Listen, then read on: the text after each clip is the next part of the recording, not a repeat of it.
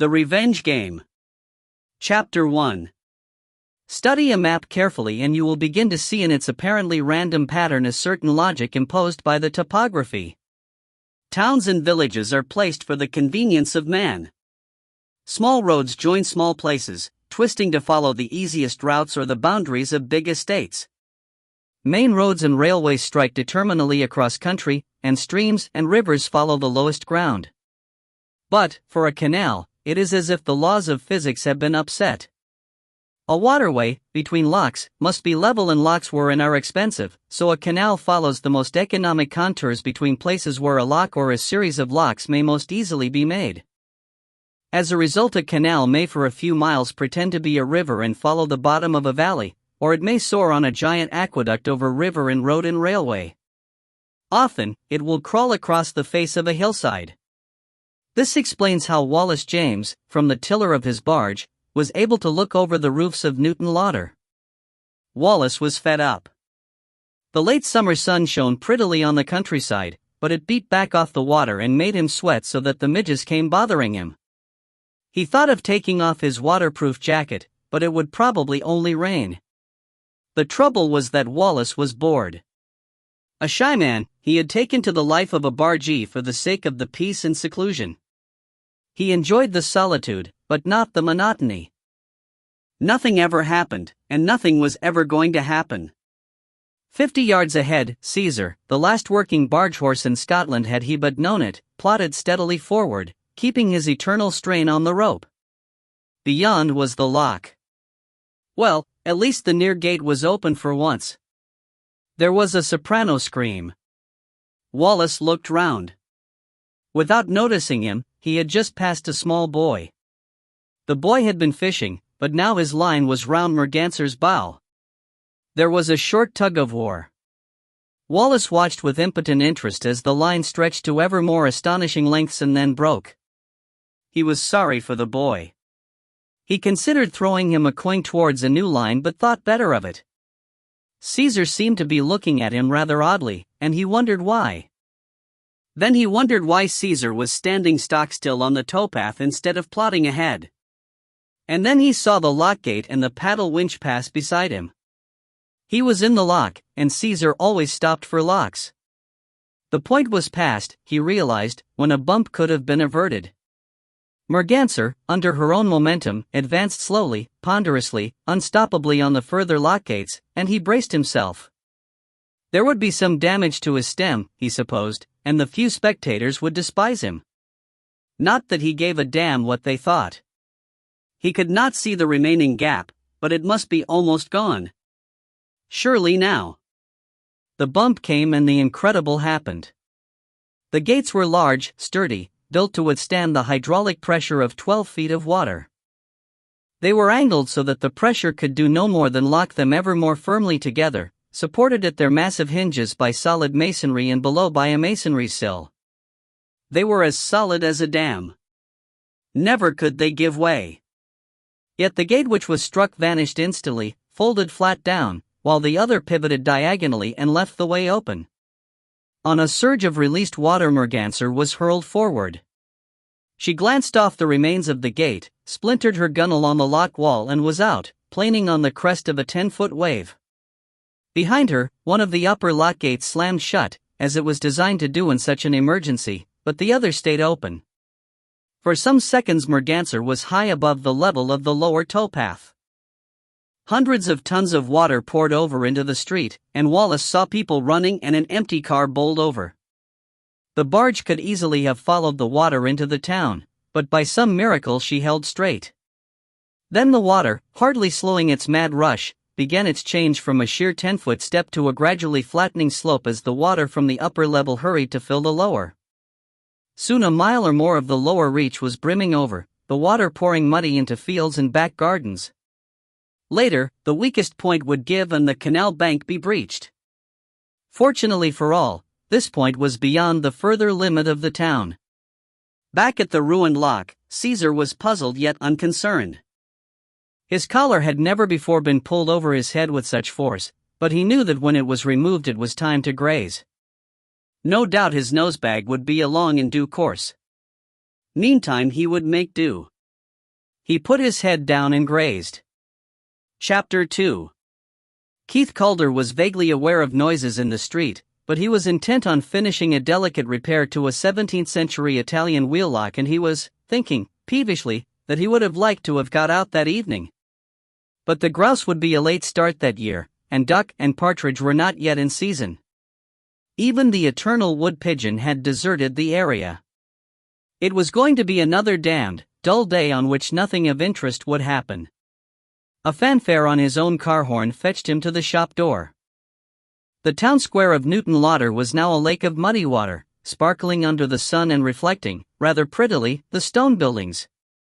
Any illusion that the small Scottish border town had been transformed into a Venice-like water city was spoiled by the few vehicles that stood up from the water and by a handful of pedestrians, angry or amused, picking their way ankle-deep along where the pavements must surely still be.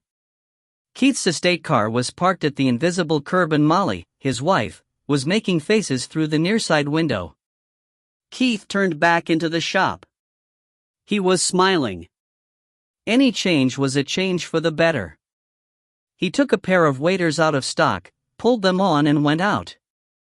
His spaniel, Tanya, hesitated at the changed scene and then followed him, dancing happily around him and sending up little rainbows of spray.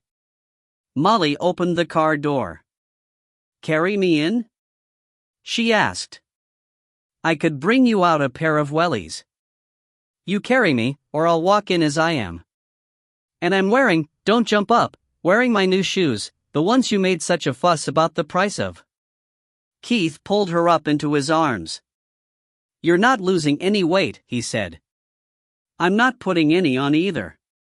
This is better." "What the hell happened?" "I don't know," Molly said. "It's not my fault this time. Somebody was shouting something about the canal. I think somebody's pulled the chain or something. You'd better look out or it'll be over the doorstep." Keith put her down but kept hold of her. "I don't think so," he said. "The level seems to be holding steady or even dropping. Will it get into the basement?" "For sure." "Well, it's flooded before, and there's nothing down there that'll spoil.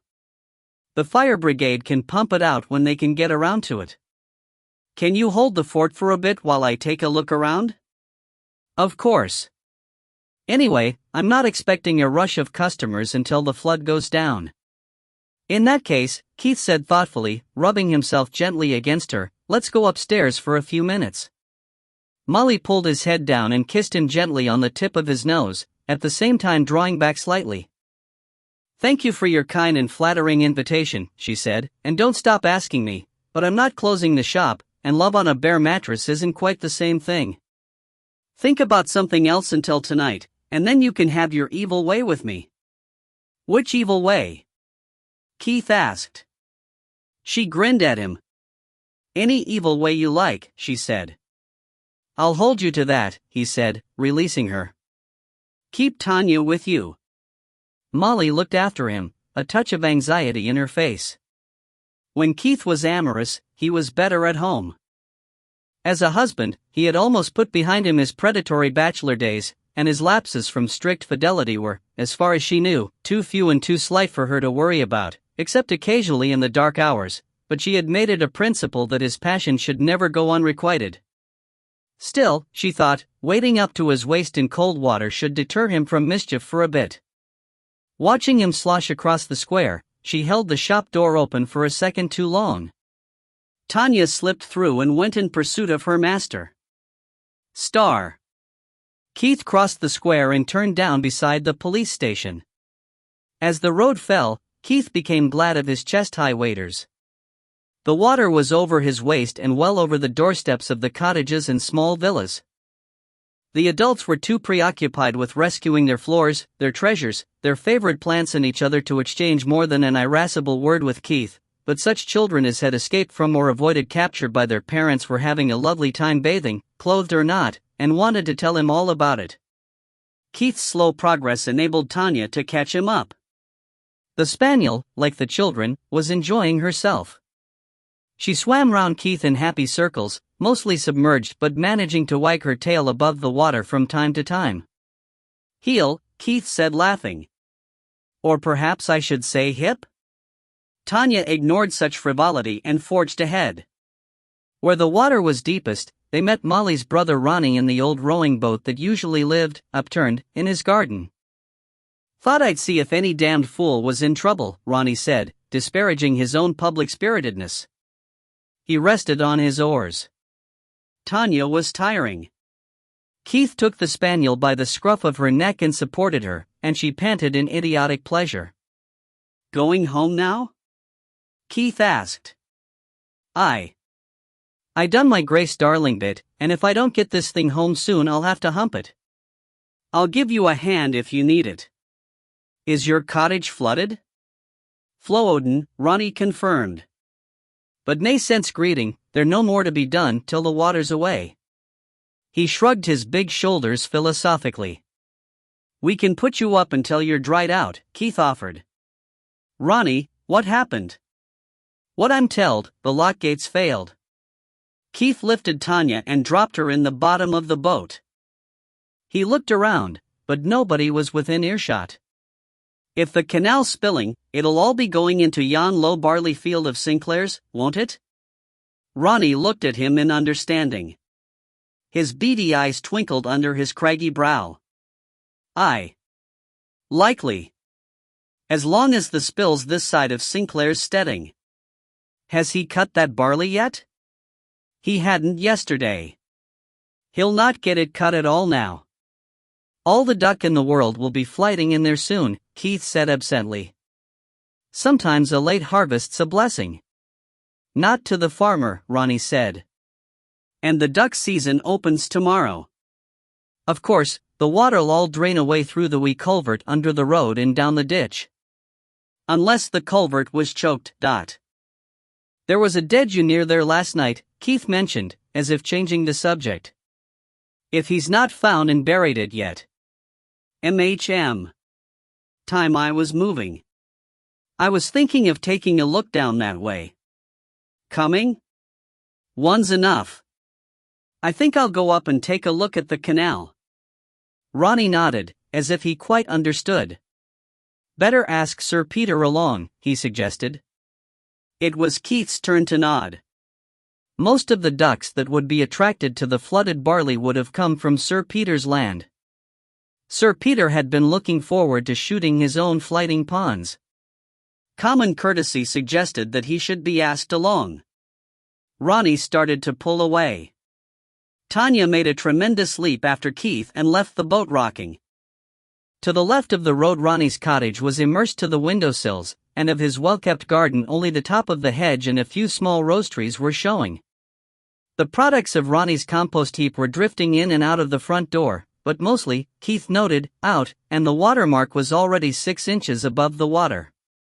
Tanya followed Keith onto drier land, and paused to shake arcs of spray over her master before following him up a road that was beginning to steam in the sunshine. They climbed past a small wood and more houses and knots of people making wild guesses as to the causes and effects of the flood until, after a final, tiring pull to the immediate crest, they came out onto the bridge over the canal. The canal was brimming, and a strong current flowed towards the south. Looking in that direction, Keith could see, in the distance, figures and a lorry on the towpath. He thought that any breach in the canal bank would be there, but his view was obscured by the occasional willows that grew along the bank. He set off along the towpath, waddling uncomfortably in his waders. From the lower level Keith's view was even more limited, and he was still a long way short of his objective when he was hailed from a long barge that was moored against the further bank. The bargee was standing in the stern, holding up a coil of rope. You want help? Keith asked. Could you take a line back to that tree and make it fast? Heave me the end. Keith caught the end of the rope, dragged it along to the tree and made it fast. The bargee hauled it tight and began to pay out on his mooring to the further bank. Keith took a seat on a stump and watched. The day had developed a holiday air of change and adventure, and Keith was content to drift with the new current. The barge settled to its new moorings, lying midstream in the narrow canal. The bargee straightened up, panting. That's a bit safer, he said doubtfully. What's happening? Keith asked. Can't stop, the bargee said despairingly. Got to get the water out of her before she sits down or the weight of it will bust her. He threw himself at a reciprocating pump, plying the handle as if he were rowing for his life. Gouts of muddy water spurted into the canal. Want a hand? Please. There's a spare pump. The man strained on the nearer mooring line, the barge swung closer and Keith jumped aboard. A second, vertical pump was also installed in the small cockpit, and soon both men were pumping. The work was hard, so that conversation was punctuated by pauses for deep breathing. Bank must be breached or further down, the bargee gasped. Starts with overtopping, finds a weak point, may enlarge it. If that happens, the water'll go out as if somebody pulled plug. Didn't want boat, go with it, or sit down on a foul ground by bank. Got a cargo aboard? No, thank God, or probably you break her back. Much water in her? Not usually. Took some in, when it happened. When what happened? Bloody lockgate just went. Keith was sweating. He stopped and took off his waders. The bargee stripped to the waist. They pumped steadily. Here she goes, the bargee said suddenly. The current increased, became a torrent. The level of the water fell swiftly. The two mooring lines hummed with tension. Keith would not have believed that so much water could go past. The barge settled onto the canal bottom. The current began to slacken and soon silty islands began to appear, pools with fish flapping away their lives and the debris of a century. The canal's banks loomed above them. Tanya jumped down to explore a splendid new world. Keith stopped and mopped his forehead. She seems all right. The man was still pumping. Not built to take pressure from inside. The water on the outside must be lower than the water on the inside, Keith said. We could siphon most of the rest out. Got a hose? They cut the water hose into sections, and a few minutes later a dozen siphons were drawing water out of the barge and onto the claybed of the canal. The two men could sit on the bulwark, catch up with their breathing and cool off. I'm Wallace James, said the bargee. They looked at each other, absorbing impressions for the first time. Keith thought that the other man looked and sounded an unlikely bargee. Wallace James was tall and thin with lank brown hair falling over his forehead. He had what Keith thought of as an intellectual face, sensitive and strongly modeled. His manner was shy and his voice educated to the point at which no accent was discernible. Wallace, for his part, saw in Keith a man with an athletic spring in his movements and the sort of dark handsomeness that men think of as being attractive to women. I'm Keith Calder, Keith said. They shook hands, and in the gesture formed one of those spontaneous, uncritical but untrusting male friendships that women find incomprehensible. I know who you are, Wallace said. I've been in your shop a few times. That very pretty girl with the beautiful. My wife, Keith said quickly. With the very beautiful smile served me, but I saw you in the background. I suppose I've seen you too. I've certainly seen barges plying the canal. Only one. This is the last barge left. I haul that fine sand from Alnos up to the concrete factory in the big quarry at Calehead. You don't strike me as being one of the boat people, Keith remarked. I wasn't born to it. I used to be an accountant. But I was in an accident. Wallace held up his right hand from which 3 fingers were missing, and I got a handsome settlement from the insurance people. But who wants an accountant who can't write? I've learned to do a sort of scribble with my left hand, but a child of 3 could do better. So my employers pushed me into accepting a tiny pension and a medical retirement. That was tough. Best thing that ever happened to me. I thought I'd like a change to a more active, outdoor life. Something that would keep me going until I made up my mind what I really wanted to do. The owner of Merganser was aging, so he sold her to me, and I've never regretted it. Wallace sighed. I never did find anything I really wanted to do.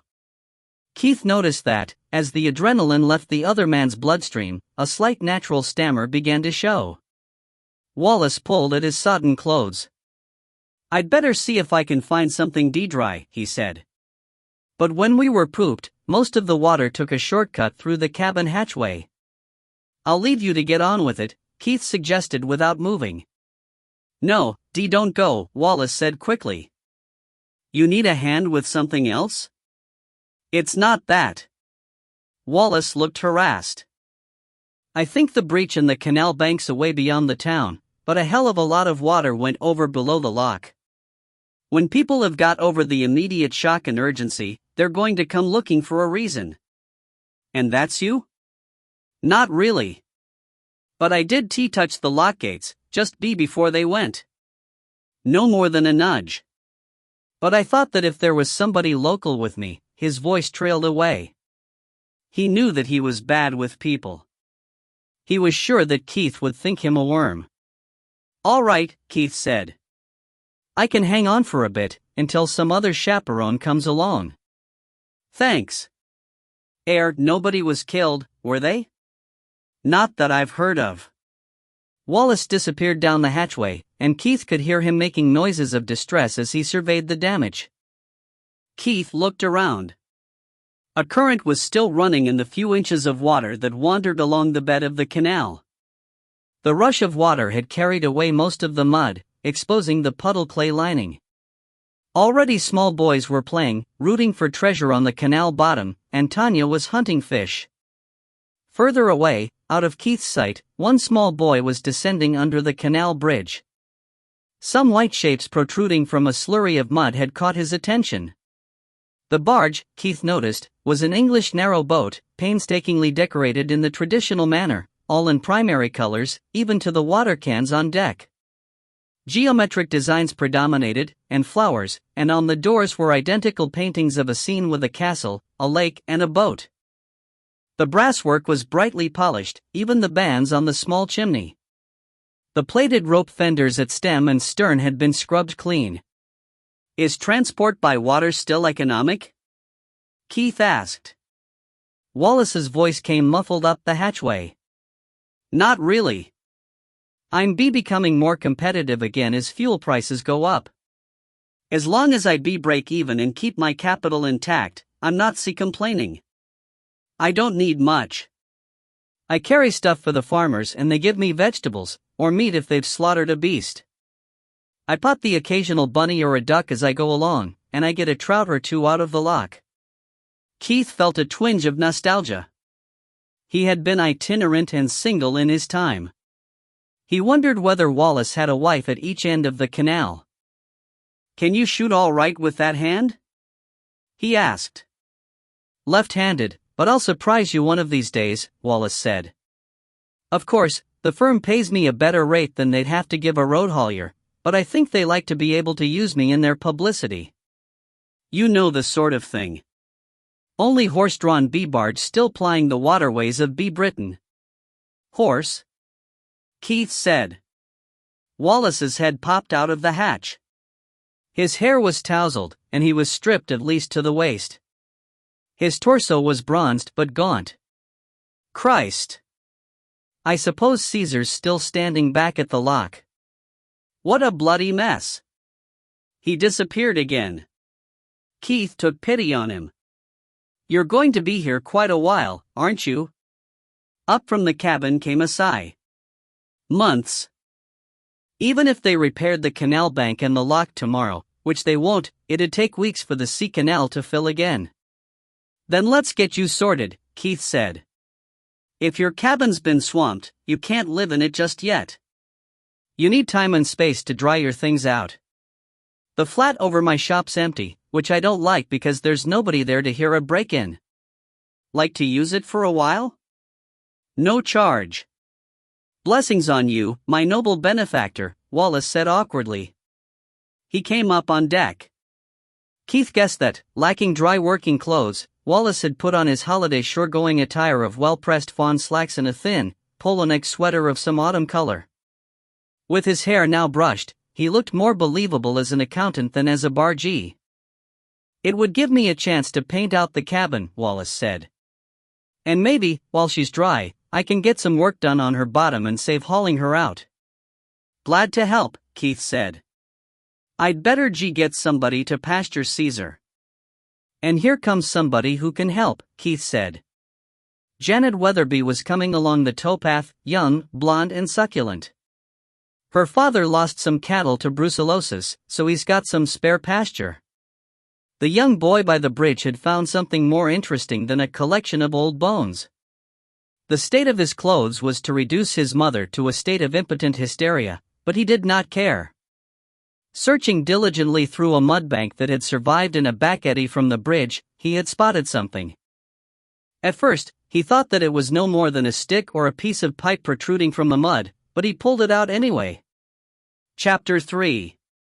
It took the local mallard population a day and a night to discover what perfection of habitat had been created by the new flood. Then they came pouring in to where Sinclair's barley had been. At dusk on the second day, and again for a brief period the following dawn, 4 guns reaped a worthwhile harvest. While the rest of Newton Lauder was at breakfast, Keith, Ronnie, Sir Peter and Janet Weatherby, already filled with bacon and bonhomie, were plucking and cleaning in the former kitchen of Breesland House, now reduced to a utility room. Janet had been roped in as being one of the few competent shots who could be available at dawn on a weekday, to cover the 4th strategic point on the margin of the new pond. Molly was another competent shot and given a day at the rabbits could bowl them over with the best, but her tender heart drew the line at shooting ducks. She had joined the plucking party in what was, for her, a morose mood. She hated the approach of winter, not for climatic reasons but because it was the season for waking up alone in a cold bed and for being left in sole charge of the shop for days at a time. But Molly was in a minority. The other 4 were elated, and Tanya, toweled but still smelling strongly of damp dog, was dreaming dreams of glory. If duck were only pigeon, Molly said, resting her tired fingers, they'd pluck a damned sight easier. Give a cushat a good shake and the job's half done. If they were pigeon, they'd taste like pigeon, Janet pointed out. A friendly and familiar argument was in progress as to the relative merits of skinning as against plucking when there was a sharp rap at the outside door. Keith, who was nearest, reached out and turned the handle. "Come in," he said. 2 men in uniform answered his invitation. The taller Keith recognized as his least favorite policeman, Chief Inspector Monroe. Keith's relationships with the local police were in general good and occasionally roisterous, but the chief inspector, a Dar Hebridean, had a deep-rooted dislike of firearms and of all who deal in them, and in particular for Keith Calder. Keith, for his part, considered the chief inspector to be a nitpicking, pettifogging bureaucrat not fit even to direct traffic. Since neither had made any secret of his views, their feud had smoldered and flared for years. The sergeant accompanying Monroe was also known to Keith. Sergeant Ritchie was as broad as his superior was lean and as rubicund as Monroe was sallow. Keith had always liked him without knowing him well. "Is it too late to change my mind?" Keith asked. Monroe smiled a smile as bleak as his native hills. "I had hoped to see you alone," he said. His voice had the careful lilt of the West Highlander who still thinks in Gaelic. "These are my friends," Keith said, "but if I come away now I'll find that I've been left with all the small ones, or the gutshot." "He's no wrong," Ronnie said. Nobody had got up for Monroe. Uninvited, he pulled up a vacant chair, brushed off a few feathers and sat down. Sergeant Ritchie opened his notebook on a windowsill.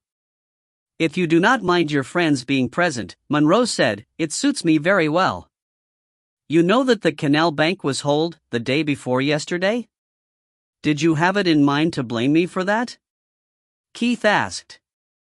Monroe looked with distaste at the many small corpses, some still feathered but mostly naked. "I do not think that even yourself would flood half the town, just to bring some duck into the barley. But did you hear that a skeleton was found in the bottom of the canal?" 5 pairs of hands went back to plucking the tight, oily feathers. The atmosphere was lighter.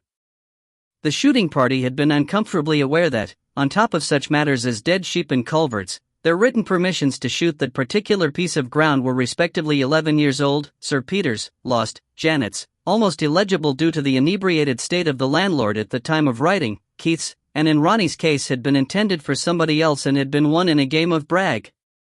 A skeleton in the canal was to be preferred to one in the cupboard.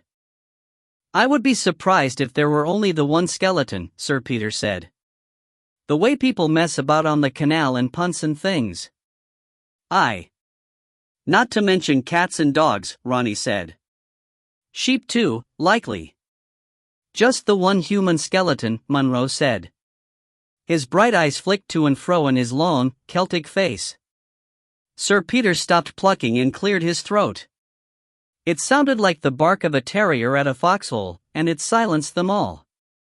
"You wouldn't have come all this way to talk to Keith about a skeleton as old as the canal itself," he said. "That canal's full of pike and carp, and a body could become a skeleton in a matter of a few months. So I ask you, Chief Inspector, have you identified the body yet?" Keith had always found Munro's manner objectionable, for no reason that he could pinpoint, but when he heard the Chief Inspector speaking to Sir Peter, he realized that the missing ingredient had been respect. The baronet's appearance was unimpressive. His bony frame was unsuited to the kilt which was his daily wear, and his curly grey hair seemed always too long and unbrushed. But Sir Peter pulled a lot of weight in the area, not just by owning a substantial part of the land, but because his shrewdness, his influence in high places, and his money were always available to support what he considered to be right. Munro would have been surprised to learn that he addressed Sir Peter with more respect than he gave to his own superior officers. "We think so, Sir Peter. We have sent for dental charts. They should be here in the morn, and then we'll know for sure." Munro switched his attention back to Keith. "Mr. Calder, do you remember a George Fraser?" Keith was taken by surprise. "In what context?" he asked. "A customer." Fraser. Keith shut his eyes and looked back through time. "Is he, or was he, a fat little porker with a white mustache? Acted like a retired general, but he was only the surveyor or something on the canal." "That man?" "That's the one," said Munro. He was still watching for changes of expression, and he got them. Janet looked up, surprised. "The manny that disappeared a year back?"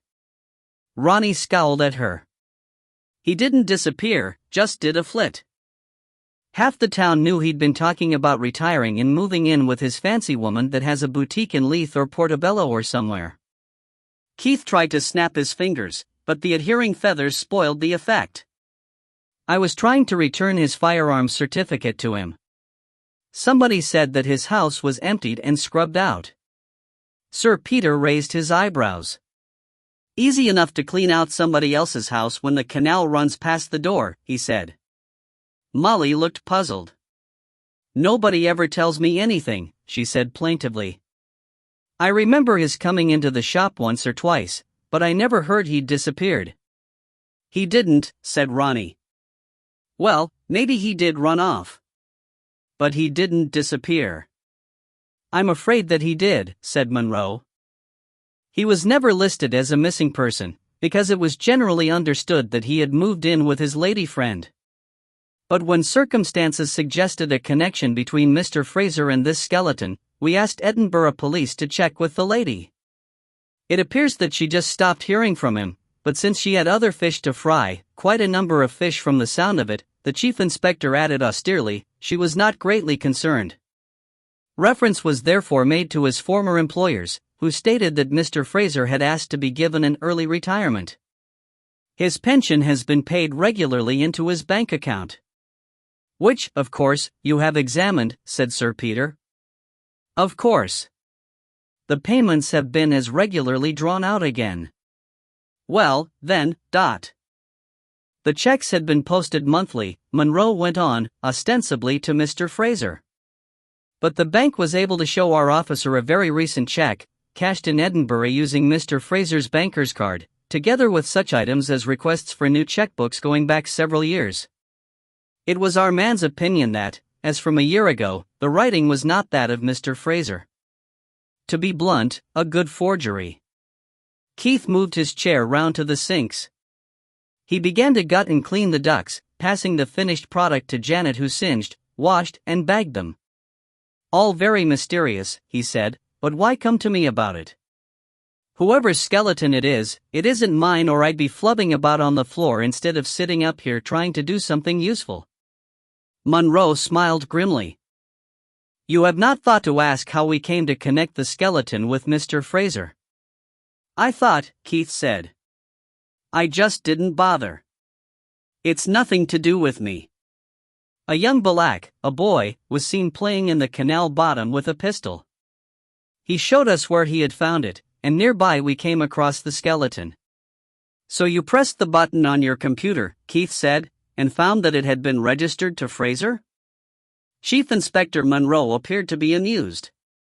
"You have been seeing too many films on the television," he said. "In a few years' time, I hope to be able to consult a central register and learn to whom any firearm was registered. The Lord alone knows I have argued for this system for years. At the moment, when we want to trace the ownership of a firearm, we must go back to the records of the dealers, or the certificate of the purchaser." "I never knew that." During an almost imperceptible pause between his words, Keith filed away the information and began to conceive a profitable and almost undetectable way to legitimate the many illicit firearms that were offered to him in the course of a year.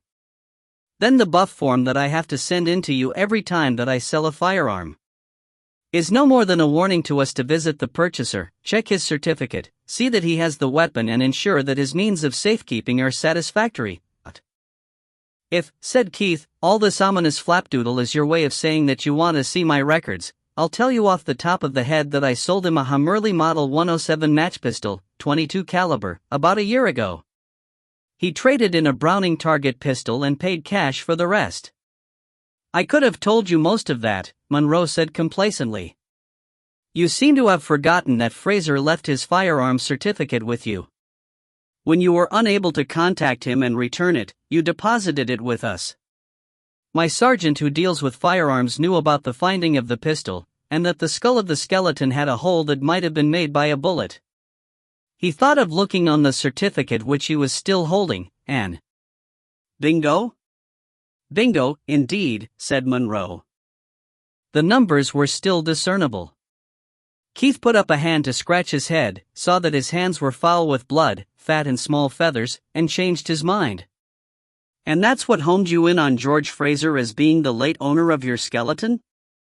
"Just that." "I still don't understand," Keith said, "why you felt it necessary to come busting in here at crack of dawn. Sometimes you go off for days at a time, leaving Mrs. Calder in charge, especially when the geese are in season. And the last time that I asked Mrs. Calder for a sight of your books, I got an earful of abuse from you. Geese may be in season, but they'll not be arriving hereabouts for a month or two yet," Keith said. "What's so urgent about my records of a sale which I registered with you about a year ago?" The chief inspector looked at him mildly, but there was a trace of native guile deep in the dark eyes. "I have the right to inspect your records at any time," Monroe said. "I have said more than I need to." Keith opened his mouth to reply, but Sir Peter spoke first. "There's something offbeat here, Keith," he said. "I think that you should hold your wish for now, and take Ralph Enterkin along when you go to show the chief inspector your books." There was a moment of tense silence. Ralph Enterkin was the local solicitor who acted for Sir Peter and for Keith. The soft working noises resumed. "I was just wondering who would be the first to say that," Monroe said at last. He seemed not at all put out, indeed his long face seemed to be touched with dour enjoyment. "Perhaps, after all, I should tell Mr. Calder a little more, in the presence of you all. Assuming that the skeleton was indeed Mr. Fraser's, it belonged to a very nasty old bodak. I remember him only too well, we had complaints about him by the dozen. A drinker and a lecher, never quite honest, spiteful, and quarrelsome. You, Miss Weatherby, you had high words with him, did you not?" "Disgusting old goat," said Janet. "Careful," Sir Peter said. "Did you mean George Fraser or Mr. Monroe here?" Ronnie asked Janet. The chief inspector flushed. "I'll come to you in a minute, Mr. Fiddler," he said. "Now, Miss Weatherby?" I don't mind telling you, Janet said reasonably. The old stinker made a pass at me. Under threat of telling your father about some carry-on of yours with one of the local lads? Keith had the impression that Monroe was watching him out of the corner of his eye. Janet was pink but game. Some such damned lie. I told him to go and try it on with someone his own age. Or you'd blow his stupid head off? I may have said something like that. Or you may not, Sir Peter said anxiously. Or I may not. Monroe nodded, satisfied. Just so. You had your shotgun with you at the time? I have standing permission to shoot the rabbits in the gorse bushes at the back of the canal cottages, Janet said. If I'd shot him, I'd have shot him with my gun. I've never fired a pistol in my life. Perhaps not, Miss Weatherby. But your father, now. Is he not a member of the same rifle and pistol club that Mr. Fraser belonged to? Sir Peter dropped a bird on the table and swung round. I don't think you should make any suggestions of that nature in front of Miss Weatherby, and with her father not present, he said sternly. The chief inspector took this reproof as no more than an excuse to change the subject. Did you not fall out with him, Sir Peter, over a matter of deer poaching? Why did you not come to me, if an offense was being committed? Sir Peter laughed bitterly. And when did you ever give a landlord proper support in a poaching matter? You'd throw the book at him for a contravention of the game laws or the Firearms Act, but when it comes to deer poaching, which is a form of armed robbery, you don't want to know. And the courts are worse.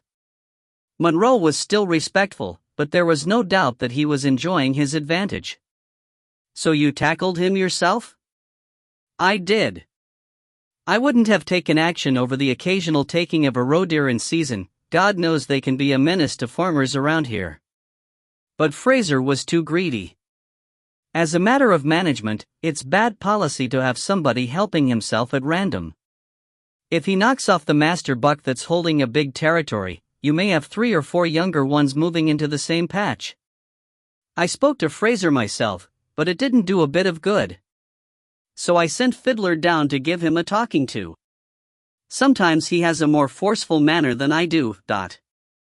It always amused Keith that his brother-in-law, who was not generally known for his savoir-faire, managed to walk the delicate tightrope of his dual relationship with Sir Peter. Instantly switching from boon companion to employee, Ronnie sat to attention. I telled him, all right, he said. I telled him if he took any more beast-side. You'd fill his wellies with lead shot and drop him in the canal? Monroe suggested. Is that not what you said? It may be been. But, man, I didn't mean it. It was just one of the things you say. Molly's curiosity would be contained no longer. Is that what happened to him? She asked. Beside the bridge and out of the main stream, Monroe said, there is a mudbank. That is where the skeleton was found. The canal there is barely 4 feet deep. The method suggested by your brother would hardly have served. No, the body had been wound around with chain to sink it. Just as well that he didn't try it then, Keith said. And what about me, Chief Inspector? Have you thought of some reason why I might have had a fight with Fraser? I could think of several, and each of them walking around on 2 legs in stockings. Sir Peter snorted and then, to cover his amusement, said, You don't see many of them around these days, more's the pity. Now wait a minute, Keith said. He looked round, but his companions all had their heads down over their tasks. I haven't fought over a girl in years. I'm a happily married man now. And a respectable businessman, Monroe said. So you keep telling me. A thoroughly law-abiding citizen. Well, Mr. Calder, let us just consider a few facts. In less than 48 hours, we have not had time to gather all the information, but the information that we do have is consistent. On August 20th last year, Fraser telephoned to his head office in Glasgow and a note was made of the call. That was the last call that the exchange recorded for his telephone bill. 2 days later, the 22nd, the milkman was looking to be paid, and he says that the previous day's milk was still on the doorstep. The last entry that Mr. Fraser made in his own timesheets was for the morning of the 20th. Monroe paused, savoring his brief domination. "Go on," Keith said warily.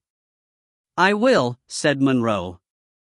"It seems very possible that Fraser died on or about August 21st. If so, whether or not he died by way of that very strange-looking pistol, you will have to explain how, according to the entry made by yourself in his firearms certificate, you sold him the pistol on the 24th.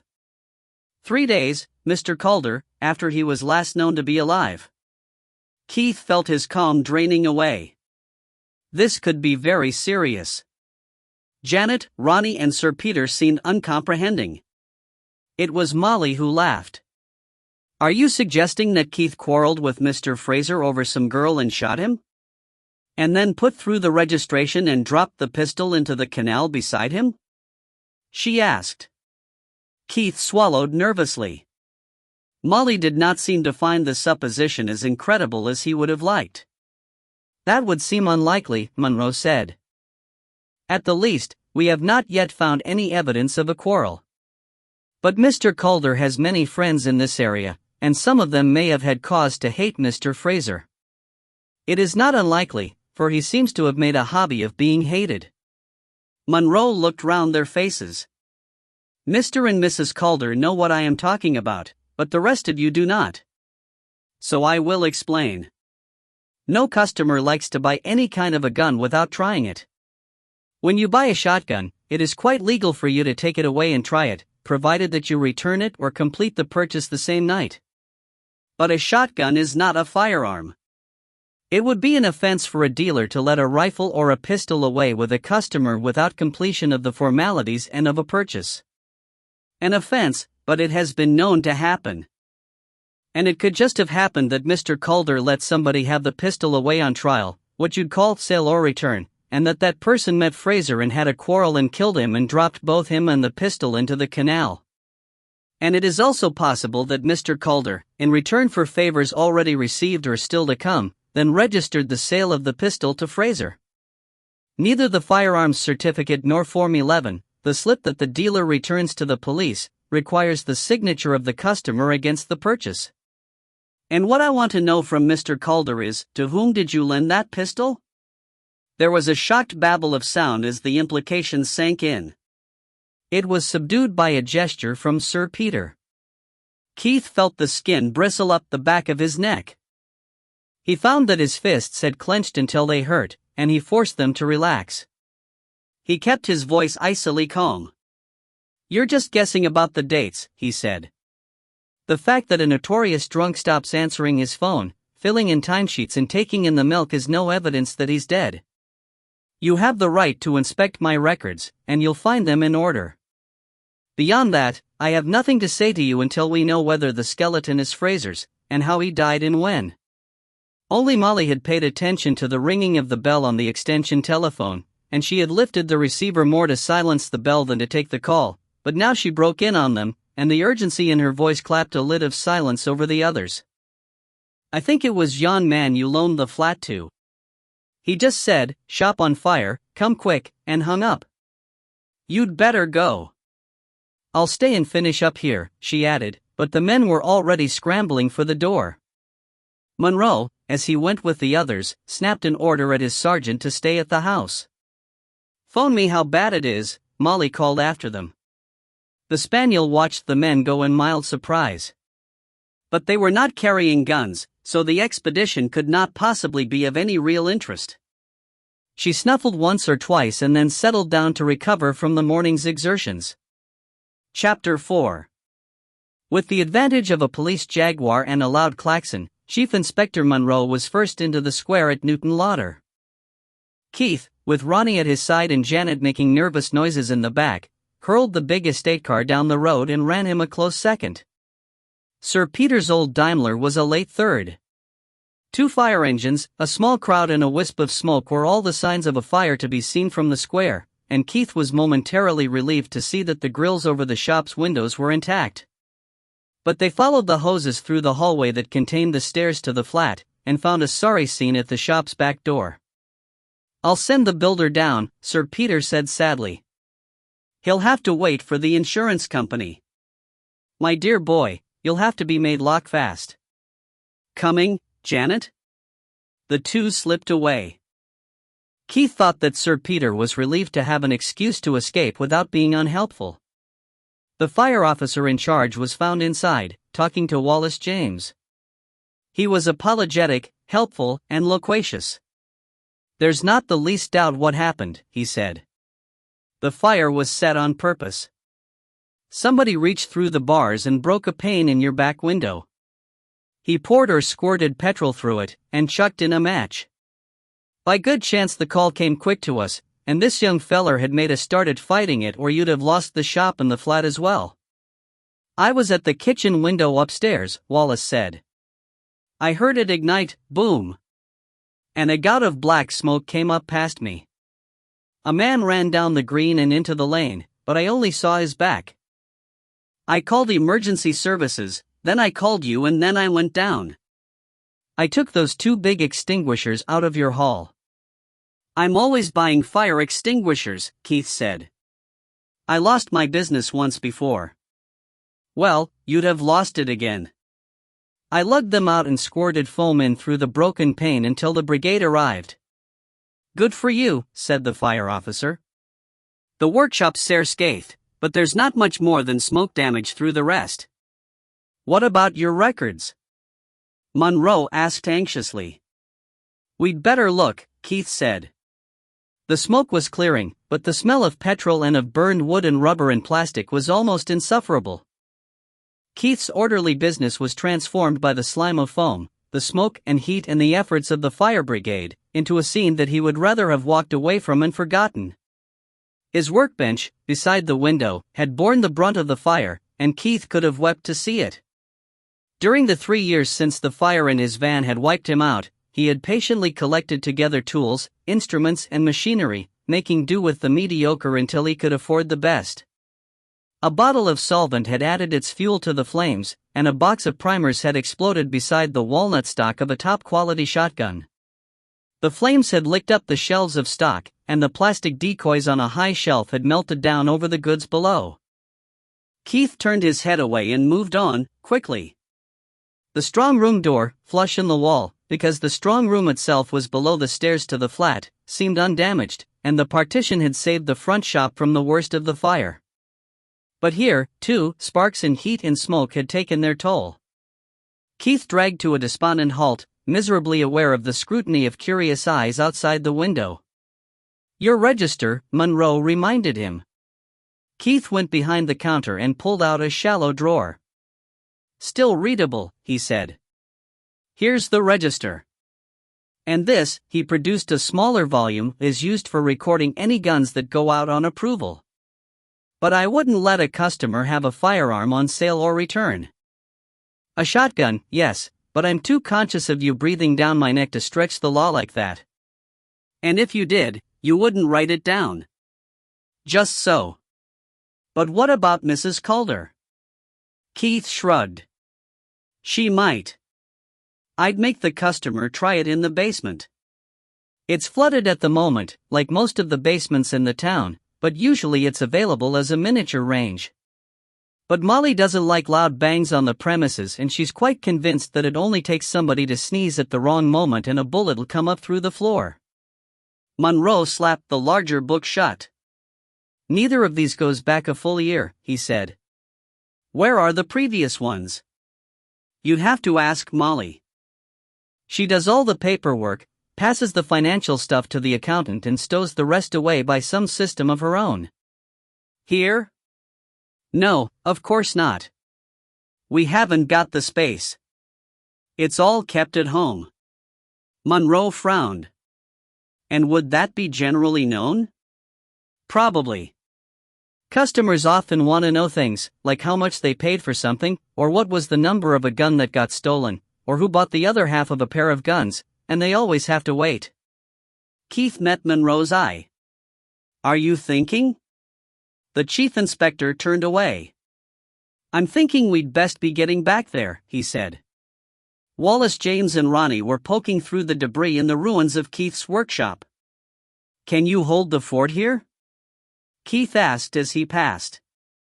"Aye, surely a dot." Keith slipped through the hallway on the policeman's heels. "I'll come with you," he said. "Your car's quicker." Monroe nodded. He crossed the square at a brisk trot and ducked into the driving seat of his Jaguar. As Keith dived in at the other side, the car surged away. Keith had previously met Monroe only in the latter's guise of obstructive bureaucrat or meticulous investigator of matters which Keith would have preferred left alone, and Keith expected Monroe to drive in the same painstaking style.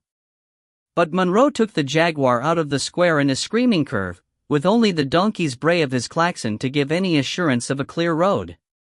They passed the de-restriction sign at 80, and Monroe had a handset in his hand. Control answered immediately, and Keith could hear the urgency in the voice. Sergeant Ritchie just called in, requesting help and an ambulance. Monroe was holding the car straight at 105, one-handed. "Send him whatever he asks. Send one car to the south of the town, note numbers of any incoming traffic. All other available cars to Breesland House." Moments later, it was time to brake. Monroe took the Jaguar into the side road in a slither that nearly destroyed Keith's control of his bowels. He stopped the klaxon. They were still at 50 as the gateposts went by, very close on either side. The gravel sweep was empty and innocent. "Go left round the house," Keith said quickly. "Seed." Monroe spanned the wheel. They rounded 2 corners. Monroe jerked the car to a halt at the mouth of the kitchen yard.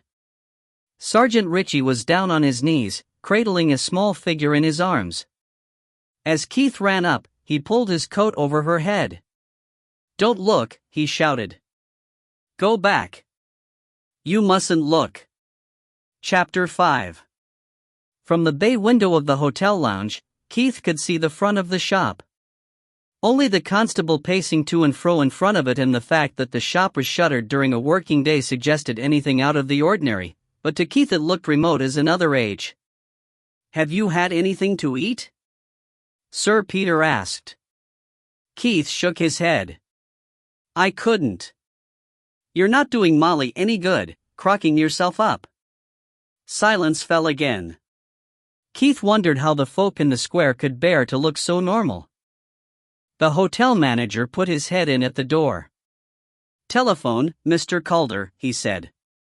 He managed to sound funereal, and Keith shivered. Keith followed the manager through to the office and picked up the telephone. The manager tiptoed out, as if from a church service. Monroe was on the line. "We'll be finished at Breesland House shortly," he said, "but I'll leave somebody on guard until you get home. If you'd like to come and see me now." Keith drew a shaking breath. He thought of the chief inspector's cheerless office. "I hate that bloody room of yours," he said. "I'm not so fond of it myself," Monroe said. He sounded surprised at his own discovery. "I'll come over to you." "If you must," Keith said. "I must." What would the latest word be about Mrs. Calder? "Still in the theater half an hour ago," Keith said. "I can't find out any more than that. I'll see what I can do." Monroe had only a few yards to come along the square. He found Sir Peter and Keith silent in the big lounge. He turned an armchair to face them and sat down. "I threw my weight around a bit on the phone," he said. "Mrs. Calder is out of the theater and holding her own." "Thank you," Keith said quietly. "And thank God," Sir Peter added. "Seed." Monroe bowed his head for a moment, then leaned forward. "Mr. Calder, we have had our differences in the past. I have deplored some of your actions, but I want you to know that I have always respected you as a man. And I have thought of Mrs. Calder as a very charming young lady and just message. I am praying for her. "Thank you," Keith said again, hoarsely. Chief Inspector Monroe blew his long nose. "One more thing before we get down to business," he said. I am quite sure you are capable of playing fast and loose with the rules. I might just believe that you would set fire to your own shop. But in my own mind I am certain sure that you would never protect anybody who had harmed your wife. And, believing that, Monroe stopped short and began again. This is a time to discuss facts, not fancies. Must we discuss the facts? Just now?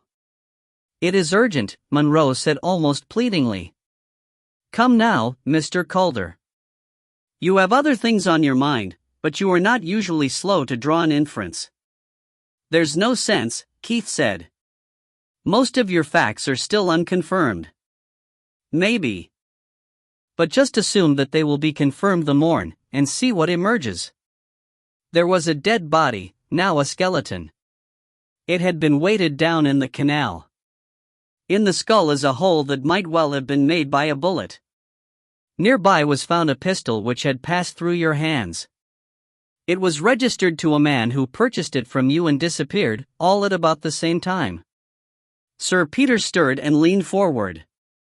He was deeply distressed to see Keith's grey-faced, shattered state. He would have liked to whisk his younger friend away to urgent engagement in some quite different activity, but this was impossible, and in any case Keith would have refused to go. So, if Keith were to remain involved in the circumstances surrounding Molly's injuries, it was Sir Peter's view that Keith's concentration should be turned away from his worry and towards logical inquiry into the background.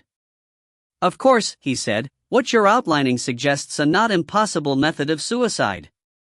A man who wanted to kill himself and leave the least possible trouble behind him might well sit on the parapet of a bridge at dead of night, wrap some chain around himself, lean forward and shoot himself. Such things have been known, Sir Peter, Monroe said doubtfully, although Fraser was not the man to kill himself, nor to go out of his way to spare other folks trouble. But, more to the point, that supposition leaves us with no explanation for what follows. Sir Peter, watching out of the corner of his eye, had seen with relief Keith stir out of his despond as he focused on the problem. You're assuming, Keith said, that somebody shot Fraser and dumped him in the canal along with the pistol. All right, let's go along with that assumption. He thinks that the evidence has gone forever. The canal is an absolute permanency. It might be filled in, but never emptied. And then the unthinkable happens. The canal bank is breached, the water drains out with a rush that carries away much of the sediment. The skeleton and the pistol come to light. Is there any link between himself and the pistol? That's what you're thinking? That's what I'm thinking he's thinking, Monroe said. Yes. And you think that that link must have been in my records? I can think of no other reason why a man would wish to burn down your shop and your house. But they didn't, began Sir Peter. Monroe held up his hand. We'll come to that in its turn, Sir Peter. Yes, Mr. Calder, somebody wished to destroy evidence, probably in your records. We can guess at his movements. Early this morning he approached the back door of your shop. I had a man there on duty, because I did not want you or anyone else touching those records before I did. Fortunately, I did not expect such a long discussion with yourselves, and told him that he could knock off when his shift ended at 8. At 8:05, petrol was squirted through your letter box and set on fire, and but for the prompt action of Mr. James the whole building would have been reduced to cinders. But he knew that records were also kept at Breesland House. We didn't meet anyone on the way there, Keith said. No, we did not. Keith began to revise his opinion of Monroe. Is that why you sent a car to the south of the town? You guessed that he might have gone by the main road, or might come back that way? Monroe half smiled. I am not always the fool you think me, he said with uncomfortable accuracy. If we had met an oncoming car, I was quite prepared to force it into the ditch. There might have been 2 men, Sir Peter suggested. One at the shop and the other out at the house. The timing does not suggest that, nor does the fact that we found a half-empty can of petrol at the house. But, whatever, a man walked up to Breesland House, prepared to burn it down. My sergeant was at the front of the house, but the man came to the back. And on the back doorstep he met your wife. Monroe's voice trailed away. You can talk about it, Keith said gruffly. Very well. Perhaps she saw his face. Or it may be that Mrs. Calder is the one with the dangerous knowledge. He struck upwards with the knife, and he meant to kill. The doctors say that it was no less than a miracle that the knife missed her heart and the big blood vessels, so that the only severe damage was to her left lung. But then in falling she came down with her face on the boot scraper. That must have been when your dog came out and went for him. A brave wee beast. How is the doggy, by the by? I must phone the vet again, Keith said. The last I heard, he'd set 3 of her ribs but couldn't be sure about internal injuries. MHM. It was the noise the dog made going for him, and again when she was kicked, that brought my sergeant round from the front. The noise he made, running on the gravel, scared the manny off and Richie heard him blundering through the house. He was more concerned to radio for an ambulance for Mrs. Calder, and then tend to her, than to go in pursuit, and I'd left him without a car. The sergeant heard a car start up, so our man drove up to the North Junction and maybe away towards Edinburgh, or else round by the main road and back into the town. Keith's mind was working again. You said fortunately. You think that if your man had stayed here until we arrived out, then our manny would have gone first to Breesland House, and found Mrs. Calder alone. And when we went herring back to deal with a murder and a fire, he would have returned to find the shop and flat empty. You may not think so now, Mr. Calder, but you may come to believe that you've been very lucky. Things may be bad, but they could have been worse. And all this, Keith said, because there's some piece of evidence that he must destroy. You're right, it seems the only possible explanation. But I'm damned if I can think what it could be. No more do I, as yet, Monroe said. We found the previous copy of your register in the house, and it confirms that you sold him the Hummerley pistol on August 24th. We found an early notebook, listing guns out on trial and returned or purchased, but it finished nearly 3 years ago. It is interesting, all the same, because although most of the entries refer to shotguns, there is one in your wife's writing showing that she let a drilling out on loan. That is a firearm under the Act, and not a shotgun, am I right? It's a combination rifle and shotgun, Keith said. But I can understand. He broke off. I'm not going to make a stramish over an infringement of 3 years past, Monroe said. Ah. Well, Keith said, you can test a rifle or a pistol in the basement, although a rifle just about makes the customers jump out of their skins, but a shotgun, or a drilling used as a shotgun, has to be tried in the open air. Molly would know that. Likely. But there's a book missing, and I'm in no doubt that that'll be what we're after. Sir Peter let loose with the harumph. That was his signal to an unruly board meeting to come to order, and the other two fell silent. The sale of the pistol couldn't have been through the post? He asked. Keith shrugged. If it was, I would have endorsed the entry in my register. Monroe shook his head. Then I sold him that pistol on the 24th. So, whether anyone saw him in Newton Lauder or not, he was here to buy that pistol, and he didn't have a hole in his head then or I'd have noticed. So whoever might have had the pistol on loan before that doesn't matter. That is the way it looks, Monroe said. We are guessing in the dark until we have more facts. What does seem certain sure is that somebody believes that he has something to fear from papers in your house or your shop, or from information which for all he knows might be in your head or that of your wife. Well, on the basis of the dates, I don't see it. Keith, Sir Peter said gently, the chief inspector is trying to tell you that you and Molly in the house and the shop may all be in real danger. Monroe nodded gratefully.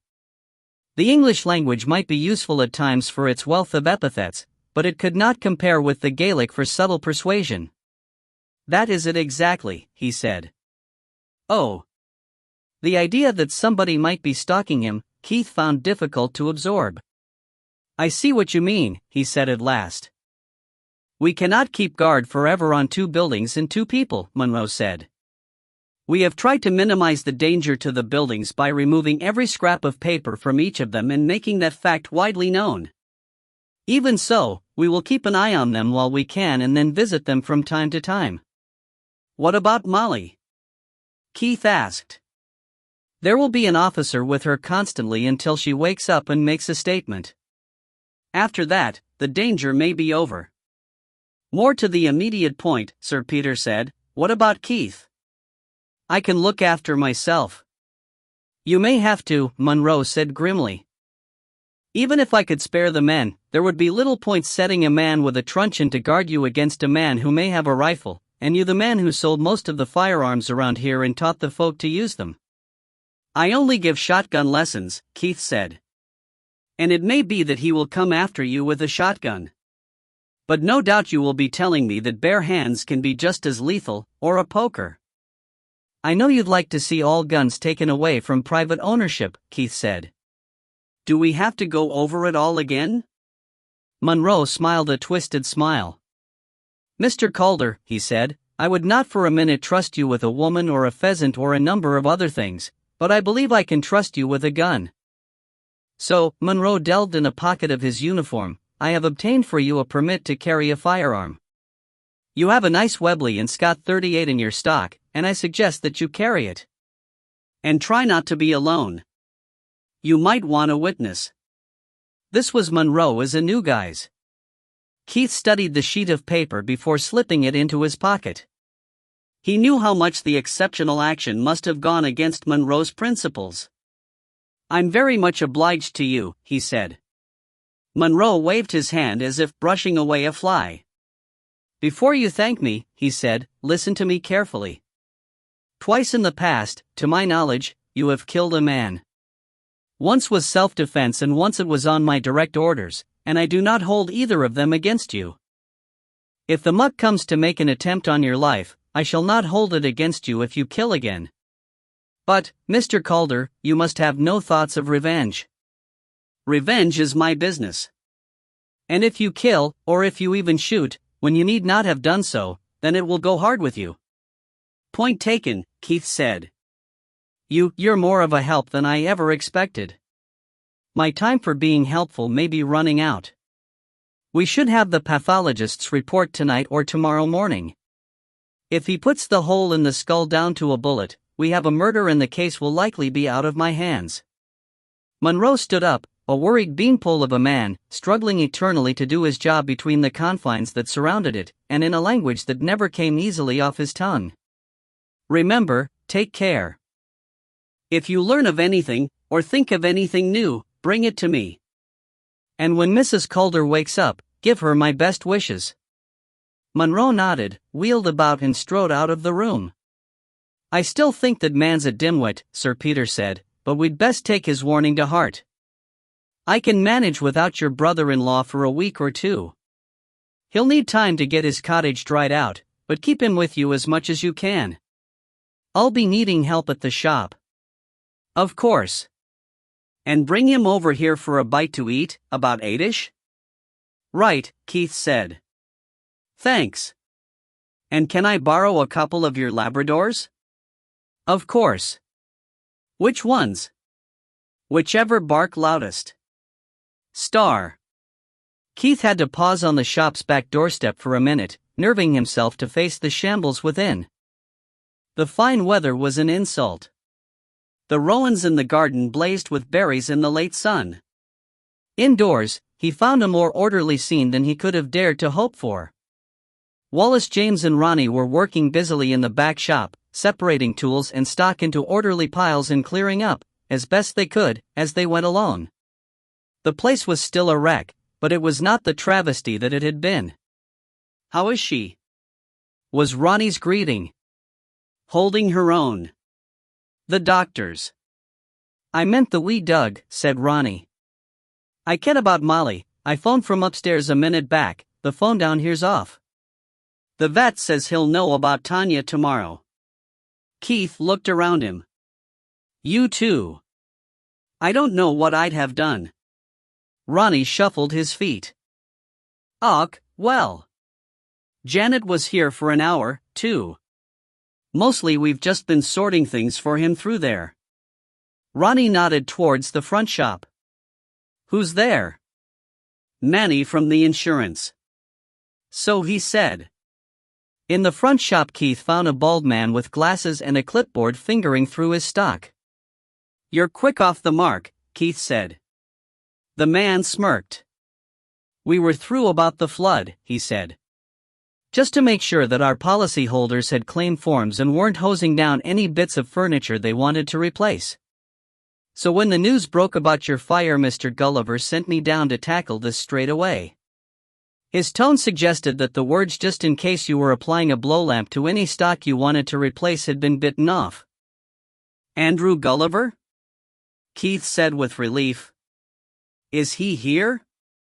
"Hear that, Ronnie? We'll have to give him a morning at the docks." Gulliver was an old friend and shooting companion. He was also chief investigator to the group of insurance companies. Ronnie's voice came mournfully. "We can't. Bloody council have pulled the plug out. They cleared the culvert." "He's up at the canal, Mr. Calder," said the man, looking into the reason for the big spill. "There may be the question of offsetting the losses." Keith glanced round. Wallace James had busied himself in a far corner, but his ears were scarlet. "Would you run through these guns with me and give me your opinion as to whether each is undamaged, reparable, or a write-off? Any that we don't agree about, we can get an independent opinion at. Would tomorrow morning do?" "Certainly. And if you have such things as price lists, it would help." "Aren't they here?" "The police took ilka damn piece of paper away," Ronnie said. "They made a muckle show of it, almost hired a speaker van to say there wasn't enough paper left here to wipe your arse." "I can see why," he added. "I'll get the price lists back tomorrow." Keith sighed and turned back into the workshop. "You two had better keep timesheets. You're entitled to remuneration, and I'll claim it off the insurance. Ronnie, the boss invites us both to dinner at the hotel, and he says he can spare you to help me out for a while." "Glad to." "You'll help with the deer call after?" "Of course." "And you'll stay on at Breesland House for a bit?" Keith turned and looked out of the open door, leaning against the jamb. He did not want the others to see his face. He kept his voice steady. "Wallace, would you like a job here for a few months? Until they get the canal back into service? Minding the shop?" Wallace asked. He wondered if anyone but a callous bastard would buy himself leisure as soon as his wife was hospitalized. Keith gave his eyes a surreptitious wipe and turned back into the room. "That and anything else you can relieve me of," he said. "Even before this happened, I was looking for someone suitable. Molly's been getting busier and busier with the house, and I've been trying to run the shop, work as a gunsmith and give lessons in between times. On top of all that, I've got a second line going in antique firearms, and it's demanding more attention than I can give it. And I was hoping to start writing a handbook on military flintlocks. Now, to cap it all, I've got to take over the paperwork, deal with the insurance company, rebuild my business and go hospital visiting." "Well," Keith said despairingly, "I can't do it all. Even with Ronnie, I couldn't do it. There was a flood of mail came in this morning that I haven't even opened yet." "I'm not very good with people," Wallace said. "You're trained for business," Keith said. He looked at Wallace, and was visited by one of those moments of human insight which, for him, were usually vis-a-vis women. "People aren't difficult in a shop," he said. "They know who you are, and some of them even know what they want. They ask a few technical questions and they're grateful to you for taking their money. And you know the rudiments of guns and fishing tackle. Hell, I thought I was going to have to take on and train some gum-chewing teeny bopper. All right. If I can help." Keith gave a sigh of relief. "Are you okay upstairs?" he asked. "Want a dog for protection?" Wallace shook his head. "The flat smells as if I'd been burning old socks," he said, "but it's habitable. And I can't think of a reason why anyone should come back again. But I need some time off to get the barge cleaned and dried out. You'll have enough time, and I'll see if I can get you some help. Janet Weatherby might give you a hand." Wallace turned pink and fell over his feet. Because of his extreme bashfulness, his relationships with girls had been few and unsatisfactory, confined mainly to toothy bluestockings and, later, the hefty and rubicund daughters of canal-side farmers. Janet's young, golden beauty had overwhelmed him and, he was sure, had reduced him to such a state of gibbering idiocy that she would surely never look at him again without laughing. With no heed to Wallace's incoherent mutterings, Keith opened the strongroom. He sorted through the handguns in his stock and decided that Monroe was right. He took out the Webley and Scott and a box of ammunition and stepped back into the shop, tucking the empty pistol for the moment into the waistband of his trousers. The man from the insurance company looked at him coldly. "You can't take stock away," he said. "It'll come back. And it's an offense to carry that thing around with you." Keith had taken enough. He nodded at the basement door. "You should take a look in there," he said with sinister emphasis. The basement was dark and the wooden steps had floated away. The insurance man stepped into 5 feet of water. Keith left Ronnie and Wallace to fish him out. In a corner of the shop was a pile of second-hand gun bags, cartridge belts, and binocular cases. Keith began to turn it over. He was sure that there was a holster in there somewhere. Star. Chief Inspector Monroe's forebodings had left Keith doubtful but inclined to play safe, so he drove rather than walked up to the canal bridge. On the way he kept his eyes open and his senses alert, but there was no menace to be seen.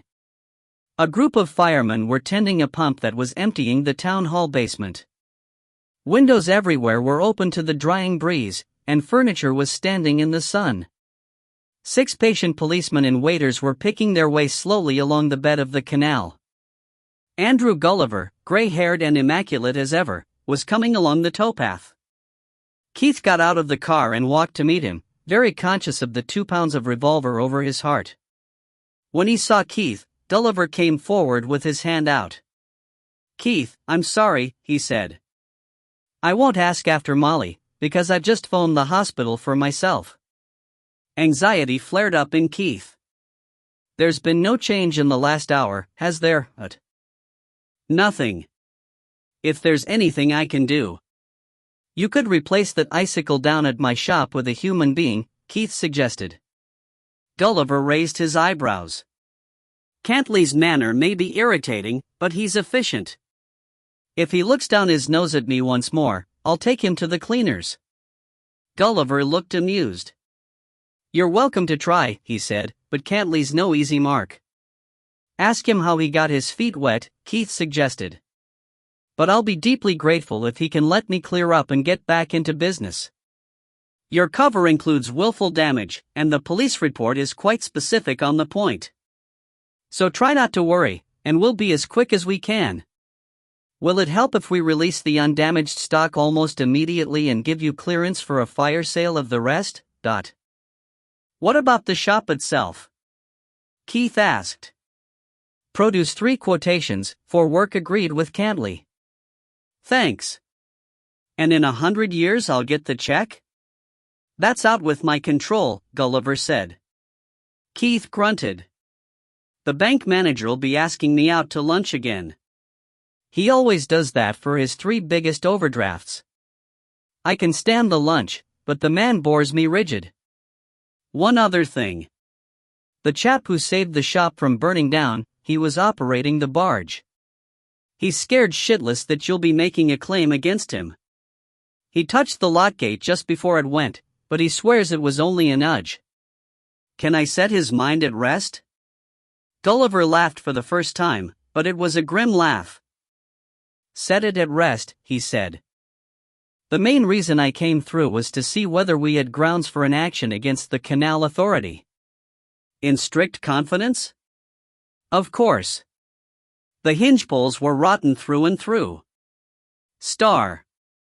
To the embarrassment of the WPC on duty, Keith sat for 2 hours at the bedside of his unconscious wife. Never would he have admitted it, but he was terrified. He took such comfort as he could from the ever-repeated statement that she was holding her own, but to see her so inert, and so bandaged that one eye and half her face were hidden, unnerved him. For most of the time he sat silent, willing her to survive and trying to project by sheer force of will some kind of comfort from his mind to hers, wherever it might be. Suddenly he got up and went to find a public telephone. Chief Inspector Monroe was still in his office. "Fraser's firearms certificate," Keith said. "Was the pistol entered in a spiky handwriting or a round one?" "The round one," Monroe said promptly. "Mrs. Calder's. And the same in your shop register." "Thank you." He went back to Molly's bedside. Chapter 6. A gloomy trio assembled at the hotel before Keith arrived. Sir Peter, the considerate host, acknowledging the solemnity of the occasion by wearing his best kilt; Ronnie, rough-hewn as ever, anxious for his sister, heartsore for his brother-in-law and determined to show nothing; and Janet who, during Lady Hay's frequent absences, often acted as Sir Peter's companion, amanuensis, and adoptive daughter.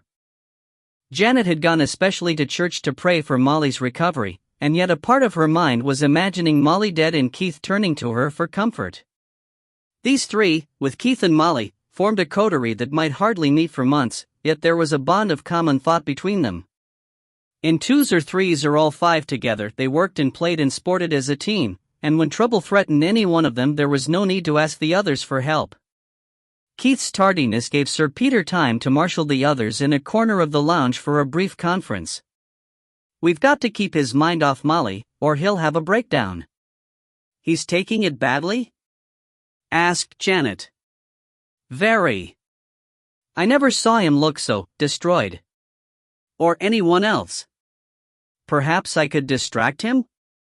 said Janet. Sir Peter shook his head. "And perhaps you couldn't," said Ronnie. "But it might do him a power of good to clower the hell out of somebody. I could pick a quarrel with him." Sir Peter considered this seriously, but shook his head again. "He'll need you more as a friend. We'll get Hamish to act as a punchbag if we need one. For the moment we'll not get Keith's mind off what's happened, but he'll not fret so much about Molly if we keep him thinking about who and how and why. You know how he shuts out everything else when he's got his teeth into a problem." Janet and Ronnie nodded in unison. They knew how Keith was. "Exactly," Sir Peter said briskly. "And, Ronnie, you'd better see that Breesland House is kept in order. If you let it turn into a slum, that sister of yours will gralloch the pair of you when she comes home." Star. Keith had bathed his face in cold water and combed his hair, but he was still dressed for wildfowling. The waiter nearly turned him away but recognized him just in time to avoid trouble. In his present mood, Keith would have picked a fight with the devil. Janet thought that Keith looked 10 years older. Sir Peter took one look at his grey face and decided against any delay. Within 2 minutes he had swept his party into the dining room annex where he had booked the only table, had drinks served and the meal ordered. When action was needed, Sir Peter was accustomed to obtaining it.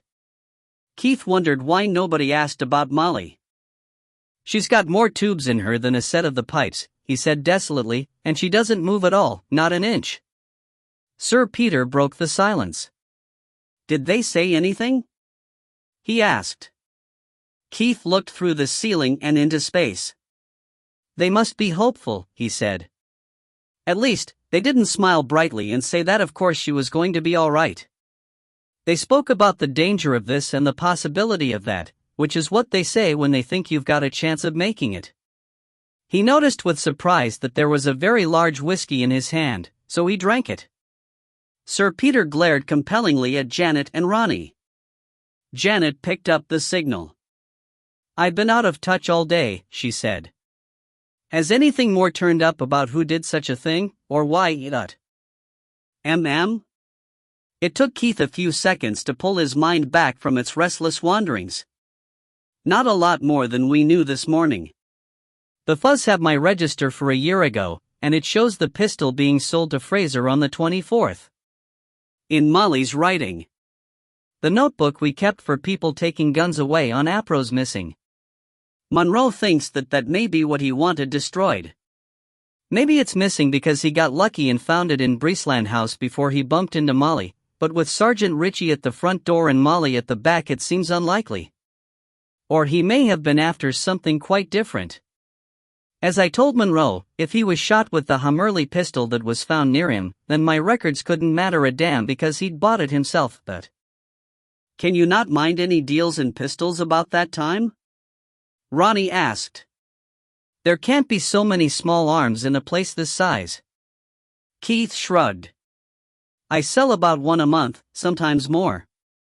That many? Yes. It's not as many as it sounds, because the same man may buy several or he may be trading an old one in for something better. Some of them go to the staff of a security firm. I set up their guard dog training scheme, and part of the deal was that they buy any arms from me. Some of the rest go outside the town. It's not every dealer wants the fuss and bother that you get with the police over firearms. But there's about 20 certificated pistol owners in the town or close about, and I'd guess that twice as many own off-certificate pistols. And, of course, I wouldn't know about anybody who doesn't buy from me. I'm surprised the police allow so many, Sir Peter said. Keith laughed bitterly.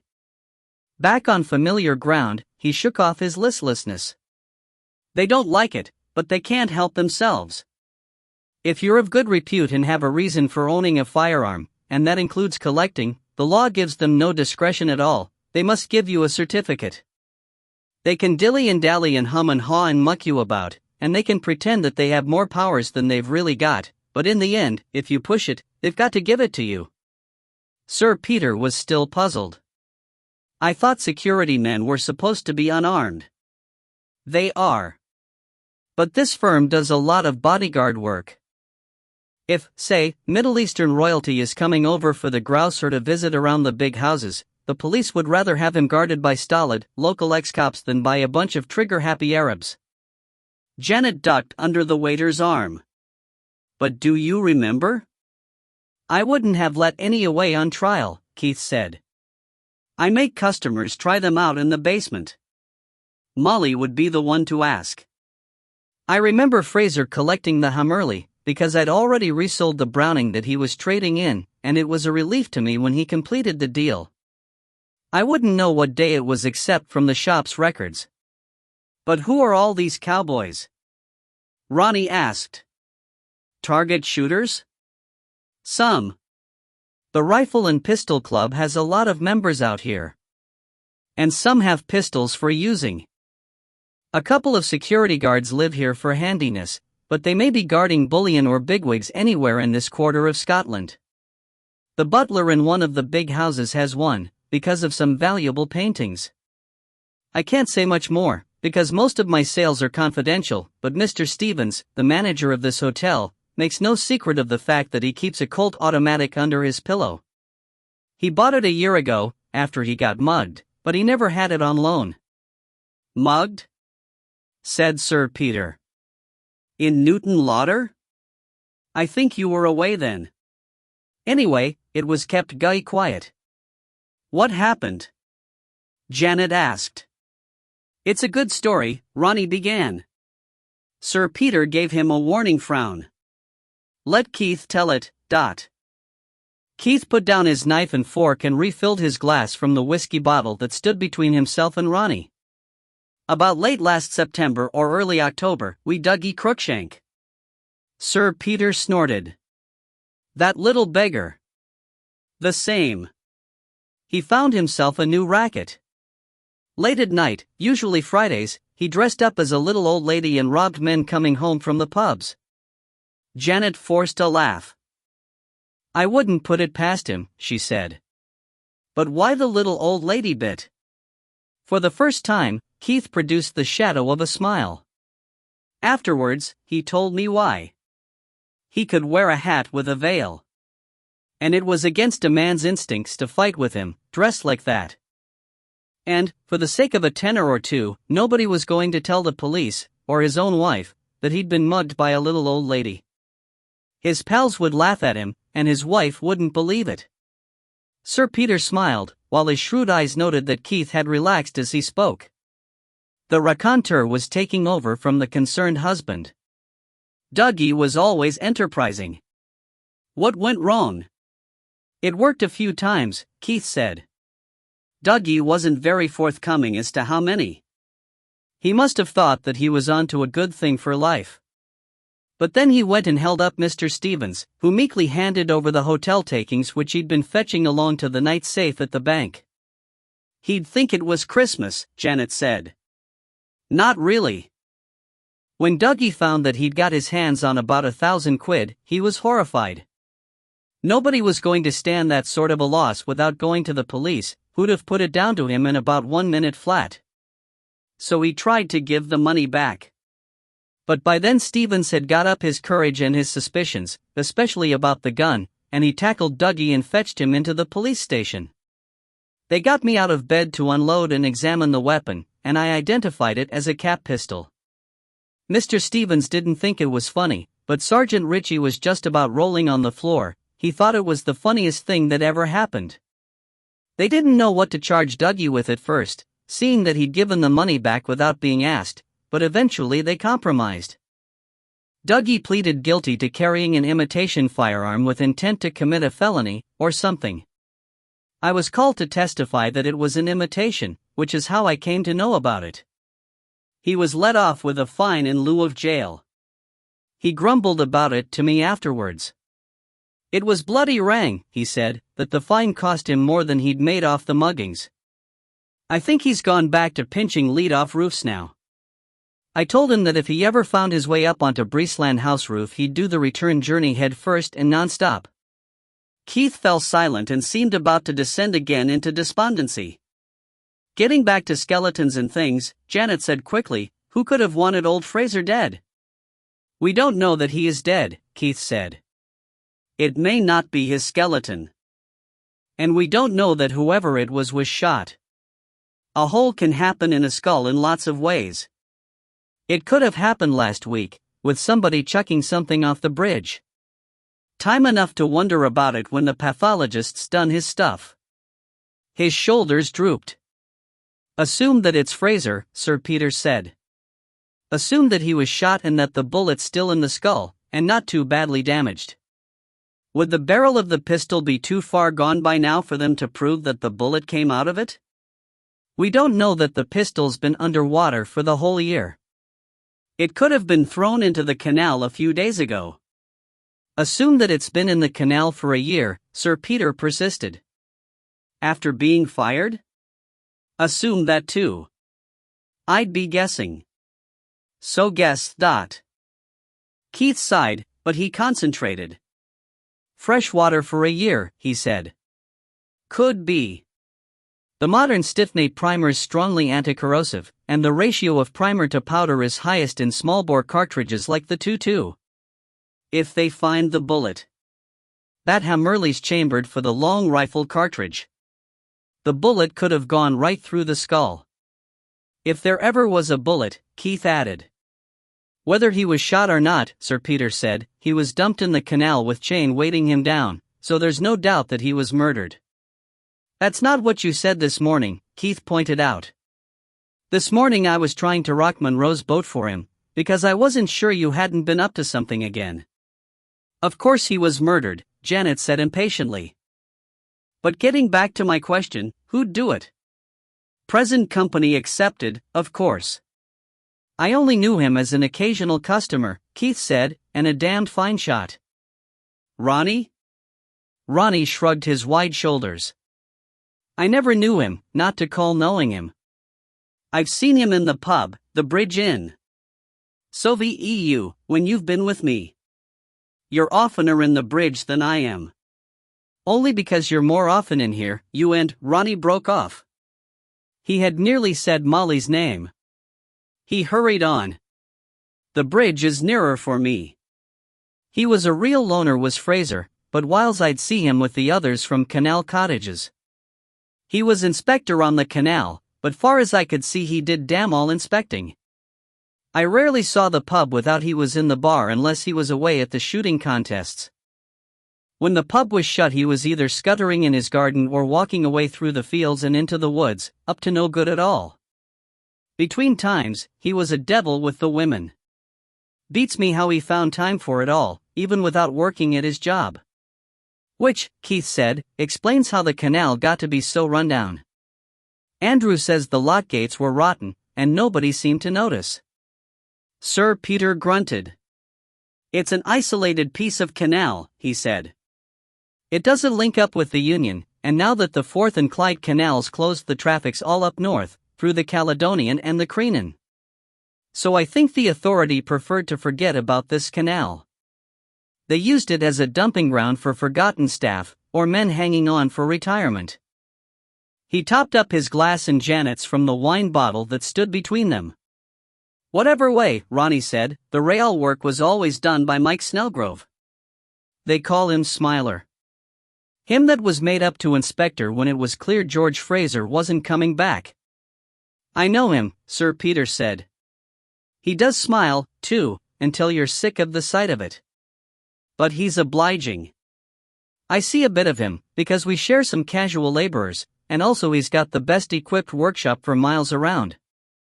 Always willing to do an emergency repair, or to turn out the JCB at a moment's notice and at very reasonable cost. And I don't suppose that the Canal Authority sees much of the money, Keith said, but that's their problem. Who else lives in that little enclave of theirs, Dot? That's a good word, enclave, Janet said thoughtfully. It is like an enclave. They lead a life of their own, and they don't mix much with the rest of the town. Ronnie, you live nearest. And give us the layout, Sir Peter said. I don't know the geography at all. Ronnie bolted his last mouthful, pushed aside his empty plate and began arranging the spare cutlery in the form of a sketch map. You go up the hill, he laid down a fork, past my cottage, the salt cellar, and over the canal bridge, 2 coffee spoons. There's still some of the town on your left, a plate, but past the canal and on your right 2 knives represented the canal. It's all open country except for a row of buildings all belonging to the Canal Authority, between the canal and a rough dead-end road, and he laid down a spoon. First off, though, there's some allotments. Then what used to be the inspector's house? Fraser lived there, but by the time it was sure that he wasn't coming back, Smiler had made up his mind that he didn't want to move. It was let to a retired couple for a while, but they moved away up to Inverness to be near their daughter, and it's empty again. I suppose it's all been redecorated?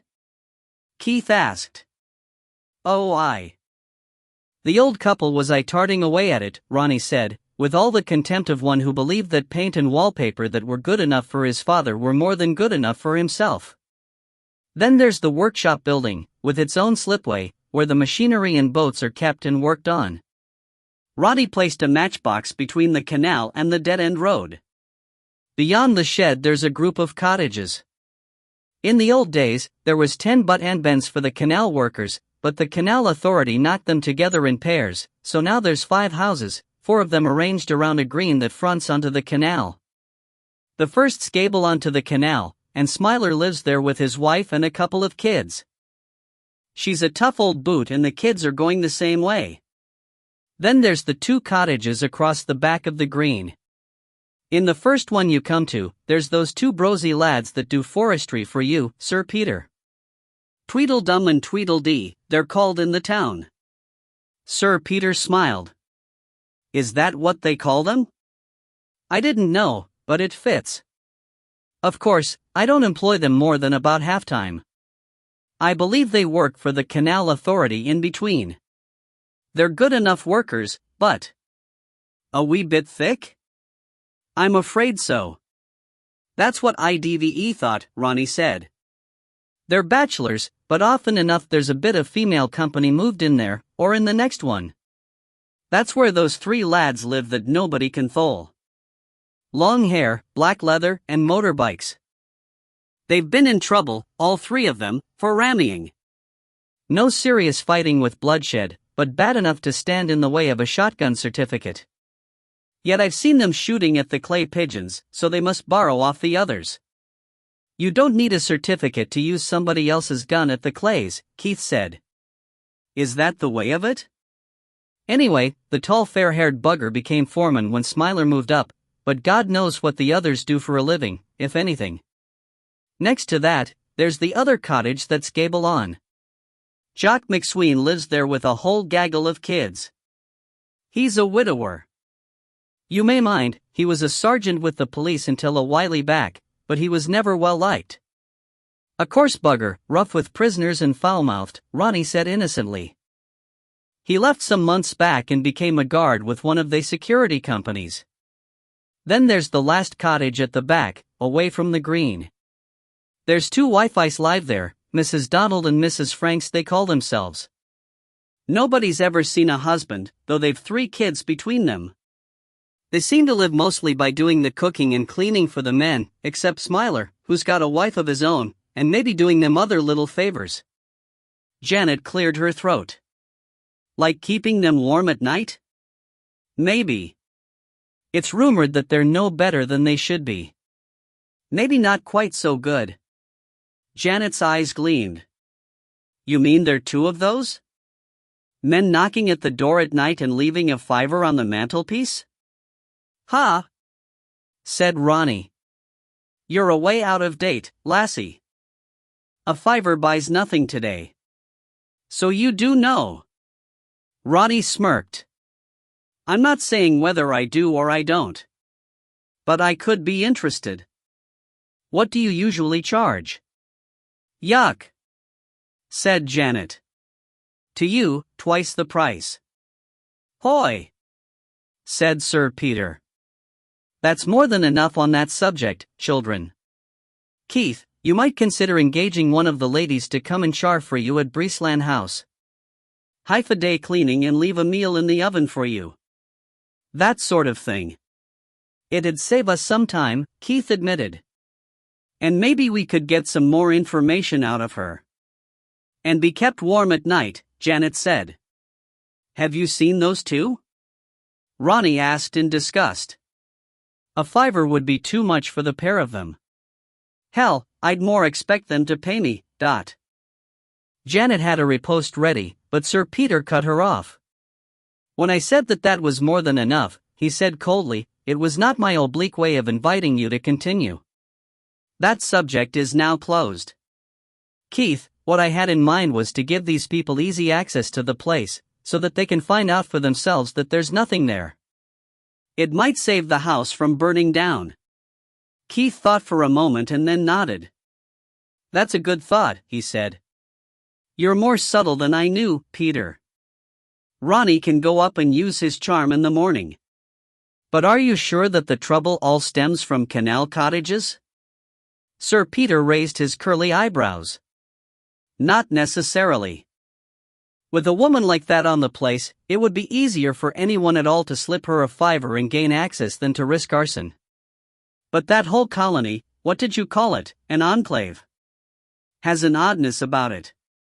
I can understand a working man dressing well, if that's the way he wants to spend his money, or buying a good car. Or a good gun, Keith said.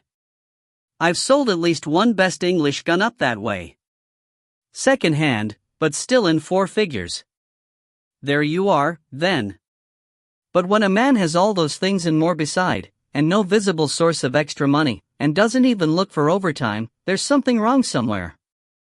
Those men never do a hand's turn more than is strictly necessary. Sir Peter was careful not to elaborate. The more suspicions he could plant in Keith's mind, the less leisure Keith would have for worrying over Molly. I've looked down from the hill, Janet said thoughtfully. You can usually see several of the men lazing about or polishing their cars, even on a weekday morning. Suppose you're wrong, Keith said. Suppose we get her in, and suppose Breesland House burns down tomorrow night? Then at least we'll know I was wrong, Sir Peter said blandly. That'll be a great comfort, Keith said. I prefer to put my faith in the insurance company, and in the trouble the police took to publicize their removal of all the paper. Except, said Janet, that there may be somebody somewhere saying to himself, if they'd found Keith's book they'd have come to arrest me by now, and they haven't, so it's still around somewhere and I'd better go on starting fires until I'm sure that it isn't around anymore. That makes me feel better, too, Keith said. Sir Peter gave Janet a secret nod of approval. Just so long as it makes you feel more careful, he said. What I think is that the sooner we get this mystery out of the way the better. How many firearms certificates were there up at the canal? I wouldn't know, unless they were my customers, Keith said. Fraser, of course, and the security guard. But I spoke to the Rifle and Pistol Club in Edinburgh a few months ago. Smiler was there, and Tweedledee, and so were two of the Black Leather Brigade. The Black Leather boys wouldn't have firearms certificates, from what you said. There's about as many off-the-register firearms as there are legitimately held ones, Keith pointed out. And, said Janet, if those two old bags have access to all those houses, they could have made use of any firearms that were kicking around. Keith snorted. And put a bullet into Fraser in defense of their honor? I don't buy that. The proposition, I mean, not the honor. Well, I could believe it, Janet persisted. That time that he came after me in the winds, I was afraid. He was drink-taken. His face was puffy and he had gray stubble, and his eyes were bloodshot. He looked as if anything good in him was beyond reaching. Put your gun away, he said. I've a better one to show you. Well, I wasn't going to put my gun down for anything, because he'd made up his mind that nothing else was going to stop him. So I snicked my safety catch off as loudly as I could, pointed the gun at his middle and told him that I'd pull the trigger if he came any closer. He should have known that you didn't really mean it, Ronnie said. What the hell do you mean by that? Janet demanded. Just that you'd never have the heart to shoot a man. Ronnie's voice was very innocent. I'd have shot him, Janet said, and he knew it. And I must have been yelling at him, because somebody heard me and climbed to Monroe, but nobody came to see if I needed help. He was the kind of man that gets rape a bad name, Janet finished, and I told him so. The return of the waiter to clear the dishes and to pour coffee put an end to confidential discussion. Sir Peter was content to let matters rest, confident that he had sown the right seeds. While he spoke to Ronnie about red deer on the Donopole land, Keith had the chance of a word with Janet. You're not busy on your dad's farm just now? I've got a bit of a holiday, she said. Two of my cousins came through for the harvest, so I was just an extra pair of hands getting in the way. They'll send for me soon enough if the combine breaks down again. Janet was a first-class mechanic, but until then I'm a lady of leisure if you want any help. Lady enough to give Wallace James a hand, In the shop, you mean? On his boat. Barge, I should say. I've asked him to help out with the shop, at least until I can get things straightened out and while Molly's laid up. But while his barge is high and dry, he wants to get it dried out and do whatever it is one does to barges. Painting the bottom, I suppose. The nights are drawing in, and he'll need all his time if he's working for me by day. I'll give him a hand, Janet said carelessly. The faint pink in her cheeks was invisible in the lamplight. Janet had been very much taken with Wallace James. He was, she thought, a cut above the moon-faced farmers' sons, or the coarse and inarticulate manual workers of the town. Regular contact with Sir Peter and his friends, and a better-than-average education, had given her an increased awareness of the shades of social and cultural difference. To be sure, Wallace was only a bargee, but in another sense he was a ship's captain with a university degree. He was shy, but as a result he was respectful. Sometimes he stammered, but when he gained confidence and his stammer left him, he had a voice and accent that sent little shivers through her. His sensitive, intellectual face and, truth to tell, slightly scrawny body were, to her, the epitome of caste. She longed to take his mutilated hand and kiss it better. But, she told herself, a man of his education would never look at a farmer's daughter with a strong border's accent and no knowledge of the world. Ronnie drove his Land Rover very carefully out of town. He had had a few drinks, but Keith, in the passenger seat, was most of a bottle ahead of him. As he drove, Ronnie rambled. They're all poachers up at Canal Cottages, the bloody lot of them.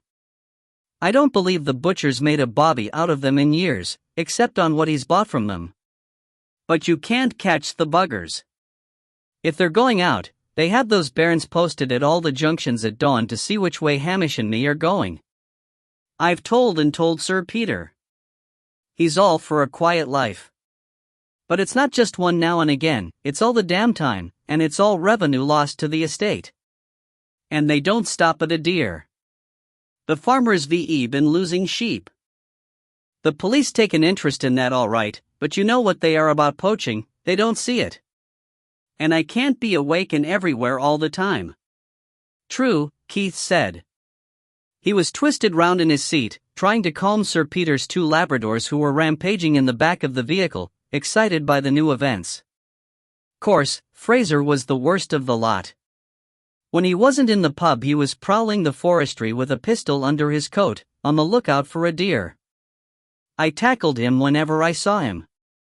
"You leave me alone," he said the last time. "There's no police here." "I'm going to search you," I said, "and if you've got a firearm on you, I'm taking you in." "Just try it," he says. "If I've not got it on me, I'll have you charged with assault." "And if you have?" I said. "Then," he said, "I'll blow your bloody head off." Without support from Sir Peter or the police, what could I do? I was still laying for him, and if I could have caught him taking a deer over the boundary, I'd have had him up and got his certificate withdrawn. "You should have asked me," Keith said. "We could have planted one of his bullets in a beast and sworn that we took it off him at the boundary. Same as we did to Grotty Henderson. We were young then. Was that new pistol you sold him any good?" "He had to pay me nearly 100 quid cash adjustment." "I mean for poaching. Could it really knock over a deer?" Keith laughed. "Almost the perfect poaching weapon for a good shot and a patient stalker. Barrel near as damn at 12 inches in firing the long rifle cartridge. Let me put it this way. I'd reckon to drop a roe deer stone dead 9 times out of 10 at 50 yards with it, and I'm not in the same class as Fraser was. He nearly made the Olympic team a few years ago, and I'd have backed him to hit a standing pheasant in the head at 50 yards every time. And it's quiet and it goes under a coat," Ronnie said bitterly. "Why did you sell the beggar a thing like that?" Keith shrugged, a wasted effort in the darkness. "If I refused to sell a gun that might be used for poaching, I'd sell nothing," he said. A small Panda car was parked in front of Breesland House, and a very young constable was waiting patiently. "We've finished," he said. "Here are your keys." "Thanks." Keith took the keys. "Has anyone been lurking?" "Not that I've seen." The constable gave Keith what no doubt he considered to be a regulation issue piercing look. "Were you driving the Land Rover?" he asked. Ronnie materialized out of the shadows. He had an advantage of 6 inches over the constable and almost as many stone, and in addition he was very ugly. "I was driving," he said in a gust of whiskey fumes. The constable swallowed audibly. "That's all right then, sir," he said. Star. Exhausted by emotion, whiskey and a long, long day, Keith slept like the dead, yet throughout the night he was aware of Molly's absence, and when he awoke soon after dawn the empty half of the bed was a disappointment rather than a shock. His head was quite clear. He had never been subject to hangovers. In an armchair by the window Ronnie was snoring, a shotgun across his knees.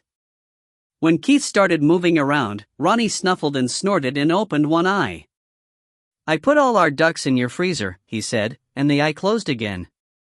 Keith looked with qualified affection at his unshaven and unlovely form, and went downstairs to telephone the hospital. Chapter 7. Keith spent the first hour of the working day up at the hospital. The house surgeon tried to balance his words between too gloomy and too optimistic a forecast. "Things are better," he said. "She's very weak, but if the bleeding doesn't start again she should have a good chance. There are signs of consciousness returning. She's opening her eyes occasionally, but not taking anything in yet. Can I go in and see her?" "Yes." The doctor hesitated. "You appreciate that we may expect some memory loss?" "Permanent?" "That depends whether it stems from traumatic shock or from physical damage. But probably temporary." "Well, thank God for that," Keith said, his spirits rising. "You must remember that temporary can be a long time." Keith's spirits fell again. If she comes round, and if her memory isn't complete, don't force it.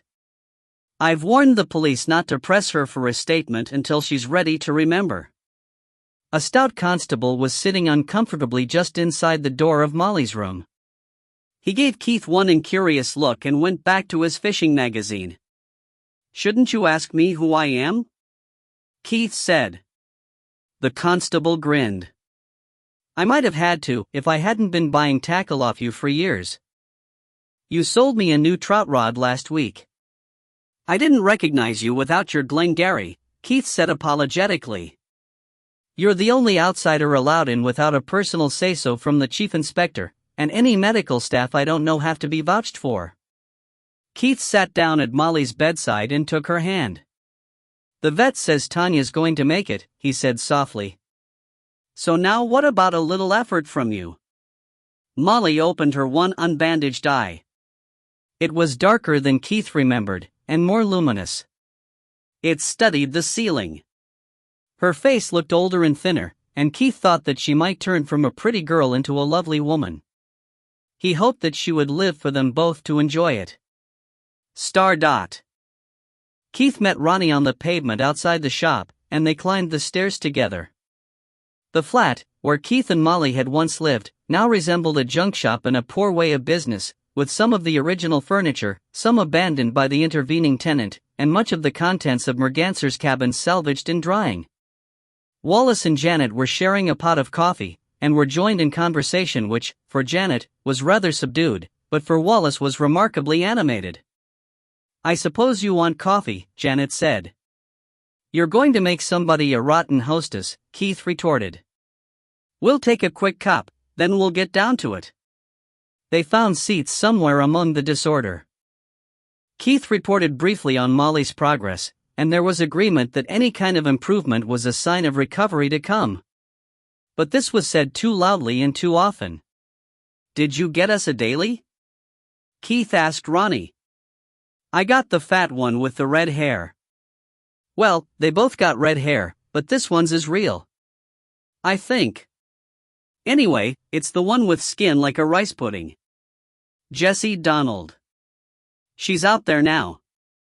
I took her out, but she'll be able to get lifted there most mornings as long as one of us fetches her back at lunchtime, and she'll leave us a meal in the oven." "How much?" "Who cares?" Ronnie said. "Just as long as we don't have to go on doing it all." "Did you pump her for information?" Janet asked. "Pump her?" Ronnie repeated. "I couldn't stop her talking, the blatherskite. Nothing useful, mind, like where all the money comes from or when they're next going out to poach. But an awful lot about which woman's a bad housekeeper, who sleeps with who. And where they go their summer holidays?" Keith put in. "I tried that. I put the kids to camp and pile into 2 cars and 2 caravans, and away they go for 3 weeks or more.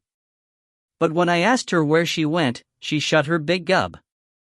She mumbled something about having a sister in Dunoon, which may be true enough. But she goes off with the others. And Jimmy Foster, who hires them one of the vans, says he's found foreign coins and the like after getting it back." "Did she say nothing about Fraser?" "Not a word. Except she said she wasn't interested in the likes of him. I gather she's hoping to marry Jock McSween, but she's open to a better offer." "Did you make her one?" "He couldn't," said Janet. "I can match anything Jan McSween's got," Ronnie said indignantly. "Anything at all." Janet would have pursued that subject, while Keith wanted to get back to Mrs. Donald and the denizens of Canal Cottages, but they were interrupted by the telephone. Monroe Sargent, on behalf of the chief inspector, invited Keith to call at the police station for an urgent chat. "I'll have to go," Keith said reluctantly. "You folk finish the first sort out downstairs and you can go and get on with your drying out and painting up and whatever." "I'd like to be thinking out a new system of ordering for you," Wallace said. A fire was just what the shop needed to clear out some of the overstocking. "Most things are cheaper in quantity." "Not if you end up stuck with them for the next 10 years, they're not," Wallace said. "Think out what you like. We'll talk about it." Keith got halfway to the door. Sir Peter wants to know if you can come to the grouse Saturday, Ronnie said. Apologize for me. I'm too busy. Keith made his escape. He's not the man he was, Ronnie said. I mind the February he had the flu and a carbuncle, and one of his teeth was giving him hell, but he was out on the foreshore after the geese just the same. Star dot. Keith was surprised to find Monroe alone in his large, barren room, for policemen abhor the lack of witnesses. Glancing around, Keith thought that the chief inspector was beginning to strive for membership of the human race. The room was still institutional and soulless, but a bunch of escallonia stood in a cheap vase, and a calendar with a print of a Dutch landscape had been hung on the wall. Despite these signs which, for Monroe, were almost frivolous, Keith thought that the chief inspector looked more than ever like a disgruntled camel, but with the added burden of a guilty secret. He whisked Keith into the room, almost pushed him into a chair and seemed to listen for a second at the corridor before closing the door and plunging into his subject without any of the preliminaries which the Highlander finds necessary. The dental charts confirm that the skeleton was Fraser's, he said, dropping tiredly into his chair. The pathologist says that he was almost certainly shot, although he cannot say that that was the cause of death. It seems that the bullet went in through his mouth, breaking two of the teeth, and came out the back of his neck. Could he make a guess as to the caliber of the bullet? Keith asked. If it was a bullet, it was deformed and deflected by the teeth before it reached the bones of the skull. And no indication as to range or velocity, None at all, Monroe said sadly. Monroe seemed to be hesitating, so Keith filled the gap. You've got a murder case on your hands then? It's being treated as such. That was not what Keith wanted to know. You're handling it yourself? He asked. Two dull red splodges showed on Monroe's cheeks and he lowered his voice. They have sent down a detective superintendent from Edinburgh to take charge, with his own team. I am supposed to be what they call liaising with them, which seems to mean answering questions, lending men and organizing facilities. Liaison seems to be a one-way traffic, Keith suggested. It is that. The superintendent's name is Blackhouse, Monroe added. You don't like him? This was a fair guess on Keith's part from the relish with which Monroe had uttered the name. The Blackhouse was a highland dwelling with the fire in the middle of the earth floor and a hole in the thatch for the escape of smoke, and any suggested connection with one was taken by any Hebridean as a dire insult. Liking is neither here nor there, Monroe said, but the man was not interested to hear any of the theories which I had been building up about the case. I'd be. And, Monroe swept on indignantly, he has seen fit to criticize my handling of the case, and my running of this station. Can your own super not stand up for you? Mr. Mackey's just on the verge of his retirement. He'll not be wanting to bother himself, he's too busy with roses and cauliflowers. Monroe sighed deeply. No, I must soldier on as best I can.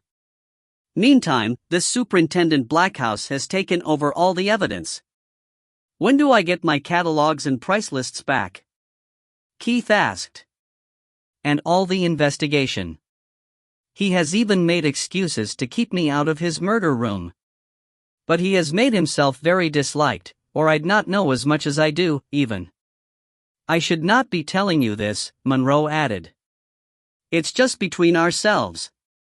I'm told, Monroe said, as if the words were being dragged out of him, that Mr. Blackhouse is convinced that Fraser was never seen alive after August 20th, the day he spoke on the telephone to his head office. That, of course, would make your registration of the pistol to him fraudulent. And folks have been talking to him. About Fraser in his cups, fighting over women. And about you doing the same thing. I know Monroe held up his hand for silence, that you're a married man now. Maybe I know it a bit better than you do, but all the same I've not known you get in girl trouble since you were married. Blackhouse only knows what he's told, and you can see for yourself the directions in which he may be led. I can indeed, Keith said slowly. Thank you. And this conversation never took place. I have forgotten what you said, but it took a great deal of integrity to make you say it. Keith tried to express respect and affection in a sad smile. Will I be seeing you again? If we have to meet again, Monroe almost whispered, it would be better away from here. In the corridor, Keith paused for thought. Was the nice Chief Inspector Monroe as sincere as he sounded, or was the slippery bastard pulling a fast one? Time might tell. Keith was roused from his reverie by the sound of someone fumbling at a glass door which, he knew, led from the police garage. A woman police constable was hugging a cardboard carton and struggling with the door. Keith would have left a male constable to struggle, but the WPC was young and fair-haired and had very pretty legs. Keith opened the door and held it. She came through, smiling. I never wanted to be all that equal anyway, she said. From long habit, Keith was about to make some mildly flirtatious remark. But as he looked down at the swelling blue shirt, he was also looking down into the cardboard carton. It held a number of pistols, and despite their muddied and rusty condition, Keith had no difficulty in recognizing a Walther P38, a Spanish star, and, he blinked in disbelief, the ring trigger and shrouded cylinder of a Whitney Beals revolver of about 1855. There was a scattering of loose ammunition. Did those come out of the canal? He asked. The WPC hesitated and then walked on. I wondered for a moment what you were talking about, she said over her shoulder, with a nervous laugh. Keith walked out into the sunshine. He crossed the square to his car and leaned on the roof while he cogitated. Suddenly he said a very rude word. He said it loudly, and a passing lady looked at him angrily. Keith kicked the wing of his car, producing a shower of red dust, and went into the shop. Star. The working party had brought the shop as close to an ordered state as was possible in the circumstances and had left to pursue their own business, but the insurance man, Cantley, his spectacles gleaming under the electric lights, was lying in wait for Keith.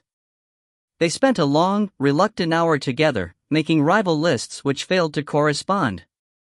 Keith's manner was open and amicable, Cantley's was suspicious and patronizing, and he made no secret of the fact that, as far as he was concerned, the settlement figure was going to be the lowest that could possibly be considered equitable. They finished as soon as they could and parted with relief. Keith took lunch in the public bar of the hotel, continuing his ruminations as he ate and avoiding being drawn into conversations. Then he drove out past the town hall. The Indian summer was holding, producing better weather than they had known for most of the year. Ronnie's cottage, like many others, stood open-windowed with chimneys smoking and the garden littered with soft furnishings turned to the sun. Keith crested the canal bridge and in a few more yards turned off to his right to bump along a potholed tarmac road between the market garden and the gorse-spattered hillock that hid the fields where the last of the harvest was being combined. The uncompromising, stone-built shed of the Canal Authority loomed up, dwarfing the house in the foreground where George Fraser had once lived. The shed's big doors were open, and Keith drove straight inside. The man known as Smiler turned away from a giant lockgate that stood against the wall and came to meet Keith. He was a stocky figure in blue overalls. His most obvious feature was the fixed smile on his round face. This should have given him a benevolent look, but there was a suggestion of the diabolic in the prominence of his canine teeth and in two curls of hair that turned up like horns above each temple. So, Keith thought, Pan might have looked if he had put on a little weight. I'm looking for help, Keith said.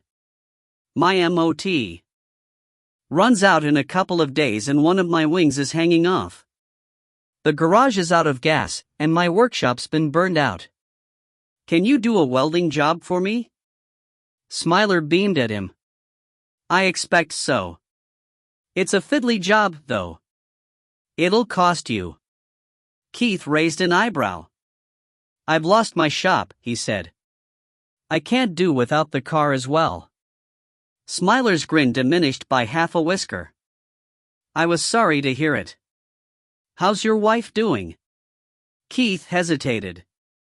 It's not good at all. He looked around the shed. I thought you'd be going like Prince's Street Station, mending the canal. The grin came back, wider than ever. We've costed the repairs.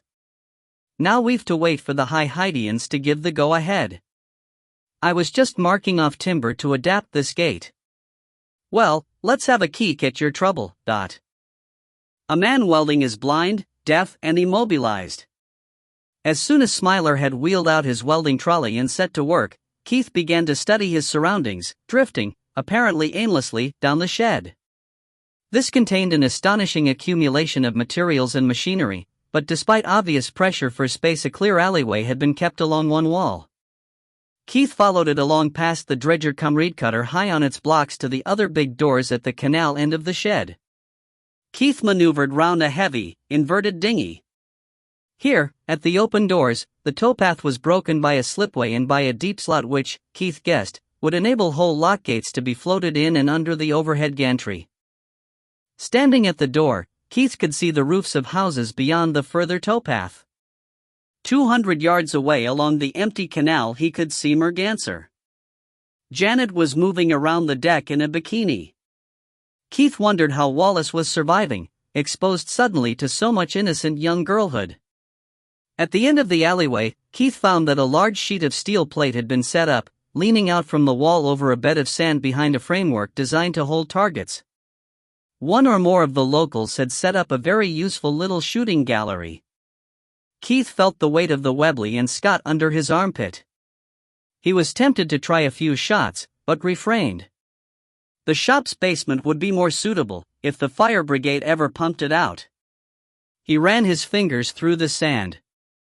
Keith browsed among the machines and the box of timber until he came to a pair of enclosed cubicles.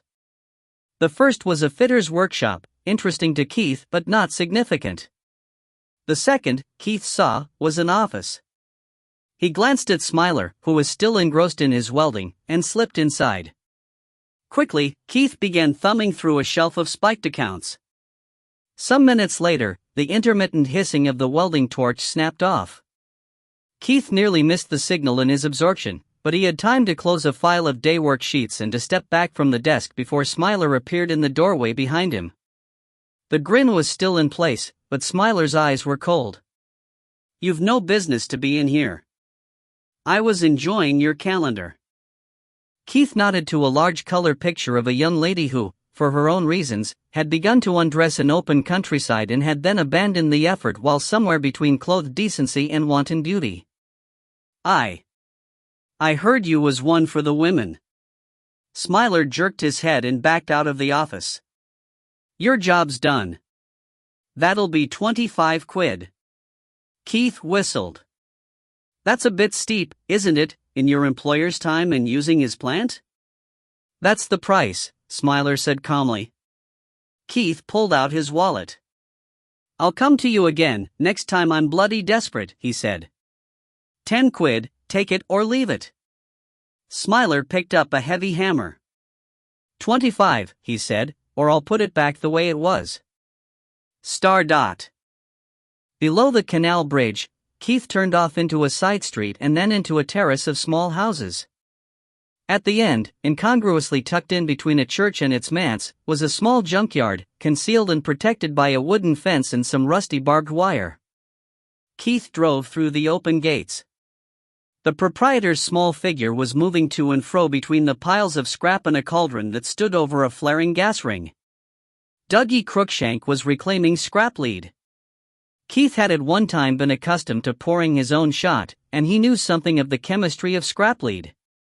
When he saw the source of Dougie Crookshank's scrap, he backed hastily out of the gates. Sounding his horn, he beckoned. Little Dougie came trotting out. "Mr. Calder," he said. "What can I do for you, Dot?" Keith got out of the car. "Dougie," he said, "do you realize you may be making poison gas there?" Dougie blinked.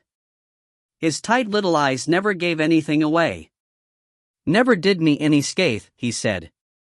"Well, when you melt down old battery plates, they give off some bloody toxic fumes. One lungful and you could be dead. You've got away with it so far because you've been doing it outdoors and in a bit of a breeze. That's all right, then." "No, it is not all right, you daft gowk. You may have killed your neighbors. The church is empty. The manse isn't. But Keith remembered that he had no love for the minister. The Lord could be left to look after his own. What's more, Keith said, you wouldn't be bothering to melt it down at all unless some of it was stolen. I got those batteries honest, Dougie protested. So what are you melting in with it? Roofing lead?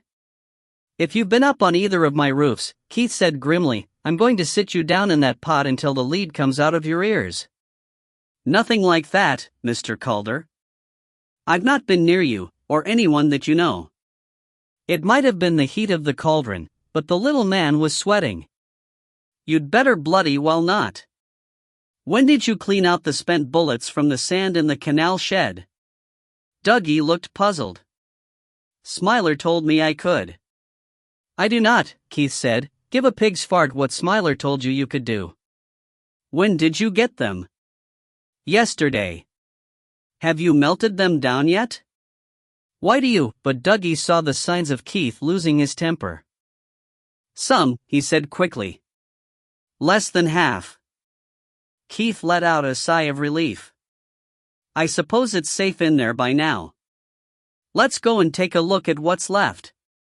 In the yard, Keith stayed carefully upwind of Dougie's melting pot.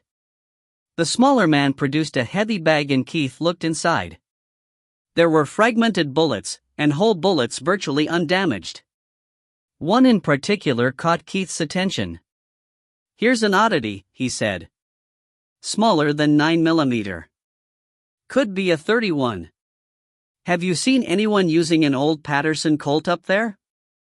I wouldn't know one from the other, Mr. Calder, Dougie said earnestly. And I kept well clear of the shed when they were shooting. Dangerous. Did you not see the bullet holes, all round the place? I saw some new plaster, Keith said. Who shoots there? All of them, even the women. They used to take whole cases of bottles in there on a Sunday sometimes, and hold their own competitions while they all got foo. It's a miracle nobody was ever killed. Isn't it, just, Keith said. He looked down cautiously onto the top of the molten lead, but there were no copper jackets floating in the scum. I'm taking these bullets away with me. Hey! Them's my bullets. That lead's worth money, and it's mine. Keith ignored the little man's agitation. I'm still wondering why you're bothering to melt it down, he said. I get more money that way. No, you don't. I've sold scrap lead in my time. The dealers prefer to melt it down themselves, so that they know what they've got. I think you're melting it so that you can lose the lead from something you've nicked. Keith prowled around the yard with little Dougie flustering at his heels. In a ramshackle shed he found a crude workbench with a vise and a hacksaw. Still clamped in the vise was a leaden arm and a chubby hand. Thought so, Keith said. I was just reading that lead statues had walked away from the grounds of one of the big houses over by Kelso. That's none of it. Dougie protested. Then you'll not mind if I borrow it for identification? Dougie closed his eyes and made an inarticulate moaning sound. So, Keith said, now that we understand each other, we do understand each other, don't we? Dougie nodded, without opening his eyes. I thought we might. Now, you're going to find a couple of slats of wood, and nail them together with the neck of the bag in between, and write your name on it. You can write your name? Just so that nobody can try to make out that I added or took anything out. And I'm taking it away with me, and the severed limb as well. You're nae takin it te the polis? Dougie's accent got stronger under pressure of emotion. Maybe not. Not if you'll give me a little help. Witna help? Do you get to wander around the canal shed? Whiles I do. I buy and sell a lot with Smiler. Are you ever alone in the office? Could you be? Dougie half nodded, uncertainly. Maybe, he said. Look for anything odd, anything that shouldn't be there or that should be there and isn't. Keep your eyes and ears open for what's said and done up there. And you might just drop an inkling that you know something, and see who's interested in knowing what the police are doing and whether my wife's going to live or not. Scowling, Dougie drew himself up to his full height, somewhere in the region of Keith's lower ribs. "And just when by would you be wanting all this?" "I don't know," Keith said. "It depends on what pressures are put on me from elsewhere. You help me, and you can have everything out of the shop that the insurance company says is scrap. But if you give away anything to Smiler and his boys, I'll whisper to the police about statues going missing." Star. In the large farmhouse kitchen, Janet's mother was preparing the evening meal for the menfolk. Janet, who was supposed to be helping, was being a hindrance. Mrs. Weatherby, who had herself been young not so very long before, knew the symptoms. "Tell me about the young man," she said. Janet started and dropped a saucepan. "What young man?" Her mother laughed, a happy, feminine laugh that had once set hearts fluttering and could still turn a head or two. "Give me that and stop scuttering," she said. "You know fine what young man. I only caught a glimpse of him when he came up about the horse. Is he as handsome as he looked?" "I don't know that you'd call him handsome." Janet wrinkled her nose and leaned back against the table. "He's tall with floppy hair, and he has a dark, brooding look and one of those clever sort of faces. And he doesn't smile very often, but when he does it lights up the whole of his face." "And that's all about him?" Janet thought. "He's got one of those deep, well-modulated voices that sends a tingle up your back, if you know what I mean." Her mother said that she knew exactly what Janet meant. "But he seems an odd one just to be running an old barge." "I think he's had enough of the barge," Janet said. "He's a qualified accountant. Your father found out that much. Your young man helped him with some accounts, something to do with tax, and your dad says he seemed to know more about it than old Yates from Edinburgh." "I think he must be good," Janet said. "You should have heard him ticking off Keith Calder for being overstocked in the shop so that he couldn't turn his money over or something, and Keith took it like a lamb. I think Keith may offer him a permanent job, one of these days." Satisfied that Wallace need not be without prospects, Mrs. Weatherby felt safe to pursue the matter further. "The point is he nice to be with? Lay the table for me, there's a pet." "All right."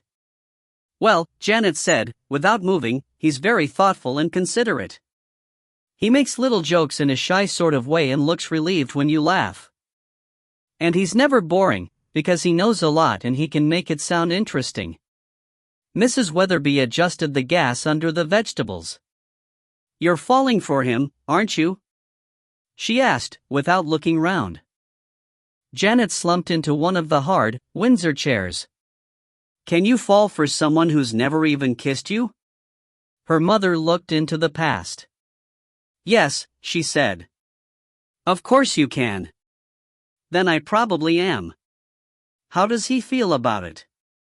"I don't know for sure," Janet said miserably, fiddling with the cruet. "I'm sure there's nobody else, that's one thing. Sometimes I think. But he never says or does anything. Not anything at all." Her mother paused in her work.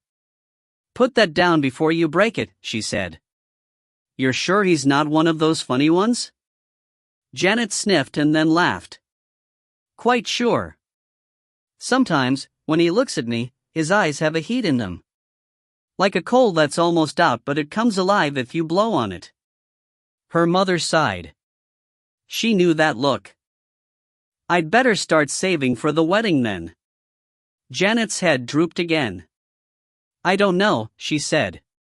"He's so damned respectful. It's mad, it really is. There's him, and what he really wants is to sweep me off my feet. I'm sure of it. And here's me, wanting to be swept, and he treats me as if I were a piece of porcelain or a delicate fabric or something. Mom, what do I do?" Mrs. Weatherby made a final adjustment to each of her gases and sat down opposite her daughter.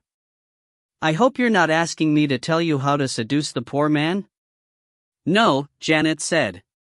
She sounded undecided. "I want to know. Mom, I want to know how to make him want to seduce me." Her mother nodded. They understood each other perfectly. Mrs. Weatherby had known the delicious agonies. If she was just a little bit envious, she suppressed it. "You'll keep your hand over your halfpenny until you're properly wed?"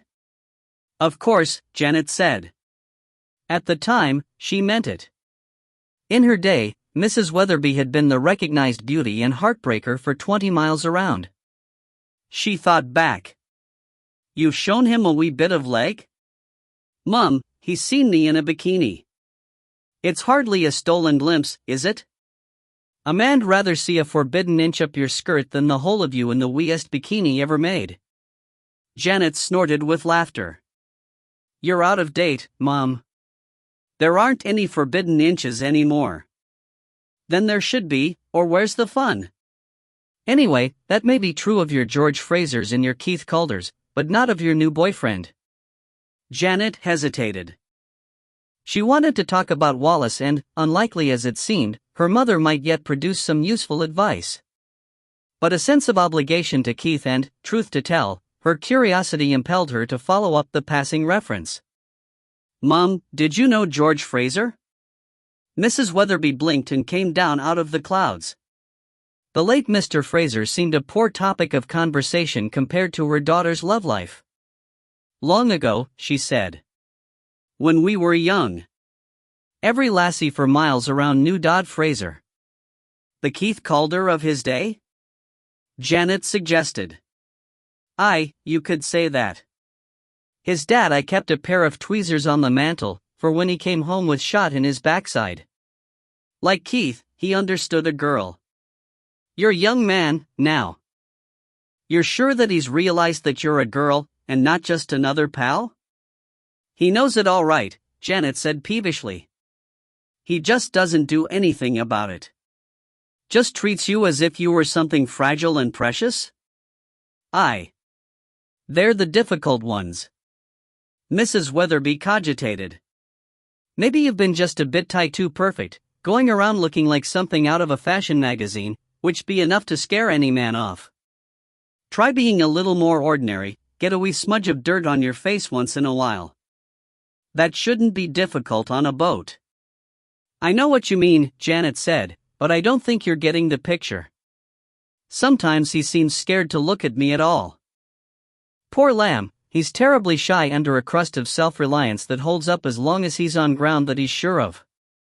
He could do anything, given the right person to boost his confidence." Mrs. Weatherby hid a smile. "Somebody like yourself?" "Somebody exactly like myself," Janet said defiantly. She decided to turn the subject before her mother could start pulling her leg. "Mum, did you never see George Fraser again? After you were young together, I mean?" "Och, I'd see him from time to time, just to bump into in the street. The last time I saw him was about a year past, after your auntie's funeral. I'd been doing a wee bit of shopping and I was going to collect the car from the St. James Centre car park. He was heading for the bus station in St. Andrew's Square. I gave him a lift home and we had a chat about old times." "Where's last year's appointment book?" Janet broke in. "In the dresser drawer, I think, dear." Mrs. Weatherby frowned, an expression that she usually avoided for fear of premature wrinkles. "You know, any girl can get any man if she sets about it in the right way." "Does he ever touch your hand?" "Never on purpose. If we touch accidentally, he jumps." Mrs. Weatherby sighed, but it was a sentimental sigh. "Could you not get him to take you dancing?" "I don't think he likes dancing very much." "He doesn't have to like it, he just has to do it." "Well, it's a pity. Nothing gets a man over his shyness like having his arm around the girl and feeling her respond to his every move." Janet turned back from the dresser and snapped her fingers. "Come back, Mum." "M.M.? You were away on a long trip down memory lane." "Not so long, I'll have you know, my girl. Anyway, it's a pity." "That's what dancing's for," she said. "Could you not trip, so that he had to catch you?" Janet looked up from the diary. "Easily. He'd put me back on my feet and apologize." Mum, Aunt Emmy's funeral was on August the 24th. Probably, dear. This could be important, because nobody's seen him since about the 20th. Did he say where he'd been? Losh. Mrs. Weatherby looked dreamily at the wall while she pondered. I've got it. What? Could you not manage to sprain your ankle? Mother! Janet said sharply. George Fraser. Tell me what he said, Dot. He didn't say where he'd been, just that he'd been visiting. And, I remember now, he said something about making a call at his head office. That's not what the police said. The police don't always know everything, dear. Anyway, I gave him a lift back to Newton Lauder and stopped for a minute in the square while he did some errand, and I dropped him at the end of Rowan Close. That's all I can remember, except that he behaved himself better than he used to. But he still had the same old charm. Charm? He was a horrid old lecher, Janet said. He wasn't always old, Mrs. Weatherby pointed out. And he did have a lot of charm when he wanted to put himself out. You're holding it against him for being just what you're complaining your young man isn't, but. It's not the same thing at all, Janet protested. Isn't it? It's time you faced the fact, my girl, that there's only two sorts of men, and the one can become the other with a little push. If you sprained your ankle, now. You don't have to sprain it for real, just give it a bit of a turn.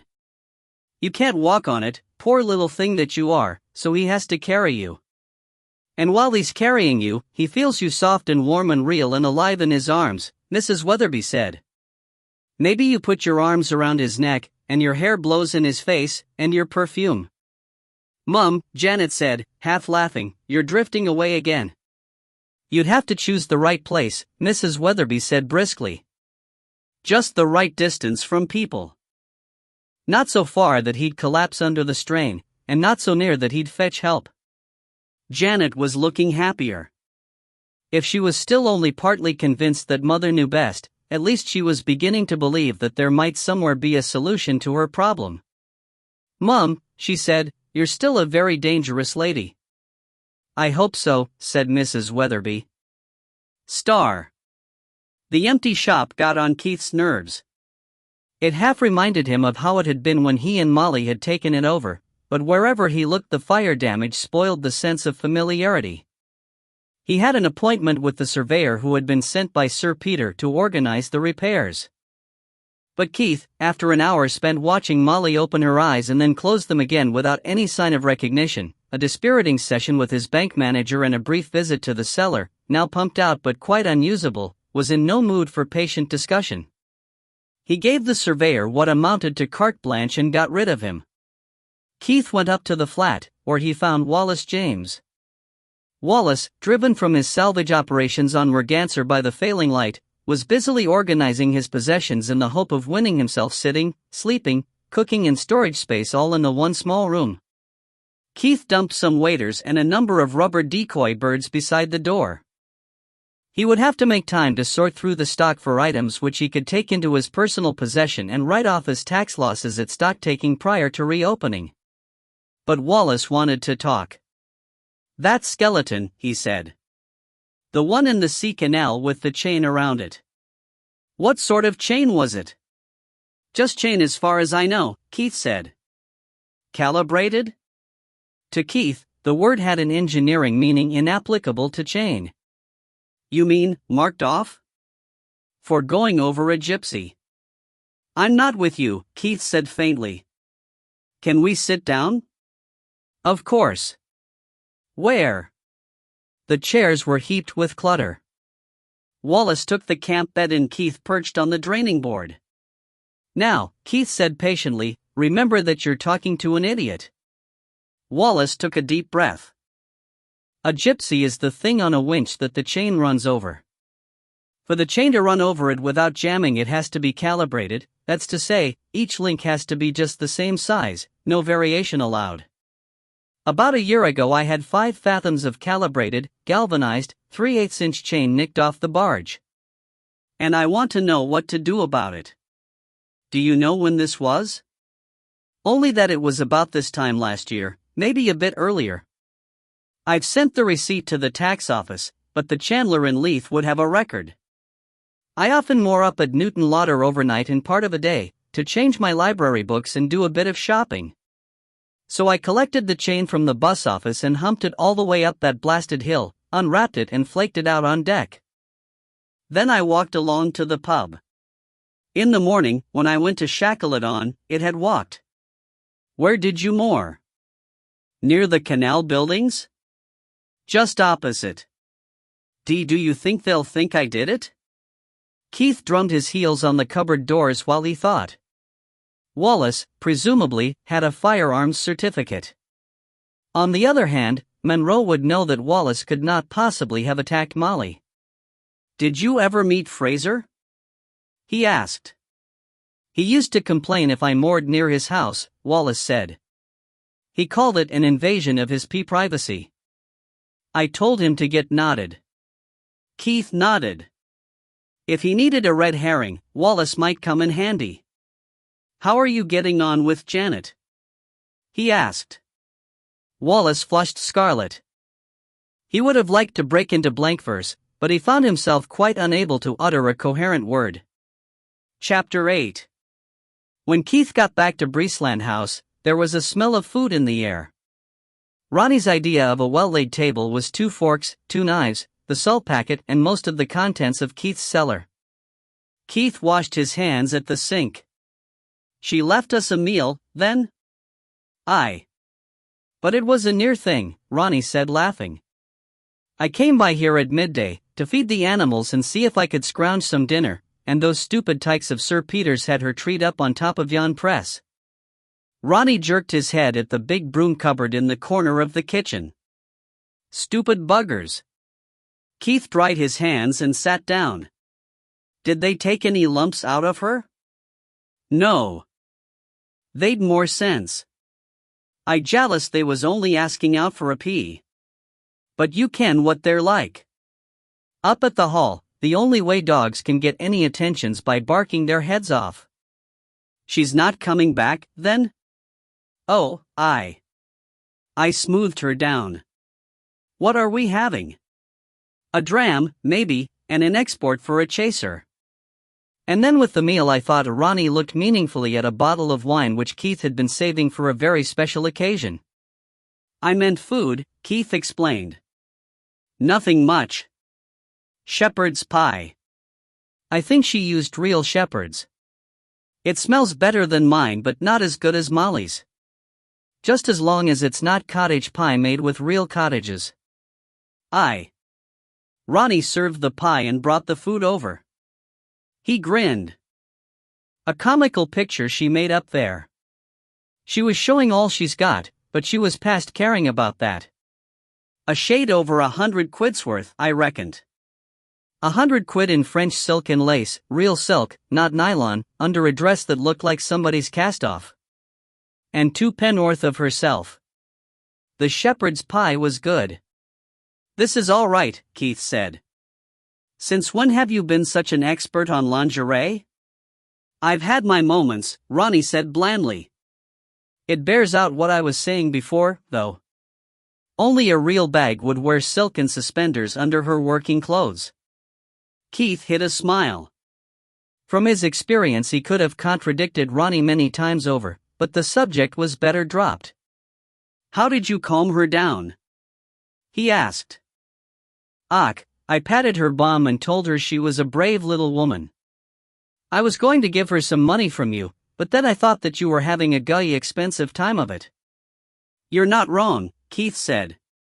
So I gave her 3 ducks out of the freezer, 1 each from you, me, and Sir Peter. Well, it was your house and his dogs. And I poured her some of your gin. She went away quite happy in the end. Knowing Ronnie's hand with the drink, Keith could believe it. We'll have to have a real hunt through the place for that book. A small, black-covered notebook full of Molly's writing. The police wouldn't have missed it, would they? They must have done. I'm not surprised, the way Molly puts things away. Where's the places to look, then? Everywhere, Keith said. Molly has a system of her own. Maybe it makes sense to her, but I've never figured it out.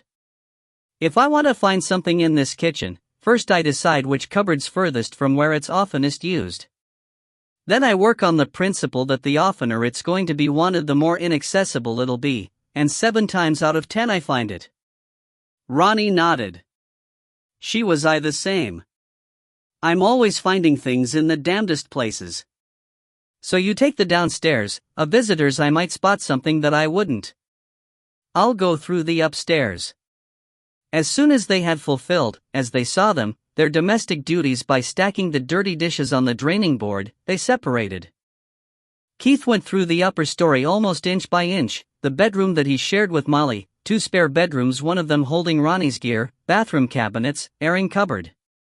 In a former pantry, now converted into a darkroom for Molly, some enlargements were curling on the drying line. Keith switched on the safe light and went through the drawers of enlarging paper. He found a number of items, both business and domestic, in some extraordinarily inappropriate places, but no black notebook. Last of all, Keith unlocked the steel back door to the pair of rooms which housed an offshoot from the business, a collection of antique guns which would have done credit to a major museum. In theory, and for tax purposes, these were all stock in trade, but Keith had been content to let this side of the business break even with the aid of a high markup on less interesting pieces and much restoration of badly damaged or neglected specimens, and regarded the choicer pieces as his private collection. Keith searched his bookshelves and filing cabinet and then browsed for a while among the racked guns, paying as much attention to the plum-brown Damascus barrels and the stocks inlaid with silver wire as to the search for a black notebook. Keith sighed. As Ronnie had said, he was going to need money. But did he really need 2 almost identical pairs of Manton dueling pistols? And there were near duplicates among the Scottish snap-haunces and the German wheel-locks. It was all very difficult. Sighing again, Keith descended. Predictably, his brother-in-law was carrying out a meticulous search of the dining room sideboard. "You won't find it in a bottle," Keith said. "I can hope, can't I?" "No, you bloody well can't. I'm going out to look through the car." Outside the front door, the night was black. Keith's eyes, unused to the dark, got little help from the faint glow behind the curtains, but he set off across the wide gravel sweep and a reflected gleam led into his car. He fumbled his way to the driver's door. As the courtesy light came on, a sound on the gravel made him turn. 3 dark figures were coming at him. A few years before, when Keith had and earned a reputation as a formidable brawler, he would have reacted violently before the men could have laid a finger on him. But respectability had slowed his reflexes. He had time only to take a couple of quick steps away from the car before they were on him. 2 of the men grabbed him, 1 to each arm. Keith launched a kick at the third man, but the other 2 jerked his arms and he only caught the man a glancing blow on the thigh. The man bored in, and before Keith could do more than brace himself, he took a winding punch to the stomach and another under the jaw that seemed to rattle his brain. The third punch was intended to be a short, hard hook over Keith's heart, and it should have finished the business. It hurt Keith more than the other 2 punches together, but it hurt his aggressor more. The man put his right hand under his left armpit and tiptoed round in small circles, whinnying to himself. Whatever the reason, the respite gave Keith his chance. If the 2 men had been twisting his arms, he would have been relatively helpless, but they were gripping his wrists as if pulling on a rope. Keith bunched his muscles and broke both grips with a quick, upward twist against the thumbs. He grabbed for a double handful of hair, but his fingers skidded over crash helmets. He took a grip of the chin straps. The lighter figure on his left swung a wild punch at him, so Keith replied with his knee. The man went down. Keith dumped the second on top of the first and then jumped up and down on top of the pair until he could be reasonably sure that the fight was out of them. Their leader was still concentrating on his own problem. Keith stood back, breathed deeply and took stock of the situation. All day, Keith had been hauling 2 pounds weight of revolver under his left arm. At first it had irked him. Then he had got used to it. Finally, he had forgotten its very existence, but now it came back into his mind, and his bruised ribs supplied the connection. His assailant had landed a punch on it. Keith pulled out the revolver. It seemed undamaged. Keith would not have been surprised to have found it folded in half. His night vision was coming now, and Ronnie seemed to have switched on some more lights in the house. Keith saw that his attackers were what he had called the Black Leather Brigade from the canal, led by the fair-haired youth who had become foreman, now nursing his damaged hand. The other two were making careful preparations for picking themselves up. "You didn't have to do that," one of them said. "Big bully." "I haven't started yet," Keith said grimly.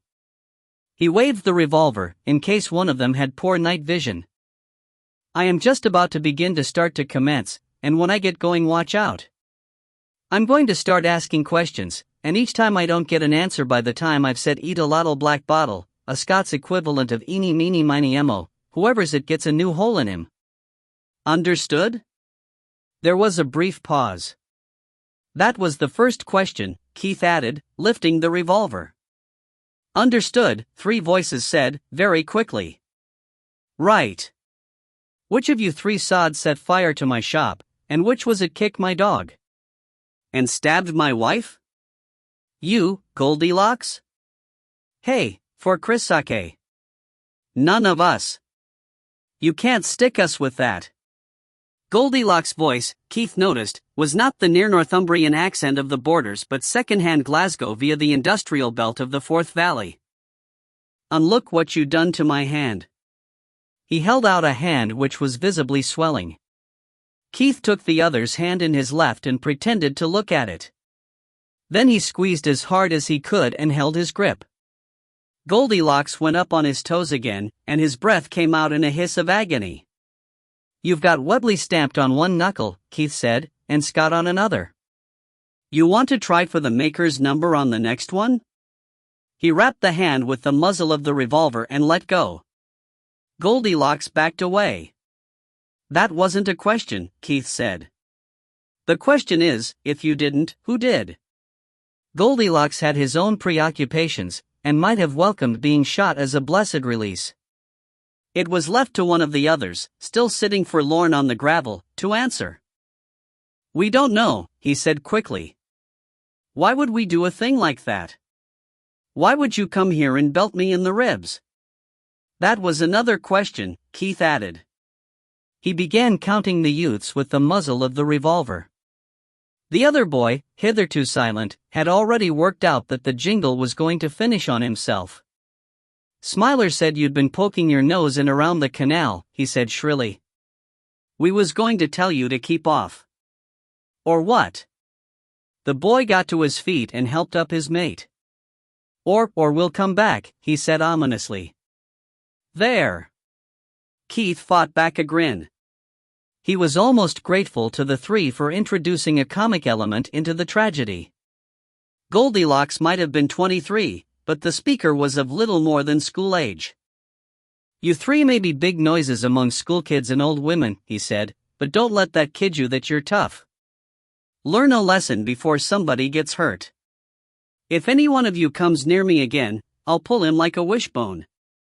Goldilocks tucked his hand carefully away in the front of his leather jerkin, but he had recovered the use of his tongue. "It's easy to be tough with a gun in your fist," he said. "I'll put it away and take on all three of you," Keith offered. A good scrap would have suited his mood, but the opposition so far had been disappointing. Deliberately, Goldilocks turned his back. "You can't shoot now," he said. "You could maybe shoot us from the front and say we was coming at you, but you shoot one of us in the back and the law'll have you. Come on, you two, he won't dare let it off." The three ran for the gate. One was half carrying another, but there was a gap between Goldilocks and the others. Struggling to keep the laughter out of his voice, Keith shouted, "Halt, or I fire," and without thinking to do more than discourage any idea of returning, he put a bullet through the gap. Despite a convention nurtured by the film and television industries, any but the largest caliber of revolver fired out of doors makes a disappointing pop rather than a resounding boom, and Keith had expected only anticlimax from his gesture. He was as stunned as the three invaders when his shot was followed by an explosion, massive but somehow gentle, followed by a second and a third. A wall of flame roared up in front of the Black Leather Brigade, who found themselves on the point of running headlong into the Holocaust. Opposite the gates of Briesland House was a small patch of grass, and here 3 motorcycles had been parked. As nearly as anyone can ever tell, Keith's bullet had found one of the petrol tanks. Whether the heat and compression generated by the arrival of a very hot bullet would be enough to fire high-octane petrol, or whether the resulting spray of fuel had found a bare wire, was a subject of spirited argument between Keith and Ronnie for months afterwards. But, whatever was the sequence of events, the result was instant inferno. The Black Leather Brigade skidded to a halt and backed hastily away from the heat. For a few seconds they watched aghast as their transport went up in flames. Then they swung round on Keith. The youngest, Keith could see, was close to tears. "What did you do that for?" he asked plaintively. "Ah, Jesus. Come on, let's get out of here." Keith kept the revolver trained on Goldilocks, and tried very hard to look as if his shot had been inspired marksmanship rather than a crazy fluke. "You'll go when I say you can go," he growled. Quivering with rage, Goldilocks took a pace towards Keith and put his head down for a charge. In his fury he was ready to forget his damaged hand, the gun, everything.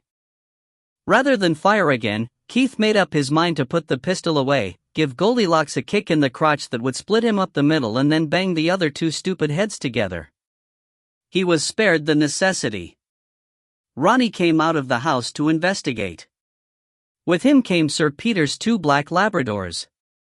The dogs came racing across the gravel, looking for new friends to jump up against. In the red light of the flames their eyes gleamed horridly and their fangs, bared in a friendly grin, seemed ready to tear at living flesh. Even Keith felt the hair crawl up the back of his neck. The boys' nerve broke. They ran for the lowest point of the boundary wall, cleared it on the run, and disappeared. Keith, shaking with laughter, was left to soothe the dogs' hurt feelings and to bring Ronnie up to date. "I've got things to do," he finished, "but you might care to follow them up in the Land Rover, just to make sure that they don't think of coming back while the adrenaline's still flowing. They'll stick to the roads. As far as those 3 are concerned, roads are for traveling on. The countryside's for viewing from the saddle of a motorbike. Star." Keith sat down at his desk in the study. Unhappily, for it was like selling a favorite daughter into slavery, but money is money, he drafted a circular for sending to his list of top collectors, offering certain choice pieces for sale at less than his previous list prices. But temptation is temptation, and Keith had never been noted for his resistance to it. He added a paragraph mentioning that he was still in the market for a Ferguson rifle or good sporting copy, any condition. Chapter 9. The remorseless advance of autumn brought the next dawn in colder. There had been frost in the night, and summer's colors were faded. Yet it was to be a day that Keith would long remember as being warmed by passions, each emotional interlude contributing its piece to the puzzle. The day began calmly enough. Since it was Saturday, and the back of the work being broken, Keith had decreed a day for his helpers to go about their own businesses. He left Ronnie to do the housework and then to dump the burned motorcycles from his Land Rover outside the canal shed, and drove himself into Newton Lauder. At the shop Keith kept an early appointment with Cantley, the insurance assessor. They were now in a state of Cold War, and they wrangled for an hour over the damaged guns. "All right," Keith said at last. "We'll get an independent valuer for these 5. I suggest you drop them in to Joe Quach on your way home. If he sets the total value above mine, you pay his fee, otherwise, I'll pay it." Agreed? Agreed. The shop telephone had been reconnected. It rang. Keith paused with his hand on it. "And you've got the quotes for the building damage?" "Yes, but..." Keith picked up the phone. It was the ward sister at the hospital. "Mr. Calder? Dr. Jameson would like to see you as soon as possible." Keith's heart swooped down, and met his stomach coming up. "Tell me why," he said. The words stuck in his throat. The sister sounded unconcerned. "I can't tell you," she said. But the doctor will be here until 12. Keith left Cantley standing forlornly in the middle of the devastated shop and ran for the car. Never a patient driver, he seethed with frustration as he coaxed the unhandy vehicle up the steep curves. He dragged it at last to a slithering halt astride the lines separating the parking places reserved for 2 senior specialists and dashed into the hospital. As he went, he swore an oath to himself. If Molly died, he would find her killer and destroy him, horribly. Dr. Jameson met Keith in the ward sister's office. The doctor always reminded Keith of a fox terrier, but his habitually angry expression was milder, as if he had caught a rat or bitten the postman. "Come in, Mr. Calder, and don't look so haunted. On police instructions we've been keeping it very quiet, but your wife started waking up from time to time and I think she's over the worst. Sit down before you fall down," the doctor added quickly. Keith lowered himself down carefully into a hard chair and let the shakes come over him. The doctor visited a cupboard and handed Keith a beaker. "Drink this, and then put your head down between your knees." Keith tasted the contents suspiciously. The liquid looked as if it might be somebody's sample, and doctors have been known to make mistakes. The sample turned out to be brandy, much diluted. Keith did as he had been told. Muffled by his hunched position, he said, "You're sure?" "Who's ever sure of anything?" From force of habit, the doctor took Keith's pulse. "A colleague told me yesterday that I'm fit, but that doesn't mean that I won't drop dead tomorrow. I'm as sure as I reasonably can be that she's going to be all right. She's certainly improved her chances by 1,000% in the last 12 hours. Keith sat up. This time, his head did not swim. "How's her memory?" "It's patchy, but it's coming back. Her first remark was that you wouldn't know where to find your clean socks. I found them. I'm sure that'll ease her mind. Now you can go in and see her in a minute. Let her sleep if she wants to or talk if she wants to, but don't ask her any questions at all. I don't want her racking her brains just yet. I'm not letting the police ask her anything. I've already asked 1 or 2 questions on their behalf, very gently, and that's quite enough for today. So don't force it. You understand what I'm saying?"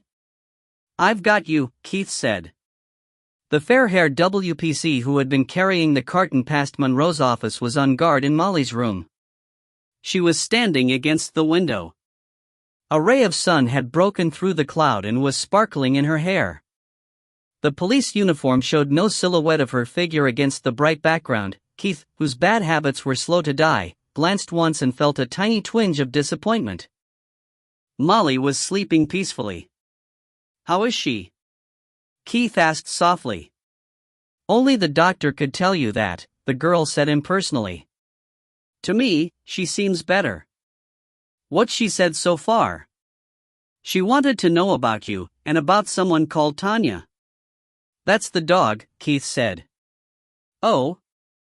I'm not allowed to ask her any questions, but I was here when the doctor questioned her.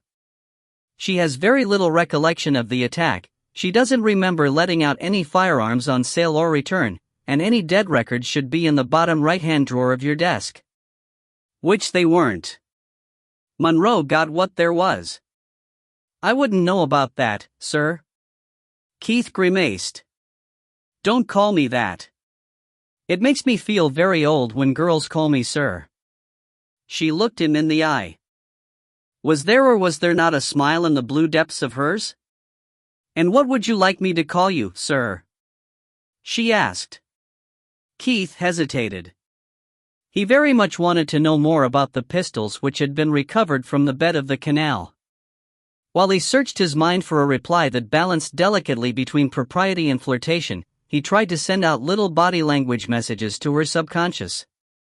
The girl's eyes shifted to the bed. Keith turned. Molly's one visible eye was open and looking at him. He crossed the small room in 3 strides and dropped into the bedside chair. Molly's lips opened. Her voice was faint but firm. "Keith," she said. "What happened to your face?" A surge of relief drove through Keith like a sword. He picked up Molly's hand and held it against his cheek. "Nothing to get fashed about," he said. "I know it's a stupid question, but how do you feel?" She tried to smile. "A bit rough," she said, "and I'm as weak as a kitten, but I'll do." "You must have been worried." She closed her eye and seemed to doze for a few seconds, and when she woke again her voice was stronger. "Tell me how Tanya's doing." "The vets say she'll be all right." Then the significance of her question struck him. "Why do you ask about Tanya?" "He kicked her," Molly said. "What kind of a brute would kick a spaniel?" The WPC was standing at the foot of the bed. Keith caught her eye. He turned back to Molly. "Who?" he began, and checked himself. He need not have worried. Molly answered without the least effort. "I couldn't see much about him," she said. "He had a mask round his face, something like a silky scarf with a Chinese sort of pattern. He'd a blue anorak on, and jeans. He looked enormous, but then he wouldn't he?" "Probably," Keith said. "Attackers are usually remembered as being larger than their true size. He may have been quite small." Molly's voice faded away again. Keith looked up at the WPC. "You got that?"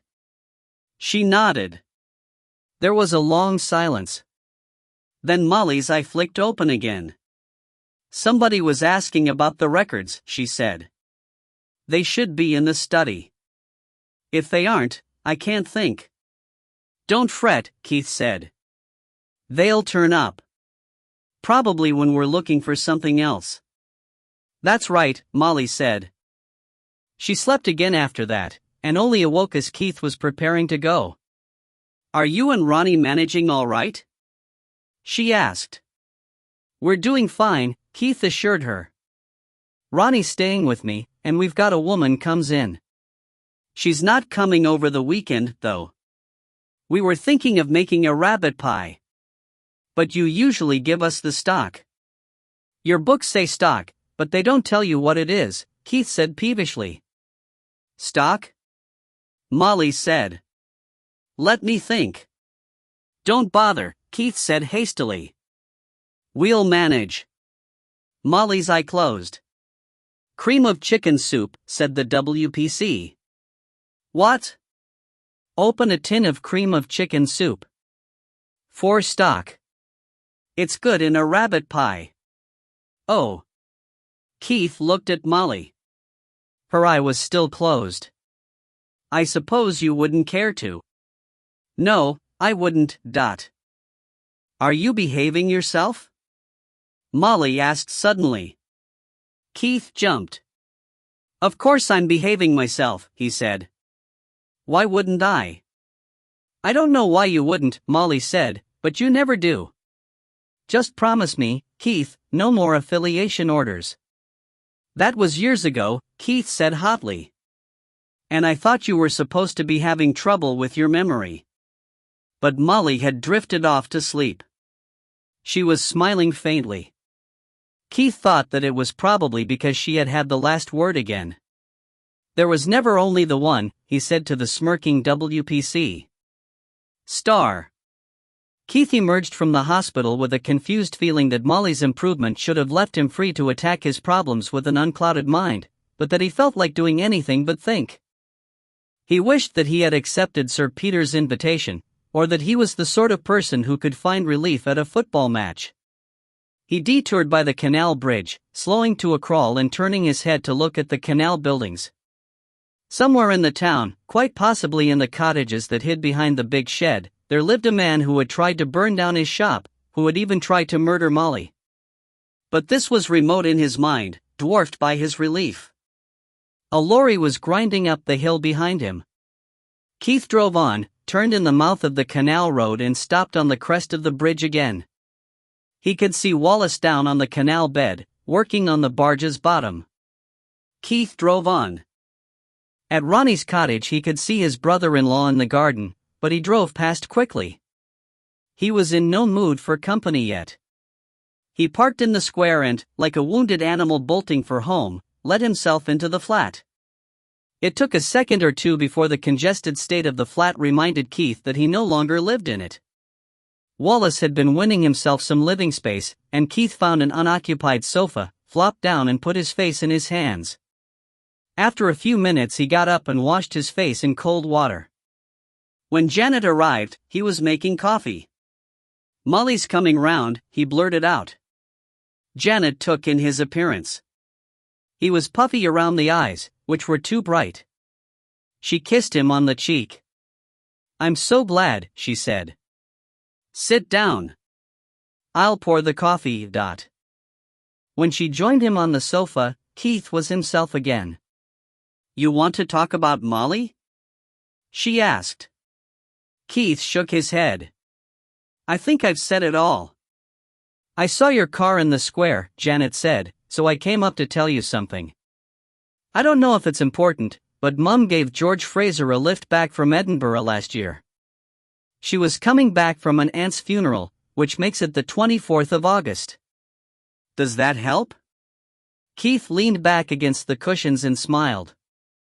First Molly coming round, and then a piece of information that might make the gun register irrelevant. This was going to be one of those days for missing a widgeon and hitting a goose. Or losing his balance and landing on a girl. "It helps," he said. "Can you get her to go to the police with it?" "I'll work on it," Janet promised. She said that he seemed to have something on his mind. Like what? She couldn't tell. But she said it was the first time in 30 years he'd been alone with a lady and hadn't made a pass at her. Janet sounded shocked. Mothers are different. She waited for him to do an errand in the square, then dropped him off at Rowan Close. That's a bit off his way, isn't it? It's where he wanted. Maybe he had friends there. Probably, Keith said. Well. Janet hesitated and then plunged into the real reason for her visit. Keith, how does a girl really attract a man? Her mother's description of George Fraser as a charmer had shaken her daughter's faith in the lady's judgment. It did not occur to Janet that, unless her mother had at least some knowledge of the subject, she, Janet, would never have existed. By being a girl, Keith answered absently. Part of his mind was adjusting the new information into its place in the pattern. No, seriously. How does she turn him on to herself as a particular girl? If Janet had used any other expression but turn him on, Keith might have divined exactly what she wanted to know. Keith was almost sure that, despite her manner, Janet had remained a virgin. Without being more than vaguely conscious of where he was and who he was talking to, Keith launched into a discourse which was the essence of the wisdom acquired during his earlier years as the Casanova of the rural borders and parts north. Only a lingering sense of the occasion restrained Keith from condensing his subject into terms which would have sent Janet scampering to her mother. Janet, going pinker by the minute, listened in petrified fascination. She would have been content with a little guidance as to why a man should choose one girl rather than another for a dance. Instead she was being regaled, and from the lips of a master, with an inspired analysis of human sexual response from the initial, tacit challenges, through the delicious excitements to sophisticated erotic games. Janet had every intention of storming out in disgust, but not until she had learned from the master. Her lips parted, and she felt a warm, comfortable glow through her body. Each of them was, in their own way, in a highly emotional state and thinking of somebody else. Moreover, Keith and Janet had a long relationship of barbed but innocent flirtation. It was natural for Keith to put an arm around her shoulders, and for Janet to lay her head against him. Keith finished his peroration at last, and turned his head. Instead of Molly's dark hair and brown eyes he saw a blue-eyed blonde. And there seemed to be a lot of very pretty leg on display. Their eyes met. Keith knew when a woman was ready to melt. This, Keith thought, was one hell of a way to celebrate his wife's improved prognosis. He unwound himself, got up and went to look out of the window. Keep it confidential about Molly, he said. Who? My wife. We don't want whoever tried to kill her to know that she's recovering and likely to talk. Now, you'd better run along and give aid and comfort to that young man of yours. Star. While Keith was lecturing to Janet on the ways of a maid with a man, Wallace James, his work on Merganser finished for the moment, was returning from a walk along the towpath during much of which he had been reproaching himself for his cowardice in the face of Janet. She might look like something from the pages of a glamour magazine, he told himself, but, after all, she was only a girl. Girls expected to be wooed, didn't they? So why did he lose his nerve? All right, so she was beautiful. Then she could hardly object to being told as much. Or, if his tongue should let him down, surely she could hardly mind if he should touch her hand. He was brought out of his reverie by the need to pick his way across the breach in the canal bank. He sighed, resigned himself to the fact that his love would remain forever unrequited, and looked around him for the first time. A thin autumn mist was creeping up the hill, fading out the scattered masonry and sandbags from the canal bank and from emergency attempts to plug the gap. Tweedledum and Tweedledee, with two of the leather jacket trio and some casual laborers, were at work, but they seemed to have declared a rest break to coincide with Wallace's passing. Wallace blinked at the scene. Tweedledee bustled up the hill. "There's nought for you to see here," he said. "We can do fine without any unpaid clerks of works." Wallace nodded, and walked past the stout man. But he looked again at the scattered debris. "How very odd," he said to himself. Star. From the shop, Keith walked. There are some places where it might be indiscreet to leave a car. His way was through small, residential streets. The area lay just below the canal, but there had been no flooding. This was the best part of the town, and the canal seemed to have known it. Jacynth Matheson and Keith had been brought up closely, almost as brother and sister. Indeed, it was not impossible that they were indeed half-siblings, for Keith's father had been just the same amorous, amoral devil, and they had the same lean, athletic build, dark and gypsyish good looks and total refusal to be bound by even the loosening conventions of the time. Keith's relationship with Jacynth had been unique. In their teens, they had introduced each other to the delights of physical love. A man of Keith's attractiveness and love of women had inevitably had many affairs, but in addition to being his first love, Jacynth had been his 6th and 11th, after which they had both lost count. While other women had come and gone, with emotions ranging across the emotional spectrum, Jacynth, CIN, had been prepared to pick up or drop the baton without more than a passing sigh. Her brief marriage to one of Newton Lauder's more prosperous sons had come as no more than a brief hiccup in their relationship.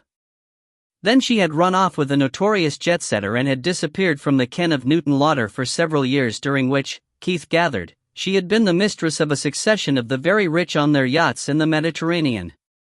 Be that as it may, she had returned at last to Britain and, after a selling spree around the top-class jewelers and furriers, had come home to Newton Lauder and settled down without showing any signs of having to work for a living. Nor, contrary to general belief, was she a practicing tart. She had resumed her amateur status. Avoiding the front of the house, Keith approached the smartly painted villa by way of a garden that was always the neatest in the street. Although she never laid a finger on it, the neighboring menfolk, including her ex-husband, saw to that, to the indignation of their ladies who referred to Jacynth as the mantis. Jacynth greeted Keith with the special twinkle which Keith, like all other male visitors, knew was exclusive to himself, and led him into a large and well-windowed living room. Here her genius for self-presentation had resulted in a room that was wholly masculine in character, leather-bound books, deep furniture, and colors that were almost severe. In such a setting a man felt at home, and Jacynth's femininity blazed out in contrast. For a weekday afternoon she was smartly dressed, in cream silk with a small flash of jewelry, but not quite so smart as to be unladylike. Keith could appreciate the nuance, without understanding it. As always after a separation, she came as a shock to Keith. In her absence, he remembered her appearance but forgot her bubbling mirth and the air of helpless innocence that was as powerful as it was illusory. She took the only chair, leaving Keith to sit on the sofa opposite. If there were more elegant legs between the tweed and the fourth, Keith had yet to have the very great pleasure of examining them. "I was sorry to hear about Molly," she said. She was perfectly sincere. When Molly had engaged Keith's affections, Jacinth had faded quietly out of his life. Is she going to be laid up for long? It looks like it. Jacinth's smile was a delicate blend of sympathy and amusement. So you came straight to me? Keith sat up straight. Hey, he said.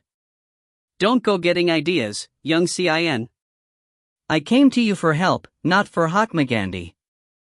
I'm a happily married man now. You're not offended? Not in the least. And you'll not be offended if I just mention in passing that that's what they all say. How can I help? You know about George Fraser's skeleton being found in the canal? There's some shit flying around, and I want to be quite sure that none of it sticks to me. The question's being asked as to whether he died before or after he's supposed to have bought a certain gun off me, so I'm following up his last known footsteps. You knew him, didn't you? She hesitated, and then said, yes, I knew him. It was Keith's turn to hesitate. He had never asked about her liaisons before. He was dropped off near here on the 24th of August last year. I can't think of anyone else he'd be likely to visit. Did he come to see you? She thought back, motionless as a porcelain figurine. The last time I saw him was around then, she said. I couldn't tell you the date, I don't keep a diary, you'll be pleased to know, but he arrived early, saying that he'd had a lift from Edinburgh. Who gave him the lift, Dot? The mother of that pert little blonde that hangs around you and Sir Peter Hay. Mrs. Weatherby? That's the one. Any use? A great deal of use, Keith said. Tell me all about his visit, omitting the secrets of the bedchamber, if you want to be coy. Let me think, now. He arrived about 4 in the afternoon and left at the back of 8, I think. His mood was odd. Keith knew that she was as adept at reading a man's mood as he was a woman's. What kind of odd, do you remember? It was a year ago, but yes, I do remember, she said slowly. He seemed both pleased and angry, at the same time. And expectant. And he said, this'll show Ogle. He said it more than once. I thought that he'd probably got the chance to get back at some enemy. He didn't say any more about it, and I've no idea who he was talking about. This could be important. Keith concentrated silently on a corner of the ceiling. Then he made up his mind. Do me a favor. Give the police a call and tell them about it. It's important to you, Keith? To get you out of trouble? Very. Same old Keith. You're asking a lot, but I'll do it. I knew you'd not let me down, Keith said. What else did he say? You don't want much, do you? I don't remember. Yes, I do, by God. When he was talking about shaking them up, he said 3 letters. 3 letters or 3 letters? Yes. I think, Dot. What I mean, Keith said firmly, is, did he say the words 3 letters as one might say the postman brought 3 letters, or did he utter 3 letters of the alphabet, like saying XYZ? I've got you now. It was like XYZ. Only it was more like ABC. Somebody's initials? Could be. But I think he said something like, I'll give them ABC. Does that make any sense? Not to me, Keith said, but maybe it did to him. What else was said? Nothing worth the telling. He'd made up his mind to move in with some old doxy in Leith or somewhere. He'd have moved in here if I'd let him, but I wasn't for that. So it was our farewell. He got a bit sentimental, Parrish heard it, we used to say. I played up to him although, frankly, by that time I could take him or leave him, but... I'm surprised that you could take him at all, Keith said. Yes, perhaps you are.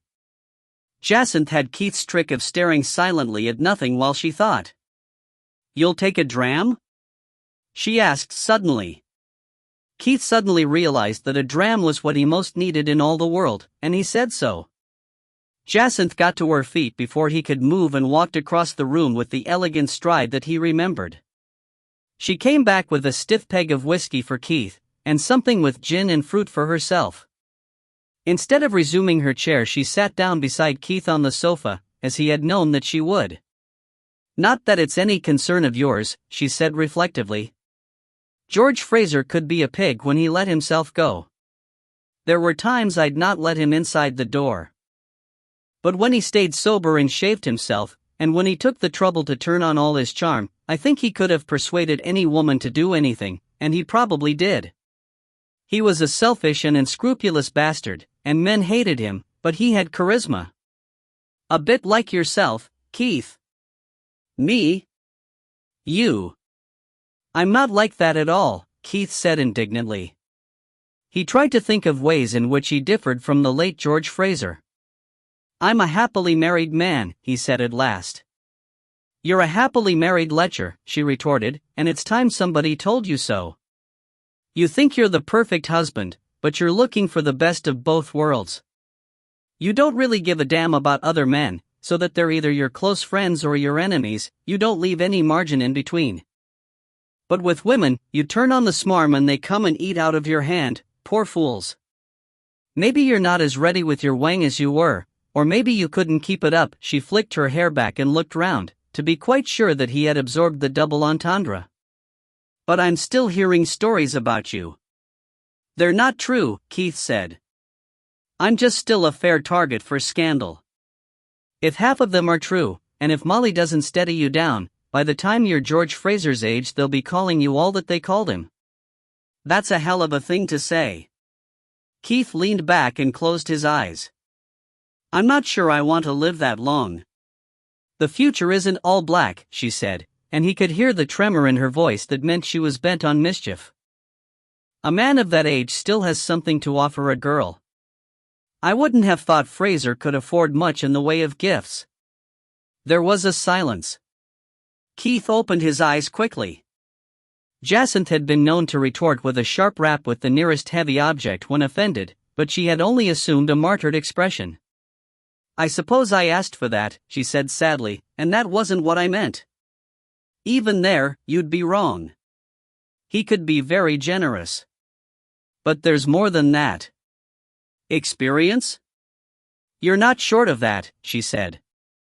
"You youngsters, you think you're the world's greatest lovers. You walk around randy. You've only to see a wiggling rump go by and you're like an Angus bull. An older man takes his time. He knows what he wants, but he takes time getting ready for it and he takes time over it, and that's very good from the girl's point of view. But you boys, a girl's only got to do this." She flicked up her skirt a few inches. Keith tried not to look.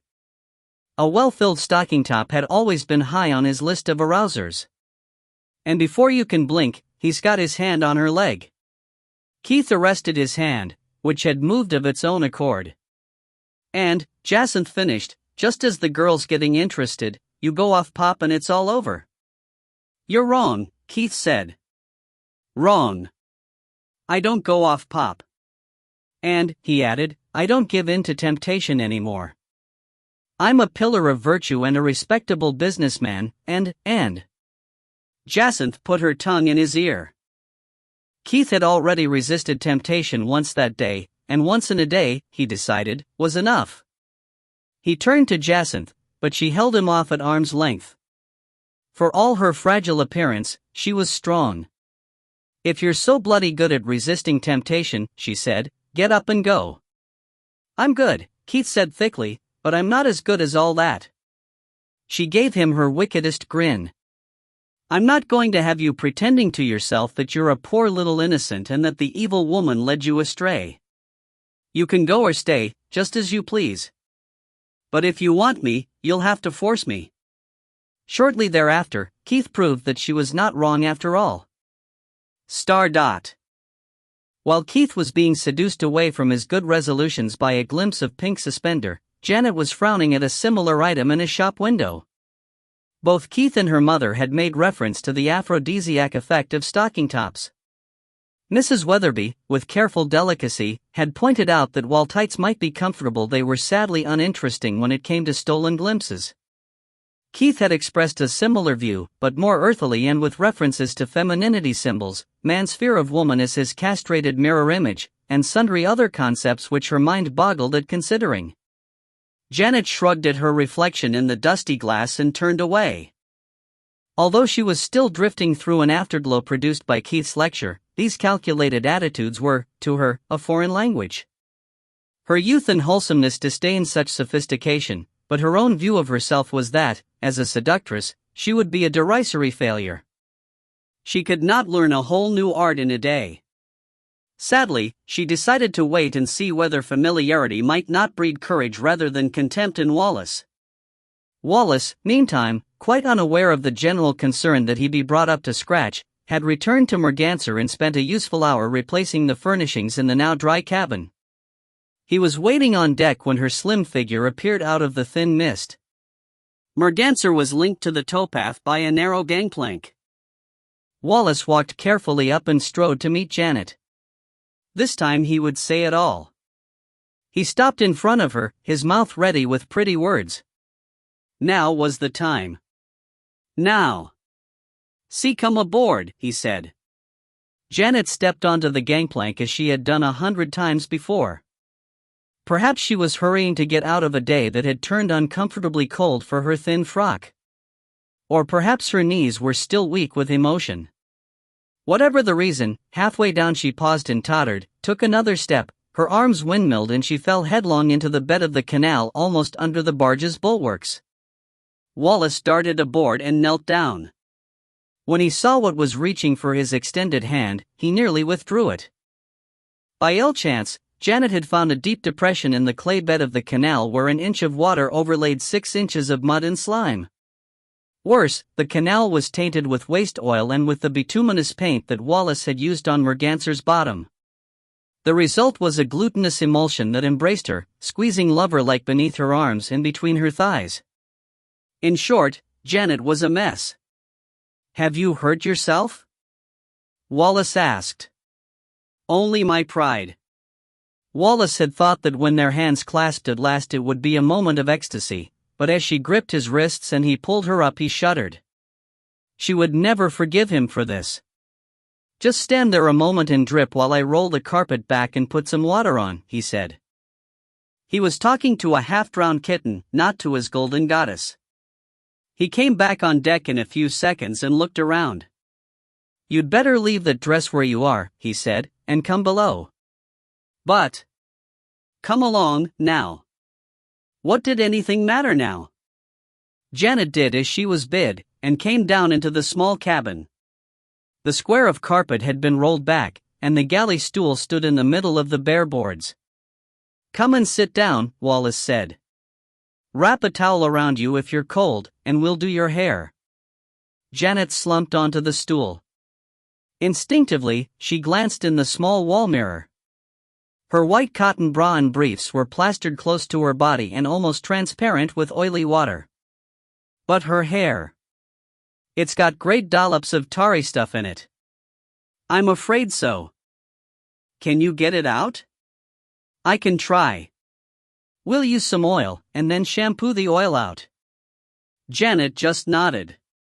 She would have preferred to scream with rage and humiliation, but she was too dispirited. Wallace rubbed some lubricating oil into her hair, working with reverent gentleness to soften the tarry tangles. Janet saw him looking at her, and stole another glance in the mirror. Her hair, dark with oil, clung to her scalp or stood up in sharp spikes. Her skin was white and goose-pimpled, and the sheen of the oil threw each pimple into high relief. "I look like a witch on a ducking stool," she thought. "He'll never fancy me now." Her bra and pants looked indecent, the final indignity. "These things are sticking to me," she said. "Drop them on the floor." She dropped them on the cabin sole. She wondered how long it would be before she could creep away and hide. Such a situation might have been expected to freeze Wallace into a tongue-tied lump of quivering nerves. But, for the first time, he was seeing Janet as a real, warm, accessible person, no longer a goddess but a young girl, vulnerable, dependent and totally desirable. "I think you're beautiful," he said suddenly. She gasped. Wallace, you can't. I do. I think you're the most beautiful person I've ever seen. Wallace laid one finger gently on her nipple and leaned down to her. They kissed, oil and all, and the special magic ran like a pang of happiness between them. No, Wall, I'm all oily, she said when they parted. Let's finish your hair, and then I'll lick it off, Dot. She gave a shiver of pleasure, and then giggled through her tears. The oil tastes foul, she said. You'd better just let me have a good scrub. Then you can spread me with marmalade or something. Wallace bent and kissed one of her nipples. She was right, it did taste foul. I'll wash you down, he said fondly. And then, I think there's a jar of honey somewhere. Or if not, there's Marmite. He worked very slowly. At last he had something to look forward to, and the longer he looked forward to it the better it would be. He hummed as he worked. Janet smiled for him. She looked round the cabin which was to be her first love nest. Wall, she said, what made that little hole up by the hatch? Who cares? Said Wallace. He had long since accepted the hole as part of the scenery, too familiar to be noticed. Star. Between good news, another generous Glenfiddich victory in the best of 3 pinfalls with Jacinth Matheson, Keith emerged into the cool dusk in a mood which was little short of euphoric. He did a little tap dance on the pavement. He had sense enough left to know that driving was out, so he walked direct to Ronnie's cottage. He found his brother-in-law sweating in an atmosphere like a sauna bath. In each room of the cottage an open fire was blazing, and the heat was drawing the last of the damp out of the structure. Ronnie, stripped to the waist and a hideous sight, was sitting over his insurance claim. Would you take a look at that gun of mine? He asked. The rust got into it. How much should I ask? Keith glanced at the gun which stood, as ever, behind the door. The rust got into it about the time of the Boer War, he said. Claim a $5 and I'll clean it up for you. A $5? Ronnie said indignantly. You must think I'm dawdled. I do. Oh, I do, Keith said. You must be, to fire that contraption. Face it, Ronnie, that gun was out of proof before you were born, and it never was proved for anything stronger than black powder. It's a danger to you and to everybody else. But you claim the $5 and turn it over to me with the gun, and I'll give you that Marachi you said Wisnio or bad. The stock's a bit scorched, but nothing that a rub with oil wouldn't fix. Ronnie was a firm believer in looking gift horses in mouths. What's in it for you? He asked. Look, Keith said patiently, as a gun to shoot it isn't worth the stamp on a check. But it was converted from pinfire, and it's by William Pape of Newcastle, and it's dated 1866, which makes it probably one of the earliest guns to have choke boring. If I clean it up and get the dents out of it and rebrown the barrels and polish the stock and recut the checkering and tighten the action, you could crack it like a whip, the way it is just now. It'll sell to some collector as a wall ornament. For how much? I'll lose on it, even if I put my own time in at 2p an hour.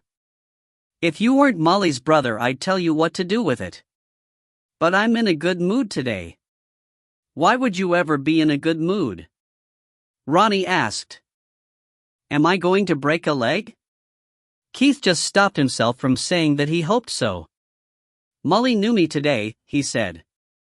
Ronnie's face lit up in a smile like sunshine on St. Ab's head. Man, that's just great, he said. He fished under the table and brought up an unlabeled bottle. The water got it, but it didn't get inside. We'll have a dram. And I'll give you a straight swap, gun for gun. Ronnie's whiskey was rougher than Jacinth's, but it went down well. And you keep the $5? Forget it. You can pay me my time for bodging up the gun. And keep it under your hat about Molly. She may still be in danger. Of course. Ronnie was scowling again, fearsomely. I'll hand over the $5, and you give me 100 cartridges. Done.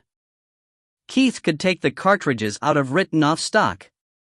They might be highly unstable after the fire, but then, they might be quite alright. I don't think I'll be able to settle to anything today, Keith said. I feel like a knight on the tiles. Let's go into Edinburgh. Ronnie threw down his pen with relief. Right. Let's away.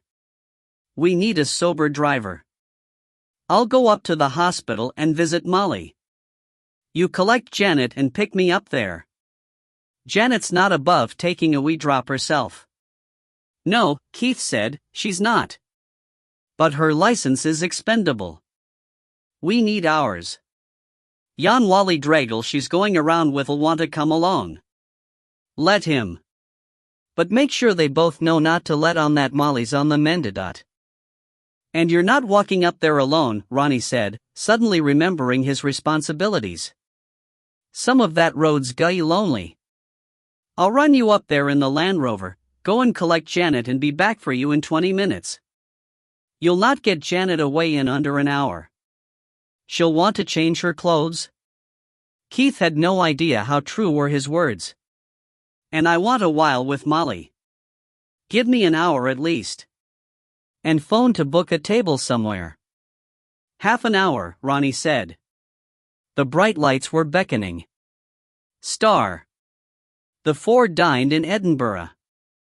Keith would have preferred the comparative opulence of Densler's or the Carlton, but Ronnie had chosen the exuberance of the Casa Española in Rose Street. They were a quiet party amid the noise and bustle. Janet and Wallace were stunned, at first, by the magnitude of the events that had overtaken them. Keith was busy with his own thoughts. Now that his mind was lightened of the constant burden of worry over Molly, it kept returning, against his will, to the puzzle of George Fraser's death. Little pieces that refused to fit the proper pattern kept jumping up in his thoughts, like targets at a range. Jacinthe had hinted that Fraser had been in a position to be generous, and she had reminded Keith, very pleasurably, of one of Ronnie's pungent comments on Jessie Donald. And something that Keith himself had said about Ronnie's gun kept putting him in mind of the guns out of the canal. Keith shook his head and tried to concentrate on an evening's relaxation. Tomorrow would be another day.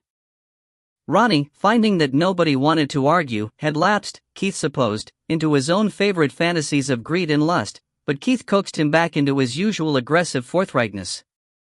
Glowing with sangria, they moved on. They took in a late festival jazz concert and then transferred to the Royal Chimes Club, where Ronnie contrived to win more than £200, doubling up on the even chances at roulette, while Keith dropped 100 playing blackjack.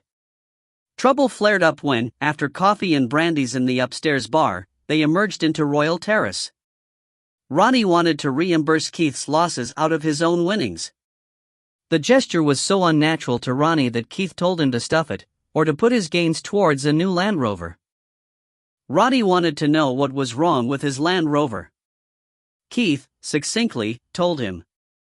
They had their jackets off and were preparing to fight it out in the middle of London Road before Janet got into the Land Rover and drove slowly away.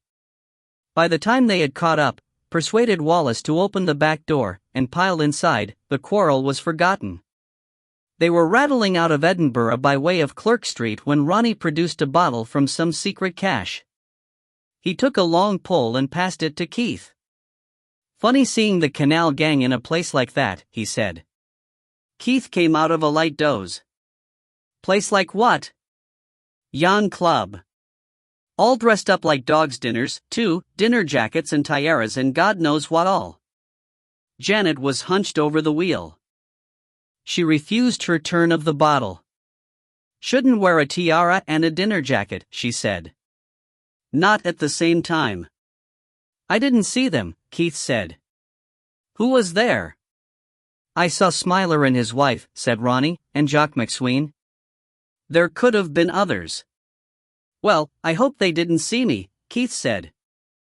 I don't want word getting around that I've got something to celebrate. Wallace returned the bottle to Ronnie. You could have been drowning your sorrows, he pointed out. I laugh that I may not weep. Just you do that. Ronnie took another good swig. Anyway, they probably only saw me. Soon as they did, they turned around and beat it as if they didn't want to be seen. They probably decided that they didn't want to belong to any club that would have you as a member, Janet said. Ronnie considered this seriously. No. I don't think it could have been that, he said at last. Not just that. When they were almost into Newton Lauder, Keith yawned and stretched. Not far off dawn now, he said. Hardly worth going to bed. You want to go round again? Ronnie asked. We haven't had a go at the partridges this season. Christ's sake, it's Sunday. So who's going to see us at dawn? Have you got a gun in this heap?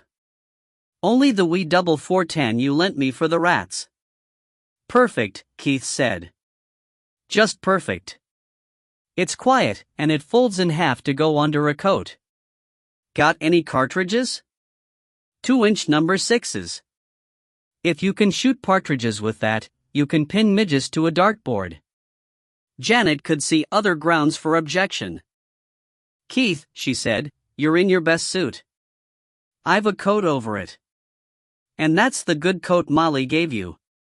If you spoil it, she'll skin you alive. That's not as easy as it sounds, Keith said. Ronnie's face twisted into a crafty leer.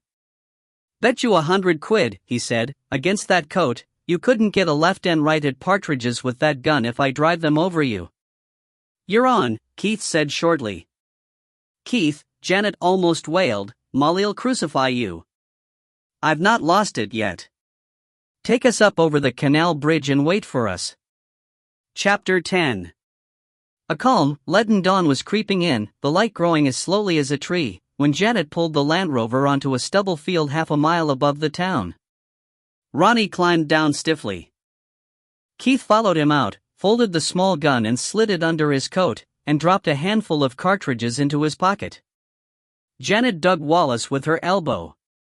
You'd better go with them, she said. Try and keep them out of trouble. They're as daft as a couple of loons when they've got this mood on them. Must I? Wallace asked. He had been hoping for a nap, curled up with Janet. If you don't, I'll have to. Always the gentleman, Wallace got out of the warm cab and shivered. As they crossed the first stubble, a covey of tame, early-season partridges sprang almost from underfoot. They looked purple in the dull light. Keith let them go, the town's windows were still too near. They tramped on, ankles rocking, in shoes where boots were needed. Beyond the second stubble field the hill rose steeper, and Keith led them into the bottom of a gully that twisted upward between dry stone walls. There's kale planted that side, if I mind right, Ronnie said, pointing. Keith shook his head. He put it in late. It'll not be up enough to hold anything yet. I'm hoping for something in the turnips higher up. But without dogs you two are going to have to work. You'll get your legs wet. They moved quietly up the gully, Wallace along the dry burn at the bottom, Keith and Ronnie each holding close to a wall and scanning the fields for a group of small, bobbing heads. They had climbed for half a mile and were nearing the head of the gully where it lost itself in a forestry plantation, when Keith arrived at a wooden gate separating the gully from the bottom corner of a well-grown turnip field. Keith peered cautiously through the lower bars, studying the field inch by inch. After several minutes he slid back from the gate, snapped his fingers to catch the others' attention, and beckoned urgently for them to join him. They put their heads close together. God, the fumes! Keith whispered. Listen, there's a cock pheasant just inside the neeps. And further up the field I saw the tops moving. It could be a cat or a badger, but I think there's a fox. Would you take a left and right, pheasant and fox? Ronnie grinned. Sure as hell. But it's too early in the winter for a good pelt. Leave him be and we'll set a snare for him next month when he's good enough for Molly's coat. For several winters they had been putting by their best fox skins for a coat for Molly. The lesser skins were sold to finance the making of it. Keith made a negative gesture. He'll be eaten too many game birds by then. And the hunt never comes this far over. We'll try for him now. But I don't want the pheasant moving away up the edge if he gets a whiff of the fox. Or of the whiskey, we reek of the stuff. Wallace, you go 20 yards up the wall and lob a pebble over if I give you the nod. Right. Keith and Ronnie exchanged a happy grin. It did Ronnie's heart good, although he would never have admitted it, to see Keith blowing off steam again. The two men understood each other. Keith was marauding. In days gone by, his ancestors would have released pent-up emotion by raiding across the border for cattle and women. In tamer times, poaching was the only available substitute. They watched from the gateway. Keith put the back of his hand to his mouth and sucked against the skin, making a high, squealing sound that would pass for the squeak of an injured rabbit. For a second they saw a fox's head show with ears pricked, and then an occasional stirring of the turnip tops as it set off down a furrow. They caught a glimpse of the pheasant moving nervously, disturbed by the sound. The fox was coming slowly, but Keith did not want to squeak again. The bird might take off before the fox was in range. With only half an ounce of number 6 at his disposal, 10 yards would be far enough for the fox and 20 more than enough for the bird. The fox was still a long stone throw away when the bird began to stalk along, parallel to the wall. Keith waited a few seconds and then nodded to Wallace. At the rattle of the pebble among the leaves, the bird paused and then moved uncertainly back towards the corner. Keith and Ronnie were flat on their faces on the dew-wet ground, peering under the bottom rail of the gate through stems of dead grass and nettles. Keith could see the pheasant staring out, alerted by an unfamiliar combination of sensations. He had lost track of the fox. He waited, looking up the dark tunnels between the drills and under the dark canopy of leaves. Then Ronnie nudged him and pulled gently at his sleeve. Very cautiously Keith moved his head sideways until another tunnel opened up for him, and there was the fox coming fast and low. Any nearer and the pelt would be badly damaged. As Keith lifted the gun, a fresh breeze brought the fox's rank smell to them, and the bird rocketed up in a clatter of wings. Keith blinked and shook his head to force aside the veil of whiskey fumes. The gun barked lightly once, and Keith moved quickly. It took him a second to pull the barrels clear of the bars of the gate.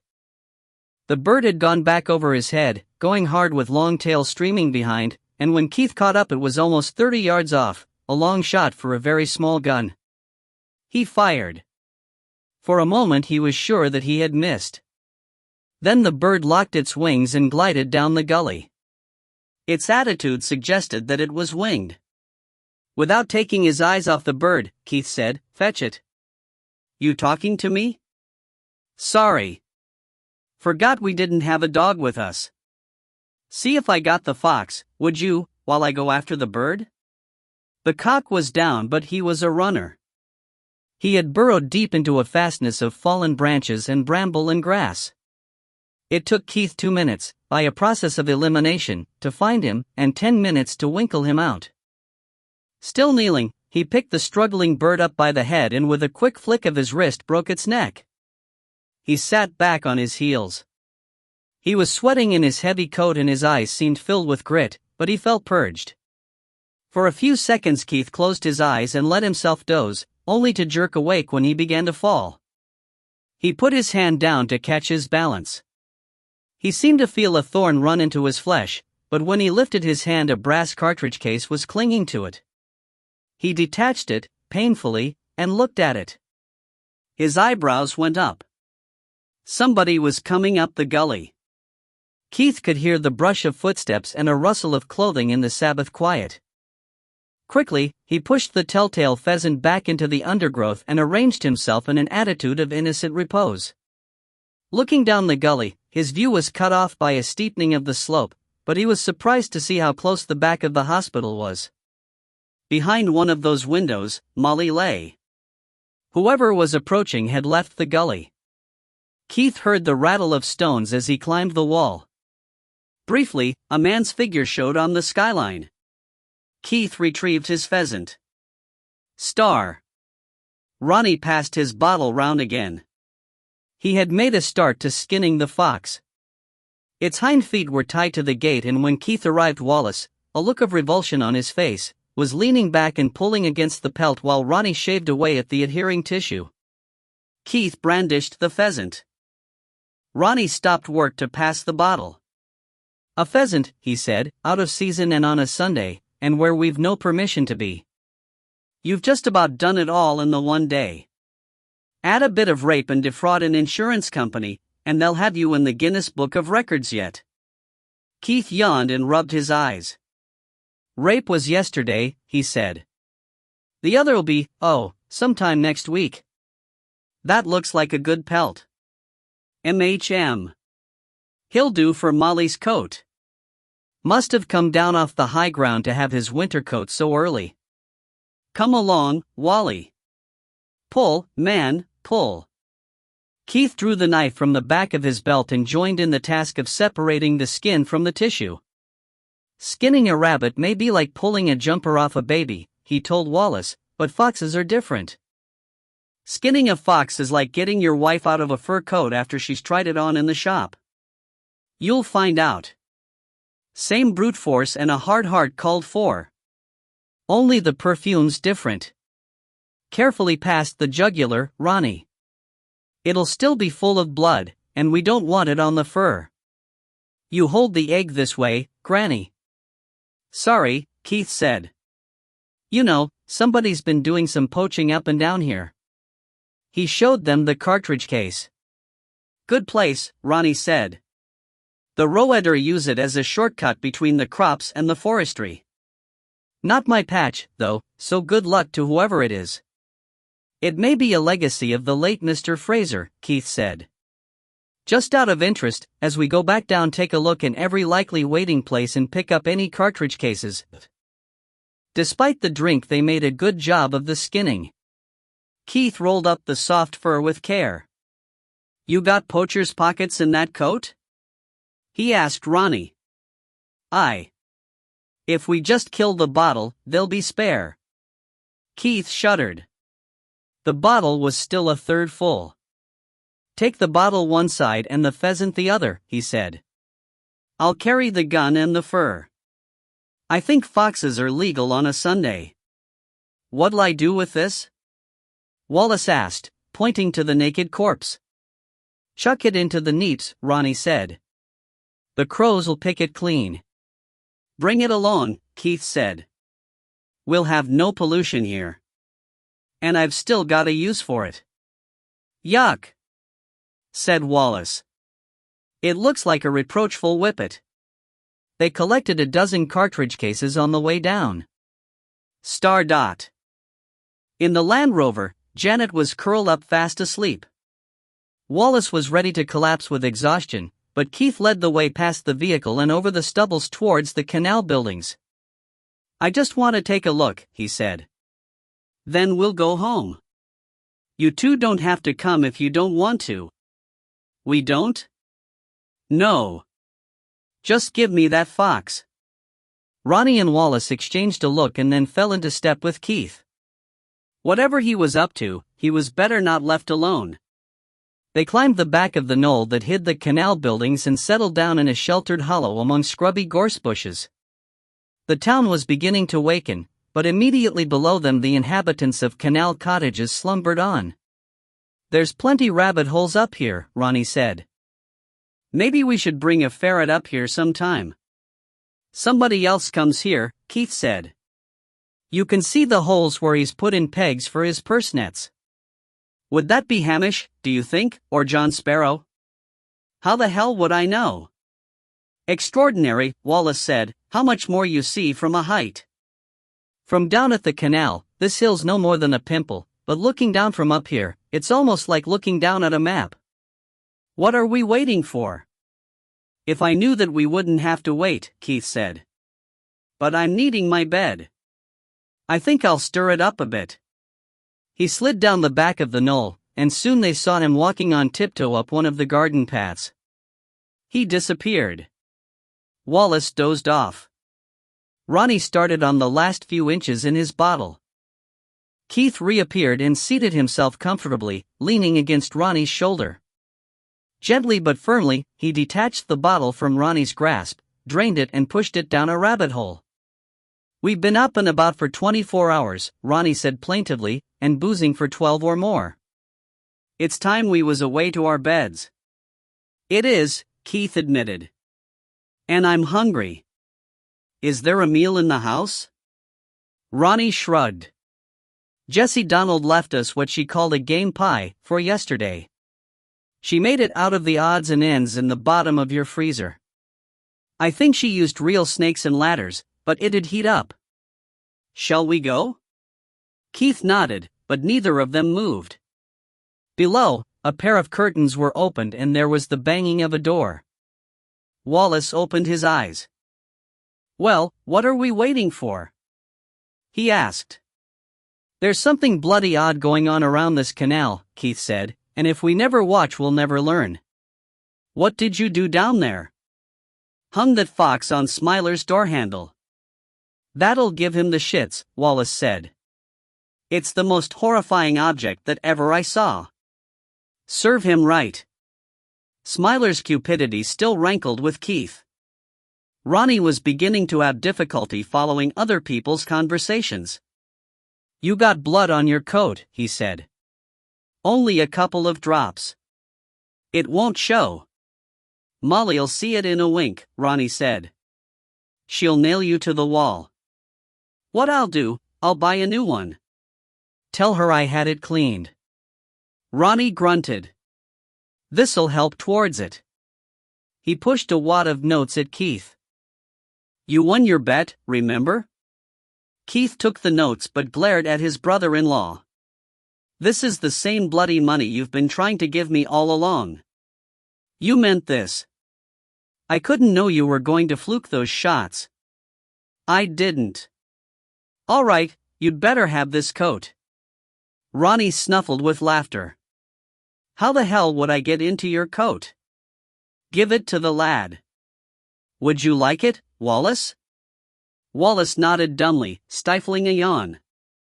He was becoming too tired for speech, but he remembered thinking that he would have to start collecting a new and respectable wardrobe. Another thought was competing for his attention. Stru, he said thickly. Soothing odd about canal. That's right. Mind you, Keith said, what Janet's mum said takes the pressure off. The police may care like hell who dumped George Fraser in the canal, but it's no skin off my arse as long as they leave Molly alone. But if I was still bothered, which I'm not, I'd look for someone who knew the canal. Ex-employee, someone like that. Get them to look into accounts and things. Me, Wallace said. Use T-Work FRM. Swear I lost fingers. Think I'm gon' be sick, he added. Be my guest. Preferably down in field. Something's happening, Ronnie said. Keith rolled over and peered through a gap in the gorse. A woman's voice was raised, men's voices joined in. Somebody crossed the green between the cottages and disappeared below the line of the nearest roof. Should have had somebody across the canal, Keith said. See who comes out of which door, Dot. A man's voice rose above all the others. There was a quick babble. Then suddenly a group burst into view and went charging round the green. In the lead the two younger members of the Black Leather Brigade. Goldilocks, usually their leader, was running third but nursing his bandaged hand. In hot pursuit, roaring with rage and swinging the corpse of the fox around his head like a battle axe, came Smiler. His face was still creased in its natural smirk, but nobody could have called it a smile. Why would he think that one of those three runts put it there? Ronnie asked. The chase had passed out of sight again. There were sounds of argument and sporadic battle, but the words were unintelligible. Keith yawned until his eyes watered. He was thinking through a layer of cotton wool. Maybe he doesn't think that, he said. Would you say Smiler was angry about the fox? Or as if he'd found somebody in the wrong bed? Or did he look as if he'd just been told that three clever little dicks had paid me a visit and drawn my attention to some funny goings-on at the canal? If you want me to be psychic, Ronnie said, I'll be psychic after I've slept. Let's go home. You can go home if you want. Molly needs visiting. Drop me at the hospital and I'll walk the rest. You can't go and see Molly in that state, Ronnie said. Course I can. I'll leave my coat in the sister's office, Keith explained carefully. He got to his feet and staggered sideways. Star. Keith slept for 14 hours and woke soon after Monday's dawn. He felt tired but purged, and after a good breakfast he was ready to face another day. He planned to visit his wholesalers and to bring back enough new stock to permit some kind of resumption of the shop's business from the flat above. Ronnie was still flat out. Even in sleep, his head looked sore. Keith wrote him a note and placed it under his nose on the pillow. As an afterthought, Keith weighted the note with a kipper from the refrigerator. Driving towards Edinburgh with the rhythm of the windscreen wipers competing with the music of William Boyce on a cassette, Keith reconstructed the events of the previous day and the night before that. He felt that he had probably enjoyed himself, if he could but remember. He was lucky to be feeling no worse than slightly jaded, because even those drinks that he could remember added up to most of a bucketful, and the mixture, in retrospect, made his stomach heave. He drove carefully, because although he felt perfectly sober, a policeman with a breathalyzer might well disagree. He really must give up these high jinks, now that he was a respectable businessman and happily married. Which reminded him, he had better buy Jacinth a little present and break it gently to the poor girl that yesterday, no, the day before, what did happen to time? Was definitely the last time. Probably. That stroll up the hill, now. It had started off as no more than another jink, a relief for bottled-up feelings. Unexpectedly, it had proved rewarding. Apart from the pheasant and a valuable fur, it had produced some very interesting fragments of information, and useful, too, if the affairs at the canal had been any of his business. But they were not. He was in the clear. Revenge was an inadequate motive for the expenditure of valuable mental energy and of time that could be better spent working and drinking and other things. The hell with it, Keith decided. Let the police solve the problem. If they failed to get a conviction, that might be time enough for him to take a hand. Whoever's nose it was skin off, it was certainly not his own. Then why, he wondered, was he still humping a damned great pistol around under his coat? Keith had been aware of a Land Rover coming up behind him, but his estate car predated rear window wipers and the other vehicle was usually out of sight of his wing mirrors. Now, as he entered a right-hand curve, he was surprised to see the road behind him empty. At the apex of the bend, when he was running with his wheels almost on the central double line, the Land Rover's bonnet appeared with heart-lurching suddenness at his near side window. There was a grind and a crunch, and Keith's car was shunted full into the path of an oncoming lorry. Rather than hit the lorry head-on, Keith spun the wheel and charged straight across the road. Chapter 11. Come on, love, said the hard-faced nursing auxiliary. I'll help you into your dressing gown and you can sit up and watch the view a minute while I make your bed properly and get the crumbs out. Molly had slept a drugged sleep and was still less than half awake, but she was not going to be pushed around by anybody, not while being pushed around hurt. There aren't any crumbs, she said, I'm still on slops. Make the bed with me in it. It's not the same, said the nursing auxiliary. And that isn't my dressing gown. It's a nice one. I can't find yours. Well, doctor said I wasn't to get up at all yet, Molly said faintly but firmly, and I'm not. The nursing auxiliary would have liked to slap her. If you sat up in the chair, she said, I could do your hair for you. Want to look bonny for when your man comes in, don't you, Dot? He isn't coming in today, Molly said with finality. She closed her eyes. The auxiliary, her lips set in a thin line, hung the scarlet dressing gown behind the door. She was tucking Molly in with unnecessary jerks that hurt Molly's stitches when Ronnie put his head round the door. Ronnie was under orders, in Keith's absence, to go and see Molly, to give her some flowers, to stay for not less than an hour, to listen when she talked, and when she stopped to keep chatting and to mention at least once what a sober and virtuous life Keith was leading in her absence. Certain incidents had been declared taboo. The nursing auxiliary pushed past Ronnie on her way out. He looked after her, puzzled. I've seen that quine before, he said. In a gorse-fringed hollow overlooking the hospital, the man waited patiently.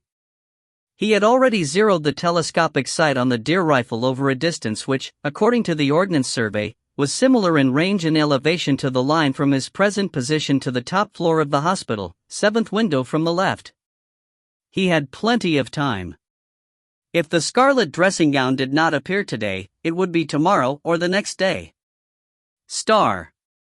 The hall, or New Hall, as it was properly known, was an elegant modern house standing on the site where a Victorian baronial monstrosity, now burned to the ground to the relief of all and especially of Sir Peter, had once stood. Sir Peter had accepted the insurance money with almost indecent enthusiasm. He had then chosen a first-class architect, briefed him in detail and left him, more or less, to get on with it. The result was not only handsome, it was also comfortable, and this was so rare a characteristic in Scottish mansions that even her ladyship was almost reconciled to the loss of the draughty and echoing pile. In a living room which, by modern standards, was enormous, with large windows that looked down a long valley to the lights of Newton Lauder, Sir Peter, Ronnie and Wallace James were listening raptly. The car hit the verge and jumped clean over the first fence, Keith said. He had a glass in his hand, but he was only sipping.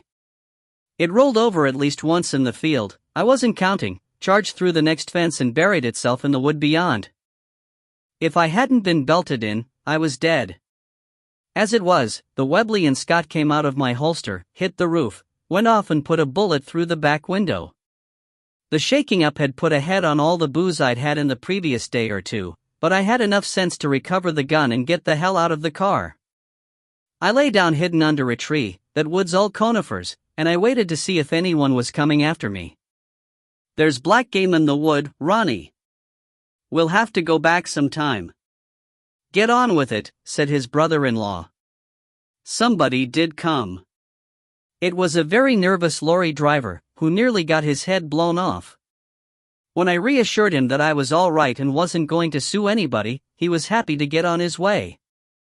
He hadn't seen anything. In fact, he read me a lecture about overtaking in a place like that. The cars are right off, but it didn't know me anything, wasn't comprehensively insured and wasn't worth the cost of hauling it out of there.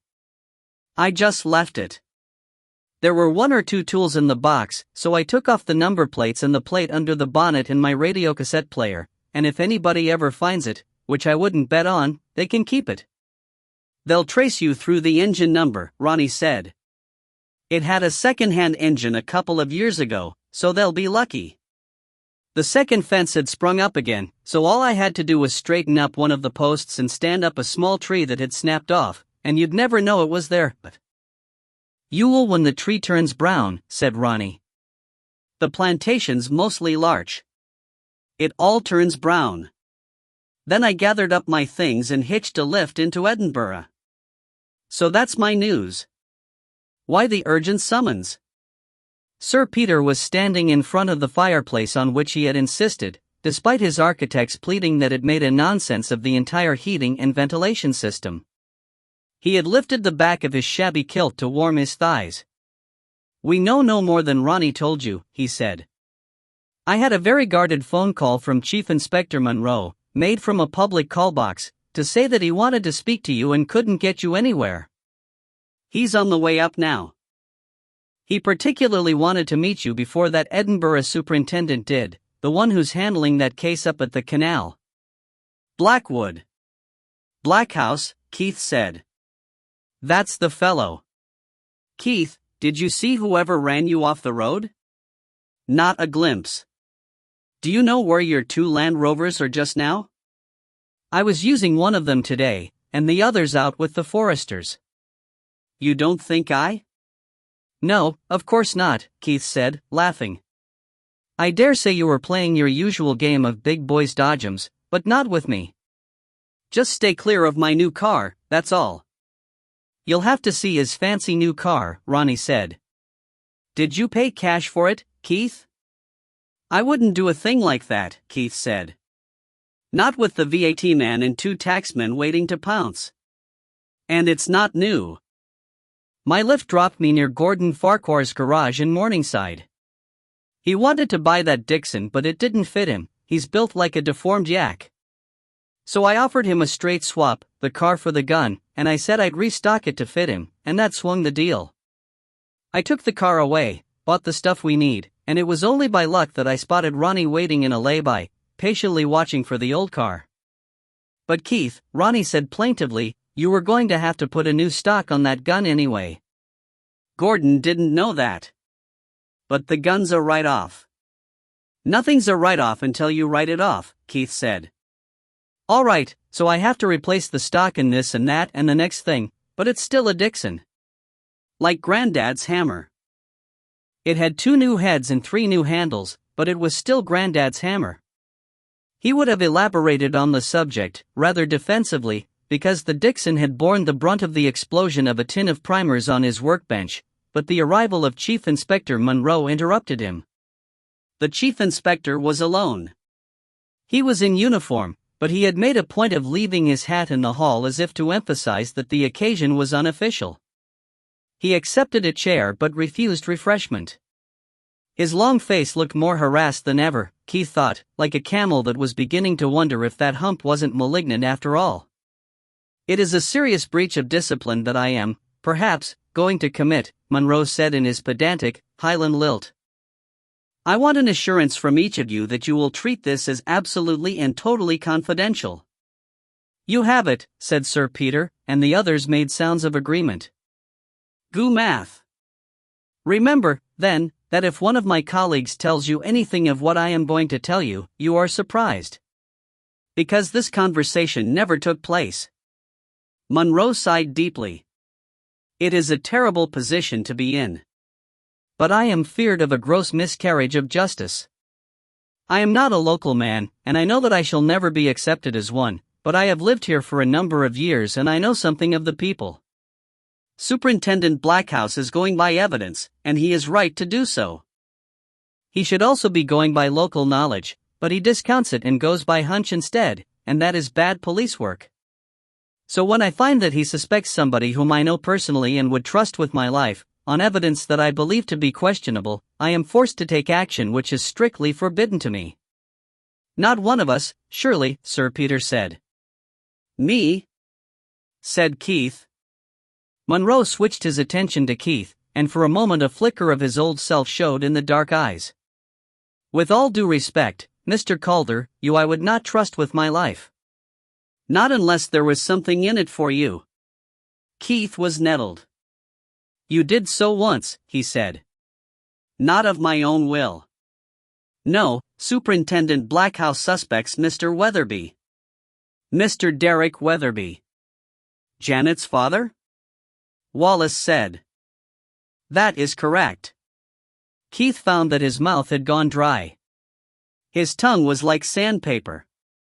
But that's ridiculous. He said. Not so ridiculous when you know about the evidence. The conclusion may be wrong, but it is not ridiculous. Just for a start, they found an automatic pistol in the toolbox of one of Mr. Weatherby's tractors. Keith had known for years about Mr. Weatherby's Luger and had even provided ammunition for it, but he had no intention of making any such admissions in front of Monroe. Ronnie had no such inhibitions. It's just an old souvenir that he always carried on the tractor. Sometimes he could get himself a hare or a roe deer. That may be so, said Monroe. It is what I would believe myself. But, then, why would he be wanting a silencer on it? Keith felt himself jump. This was a new one. Why not? He said. If he was using an unregistered weapon, it'd attract less attention. Perhaps so. It had your name stamped on it, Mr. Calder. Anybody could stamp anybody's name on a silencer, Keith said. I've made very few silencers in my time and I know where most of them are. I've made 2 for myself and I've still got them. A gamekeeper took one to Canada with him. And there was one about 3 years ago. Some land owned by the canal, Uplawn Forest Way, was infested by foxes.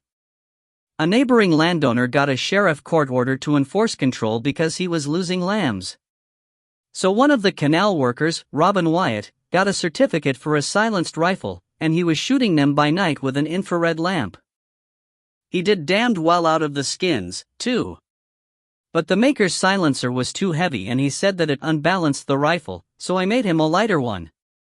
He used it for a while, but he didn't like it any better. He said that his aim improved but the shot wasn't so quiet, so he went back to the other one. I don't know what became of the one I made. It was threaded for the rifle barrel, but any competent mechanic could have bushed it to fit the Luger.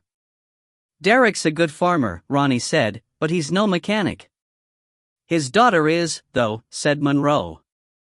I wonder, could we get the testimony of this Robin Wyatt? He's dead now, I think, Keith said. Said Ronnie. Killed driving the canal's JCB. What would that be? Monroe asked. Ronnie sighed for the ignorance of the modern policeman. Digging machine. Bucket on one end and a spade on the other. They were clearing a rockfall where the canal goes through the cut, and the face came down on him.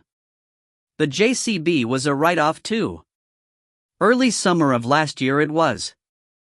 It's not important how Derek got hold of the silencer, Keith said. Not unless Blackhouse wants to make an issue of it. The point is, Derek had a Luger and a silencer, but that's a hell of a long way from showing that he killed George Fraser. It is, said Monroe. But it comes closer.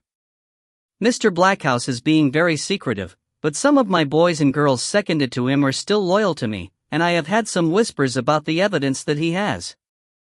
Not all of it, but some. Monroe paused. He has a sworn statement. My officer was expressly forbidden to mention it, and would not say who made the statement, but I gather that it was from a source that might be considered, by someone with local knowledge, to be questionable. Blackhouse believes it implicitly. It is that Mr. Weatherby's voice was heard coming from Fraser's house on August 24th, in the evening. He was shouting, "First my wife and now my daughter," or words to that effect. His very distinctive car, the Opel, is said to have been seen nearby. Consternation was audible. I don't believe it, Keith said. No more do I, said Monroe. I have known the Weatherbys for years and they were very good to me while my late wife was ill. Mrs. Weatherby may have a head full of fluff and novelettes, like all women, but she is a fine person for all that. And Mr. Weatherby is a good Christian, although he does not attend the kirk. What is more, the whole case is tenuous and circumstantial, but for that statement. And statements can be made for reasons other than the truth. Could you find out who made it? Keith asked. I could and I will. These lads may be loaned to Blackhouse, but in the long run their promotion prospects depend on me. Is there any more bad news? Wallace asked. Mrs. Weatherby made a statement on Saturday, admitting to having given Fraser a lift from Edinburgh that afternoon. And she was seen to be wiping her eyes as she drove towards the farm. She'd just been to her sister's funeral, Keith said. What does Derek Weatherby say to this load of tripe? For the first time, Monroe's face exhibited a touch of malicious satisfaction. Blackhouse has not been able to make contact with the Weatherbys. That's right, said Wallace.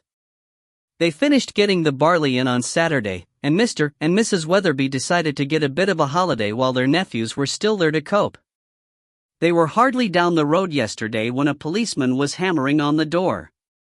Janet had just got to bed after 28 hours without sleep, so she says she gave them an earful. Anyway, she says she's got relatives everywhere between Cape Wrath and the Wash, and she doesn't know where they're going. She doesn't expect to hear from them for a fortnight, And Blackhouse is not in any hurry, said Monroe. He is not even trying to trace them.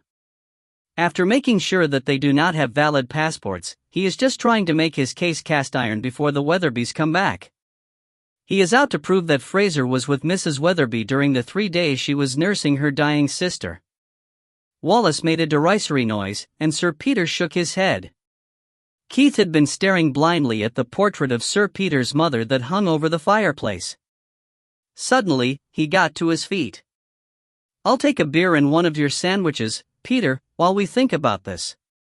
We've got up to a fortnight to do something. Do? Wallace said. Yes, do. Keith left his beer on the table and stalked round the room, bristling with nervous energy. In his view, problems were for solving. For God's sake, can you imagine the effect on Janet and her mother if Derek's arrested? The scandal? Having to run the farm? And it sounds as if Blackhouse is gunning for me as well. Can you imagine the effect on Molly if I get nailed? Or on my business if my license gets jerked? Sir Peter had seen Keith in action before, but still he looked doubtful. My dear Keith, he said, I agree with every word you said, but it doesn't sound as if we could deflect Blackhouse now. The best that we can do is to prepare a defense and present it to a court, not to Blackhouse. A defense in court is too late. These things take many months to bring to court. We've got to produce the real culprit. I'm afraid that Sir Peter has the right of it, Monroe said reluctantly. Blackhouse would not believe in any other culprit now, not if the Queen herself were to come forward as an eyewitness.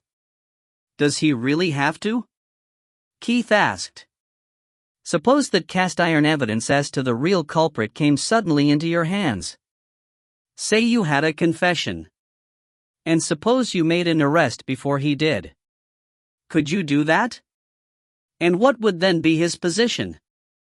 I would be criticized, Monroe said, and suddenly his face split in a puckish grin, for making a brother officer into a laughingstock.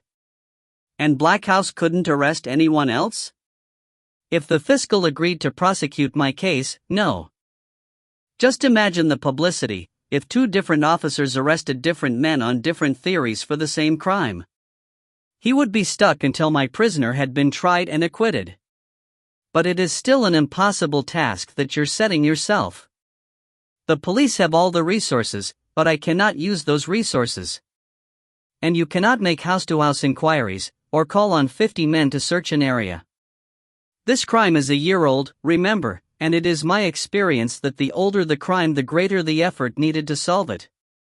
We've got the advantage of local knowledge, Keith said. We know what to ask and who to ask, and we may get answers where the police wouldn't. We know the local gossip machine and we can tap in on it and use it. We have a lot going for us. Sir Peter straightened his lanky back. Seeing the signs in his employer, Ronnie sat up to attention. Where do we begin? Sir Peter asked. Around the canal, of course. Discounting Blackhouse fantasies, it's all happening at the canal. Among a dozen other things, Chief Inspector, the three lads from the canal came and threatened me with violence if I didn't stop poking my nose in up there. Monroe sighed. That might have been useful evidence, if you'd called us at the time.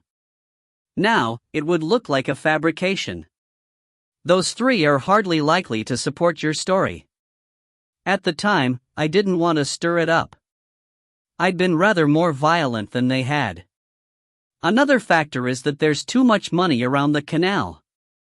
Look at it this way.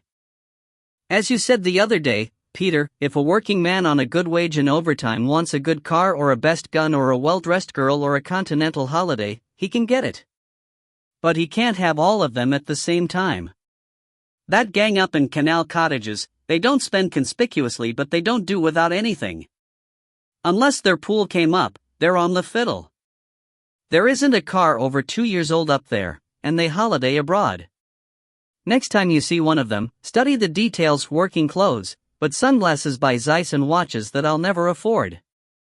And then they turn up in gaming clubs. Ronnie opened his mouth to speak. Their kids are the best dressed in the town, Sir Peter said, and they're never short of pocket money. That's right, Keith said. So I took my car up to Smiler for a welding job. The bastard charged me the earth, and now I've gone and written it off. If that was Smiler, I'll demand my money back. While he was working, I wandered into the office and took a look at some timesheets. I happened to know that Tweedledum and Tweedledee were working for you the day before, Peter, so I looked. They were down as cutting reeds in Whitefair Cut. And there were one or two names which puzzled me. One was J. a farmer. He's Jock McSween's cousin, Ronnie said. You'll see him driving a JCB around the farms and building sites. And another was J. Donald. Ronnie gave a grunt of laughter. The only J. Donald that's ever around the canal, far as I know, is Jessie Donald, our daily woman. Well, she was down as repairing masonry under the footbridge. It goes deeper than just fiddling timesheets, Wallace said. When one fiddle starts, another soon follows. Remember, I spent several years keeping the Canal Authority's books in Glasgow and sending them off to London. Then I came to live on the canal. I already had a mental picture of it, but as it turned out it wasn't the same place at all. Monroe stiffened, like a dog that hears the door of the gun cabinet unlocked. If there's any question of fraud up at the canal, he said, that's my business. Maybe I can be useful after all. Not yet, Wallace said. You can only move officially, and you'd put the wind up them. You'd have to get a sheriff court order to look at the books. They'd resist all the way. And we've only got a few days. But I can get all we want in a day or two, because I know where it is and who to speak to. He's right, Keith said. You bide your time, Chief Inspector. Your turn will come. Meantime, see if you can find out what else Blackhouse knows. Get photocopies of the statements if you can. Lend me your car, Keith, Wallace said. My new car? You have another one that isn't all bent? Keith handed over the keys. Drive carefully, he said, it's only third party. He paused. His blood alcohol was probably down to the legal limit by now. He was about to tell Monroe about the wrecking of his car, but Monroe spoke first. I can't be sorry, Monroe said, that there's no overt action needed from me just now, but I can believe that you don't want to commit yourself until we present you with a rock-solid case, Keith said. Believe me, we all respect you for coming this far. It's not that, Monroe said. Not entirely. I have a fatal accident on my hands. The fatal accident victim could have been anybody in the district, yet Keith felt the worm of apprehension turn in his belly. Who is it? He asked. Douglas Crookshank. You may remember him. He was the Manny. Oh my God. Keith said. What happened to him? He seems to have gassed himself, Monroe said, but the pathologist can't make head nor tail of it so far. Was he melting down battery plates? That's so, Monroe said. Keith stared out of the window at the distant lights. The others waited expectantly. I think he was probably killed, Keith said at last. And it's my fault. I as good as forced him to go and spy around the canal shed. Chief Inspector, could you find out what magazines are delivered up to canal cottages? Star. This time, he's really gone off his chump, Ronnie said into the silence. Bound to happen. Hush a minute, said Monroe. Mr. Calder, what makes you so sure that it wasn't an accident? Partly that he'd be snooping, which makes a motive. More that he wouldn't have had that particular accident, because I found him melting down battery plates and I warned him about it. What's more, before we parted I read him a real lecture and put the fear of God into him. It isn't the melting itself, but these new long-life batteries produce a lot of scum on top, and Dougie was scooping it off onto the ground where it could get wet and produce two different and very poisonous gases. I told Dougie about it, and when I left him he was looking for a clean, dry bucket to use for the scum. Monroe nodded. But some villain who wanted him dead would only have to put some water in the bucket and hold his head over it? That should not be difficult to establish. But why your question about magazines? Because it isn't the sort of chemistry that the man in the street knows. There was an article last month in an American magazine, Loading Monthly. It was aimed at people who pour their own shot or mold their own bullets. If somebody else saw that article, Simple, when you explain, Monroe said. You do give a body a lot to be thinking about. A magazine like that would be passed from hand to hand. Monroe paused and frowned. Of course, if the wee fellow was murdered, and it is still a big if, I should hand the matter over to Superintendent Blackhouse. Who, said Sir Peter, would probably decide that there was no connection between the two cases, if that suited his theory best. Maybe, Monroe said. Or maybe not, but I am not wanting to take the chance. Until we can prove that it was murder, I think that I will just be keeping this to myself. I'm obliged to you, Mr. Calder, he added. Now, I must away and set the investigation on this new line. Has Blackhouse compared the pistols from the canal with Fraser's firearms certificate? Keith asked. He would not be telling me a thing like that, Monroe said. He got to his feet. It is not a step that he would miss. I will try to find out. Good day to you. When Monroe had gone, the gathering broke up. Keith said his farewells to Sir Peter and led Wallace outside. Take my car now, he said, handing over the keys. Quick, before I go chicken. Unload the boxes into the flat and you can get away first thing in the morning. Right.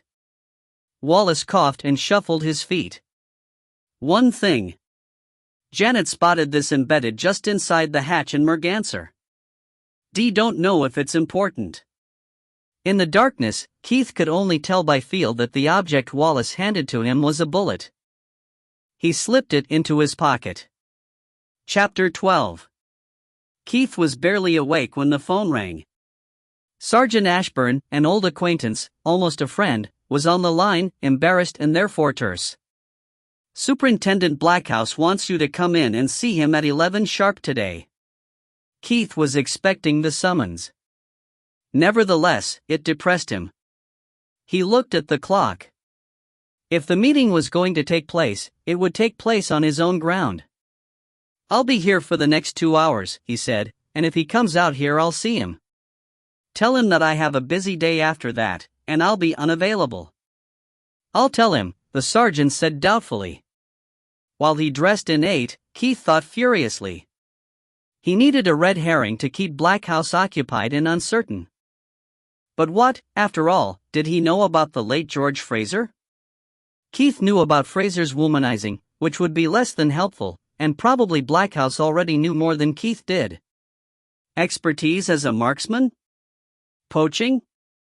There was one thing which had struck Keith as curious, and it came back into his mind. He chewed on it while he made his arrangements. Superintendent Blackhouse might have considered and rejected the idea of sending several large constables to bring Keith to him, but Keith was, as he himself frequently pointed out, a respectable businessman. Blackhouse arrived within an hour and 50 minutes of the phone call, a big man, burly, blue-chinned, black of hair and eye and, Keith guessed, temper.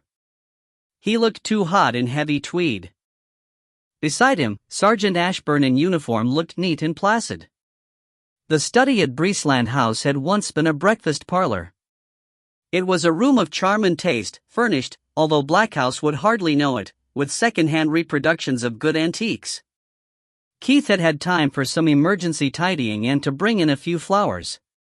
He would have been at a disadvantage in the police station, but here Blackhouse might feel that he was confronting a minor laird. The low morning sun of autumn blazed in. Blackhouse shifted his chair and leaned back out of the sun. Ashburn ignored the sunshine and opened his notebook on the leather top of Keith's desk. Now, Keith said. He sat back in the upholstered swivel chair. You'll do me a favor by being brief. Have you caught the criminals who assaulted my wife and fired my shop yet? Blackhouse's voice was flat and metallic, his accent neutral. I have my suspicions, and when they're confirmed you're likely to be the first to know, he said ominously. He leaned forward into the sun and then sat back again. Tell me about this. Am I being brief enough for you? Keith picked up the silencer and studied it. Yes, that's one of mine, he said. I made it for a man called Wyatt, Robin Wyatt. He's dead now, poor chap. Very convenient. Very inconvenient, Keith corrected, because if he were still alive he could confirm what I'm saying. Anyway, it was made for a rifle with a threaded muzzle. It's been bored out since then and bushed and fitted with a clamp, but it's the same one all right, but... You're prepared to admit all this? Admit all what? Wyatt had a valid certificate for a silenced rifle. Any subsequent work on the silencer was not done by me. He already had a silencer. If you know that, then you know that what I'm telling you is true. Yes, he had a silencer and he was dissatisfied with it. And his certificate did not specify that he was allowed only one silencer for that rifle, or I'd have insisted that he traded the old one in. Trouble was, he didn't like this one any better. Let's face it, silencers may be alright on a car, but they only louse up a good gun. Anyway, I don't know who he passed it on to. And that's your story? It's the truth, Keith said. And if you want to dispute it, the burden of proof's on you. It is, Mr. Calder, it is. And it's a burden that I may be happy to assume someday. Did you know that Mr. Weatherby had a Luger? No, said Keith. It was the first time that he lied. You supplied him with ammunition for it. Suddenly, in Keith's mind, a set of vague ideas solidified into a herring of most extraordinary redness, but the moment was not ripe for it. If you're going to throw out unsubstantiated accusations, Keith said, we'll continue this discussion in the presence of my solicitor, if at all. Here I am, a respectable businessman, giving up my valuable time to aid you in the pursuit of justice, and you're wasting it. And your own, which I helped to pay for. You're getting all this down? He asked the sergeant. Yes, thank you, Mr. Calder. All right, Blackhouse said. All right. But if there should come the day when I can substantiate them, my lad, I'll have you. And if you make threats, I'll have you, Keith said. Now, do you have any reasonable questions, or will you leave quietly? Blackhouse held his temper, but his glare, Keith thought, was 3-inch magnum and full choke. What can you tell me about George Fraser? He asked at last. Keith could feel his own hands shaking, but he managed to smile politely. That's more reasonable, he said. I knew Fraser slightly as a customer. I never knew him socially at all. Not many people did. I suspect that he was a bit of an inverted snob. I remember coming across him in the bar at Queen Street Station in Glasgow once. He didn't want to know me at all, but he was yapping away to some scruffy Irish yob with a Belfast accent. That's the side of him that most people saw, that and the drinker and lecher who neglected his job. But there was another side to Fraser. He was a superb, natural shot, who could have made it onto the Olympic team without any bother at all if he could have laid off the booze, and who was so knowledgeable and meticulous with his guns that he used hand-loaded cartridges, not, I think, for financial reasons but because he could get better consistency that way than using ammunition loaded by the manufacturers. And he was very knowledgeable indeed about the guns themselves. I remember, I wrote an article once about the Lefauch's pinfire revolver. He phoned me, rather curtly, to query some point about the mechanism, and after I tried to argue with him he walked in with one the next day. It turned out that he had quite a collection of early revolvers, but he'd never talked about them and he wouldn't even invite me up to see them. The superintendent's mood had changed while Keith spoke, irritation being, at least in part, replaced by interest. That's a better profile of the man than I've had yet, he said grudgingly. Every witness has painted him as either black or white. You show him in black and white.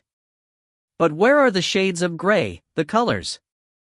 Wouldn't you expect the rest of the spectrum to be hidden in the contradictions? Keith asked. Blackhouse frowned, a ferocious bunching of the forehead. Explain, he said. I repeat, I hardly knew the man, but I get to learn a lot about my customers by what they buy. The time was ripe, Keith judged, for his herring to swim past Blackhouse's nose. Part of his standoffishness might be explained by his being a very cautious crook. Didn't you find that he had more money than his tax returns would suggest? Never you mind what I've found, Blackhouse grunted. You did, then. If you're pulling my leg, you'll be sorry, Blackhouse said. I've got his firearms certificate. He didn't buy much from you. He bought a lot of loading materials from me, and they don't go on his certificate, Keith pointed out. But he only had to buy a pistol off me once in a blue moon to give me a sight of his certificate, and it caught my interest. He owned a lot of pistols, and I mean a lot. He was a big-time competitor, Blackhouse said impatiently. He spent whole weekends at Bisley, competing in different events. With his reputation and his list of successes, we could hardly refuse to let him own the equipment. Of course, Keith said. And if he tried to get to the top in every event, he might need a dozen different pistols. But nobody has the time and money for that, and his technique would be spoiled by having to practice with so many different weapons. Fraser had 3 first-class competition pistols, and he'd need them, but he owned a number of others, mostly the cheapest on the market. Between them they made up just about every caliber in common, current use. He had at least a couple of 22s, a 2.5, a 32, parabellum Lugers in 7.65 and 9mm, a 357 which would also let him buy .38 ammunition on the same certificate, a 45 and something else.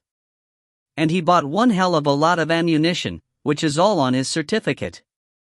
He'd need a lot, Blackhouse said. He sounded almost plaintive. Except that he loaded his own. He'd hardly practice with something different, and even if he did he couldn't have gone through as much as he was buying. I'm told that he held private competitions with his neighbors in that big shed. Only with 22s, Keith said. He hoped that it was true, or at least that Blackhouse had no information to the contrary. Otherwise his red herring might turn out to be a pale green minnow. Tell me what you're inferring, Blackhouse said. He sounded almost polite. Quite by chance, Keith said, I found out that a number of pistols, both revolvers and automatics, were recovered from the canal. Can I take it that their numbers corresponded, more or less, with George Fraser's pistols? I'm not here to hand out information. It's a reasonable supposition. Whoever killed Fraser covered up his death by emptying his cottage. Any guns registered to Fraser would probably go into the canal. But were there any extra guns, not on his certificate? Blackhouse hesitated. Clearly, in his book, the dictum that it is more blessed to give than to receive did not apply to information. You can take that, he said at last. 2. Keith gave a silent shout of joy. It was a reasonable probability that during the years of the canal's existence somebody other than Fraser's murderer would have used it for the disposal of incriminating guns. Keith's herring was indeed a herring after all. I'm told, he said, that Fraser gave generous presents to his lady friends. That can be damned expensive. You should know, Ashwood said under his breath. Drink costs money, too. So do guns and ammunition. He was always well-dressed. Traveled a lot. Altogether he lived much better than a canal surveyor could on his salary. You think he was fiddling the books? I think, Keith said firmly, that he was known as the specialist purchaser of stolen or off-register sidearms. Plenty of pistols circulate on the black market, but ammunition gets expended. Suppose that Fraser was matching up ammunition to the pistols and selling them again at a fat profit. Anything outdated would then disappear into Fraser's personal collection. Blackhouse had followed Keith's thesis, even nodding from time to time, but now he frowned again. A collector who breaks the law, or a crook going out to rob a bank, only wants a handful of rounds. But don't forget the Irishman I saw him talking to in Glasgow, when he didn't even want to be recognized. Belfast's almost as close to Glasgow as we are here. If I was John Citizen in Belfast, and I had sympathies with either side, or might be suspected of having sympathies, or had ever been seen talking to a soldier or a policeman or a suspected informer, I'd be happier with a revolver in the house and enough ammunition to ensure that I, and my family, were practiced in the use of it and still had enough left over to withstand a siege. That's discounting the organizations themselves. And the Ulster Constabulary don't exactly hand out private firearms certificates. I bet there's a huge black market in ammunition in Belfast. Despite himself, Blackhouse was becoming half persuaded.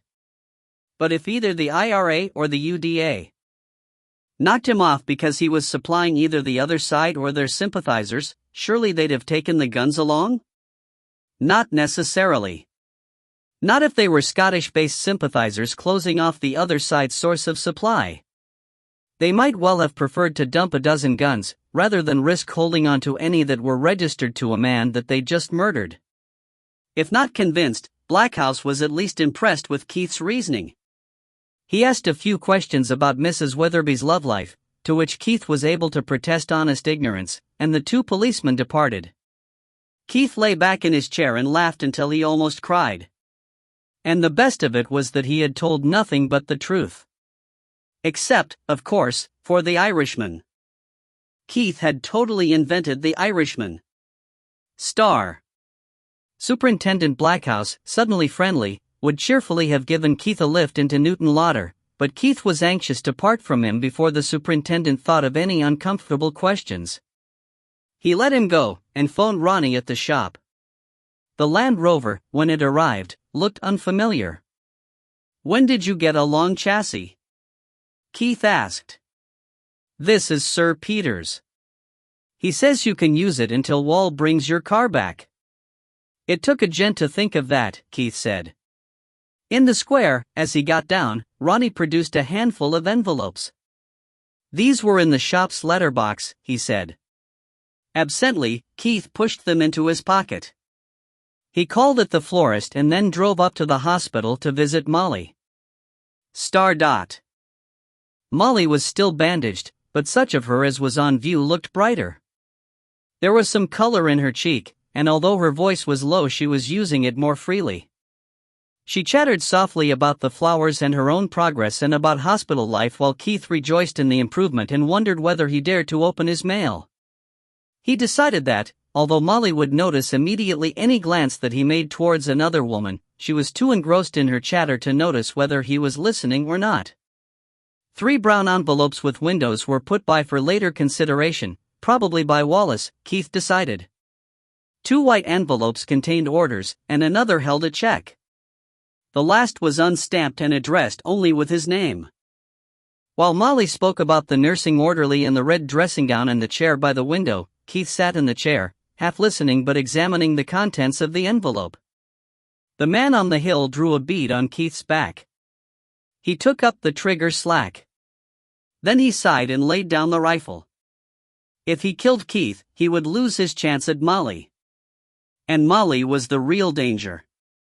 The slip of paper in Keith's hand was green. It was a Canal Authority indent form, filled out in pencil, requisitioning diesel oil for the dredger.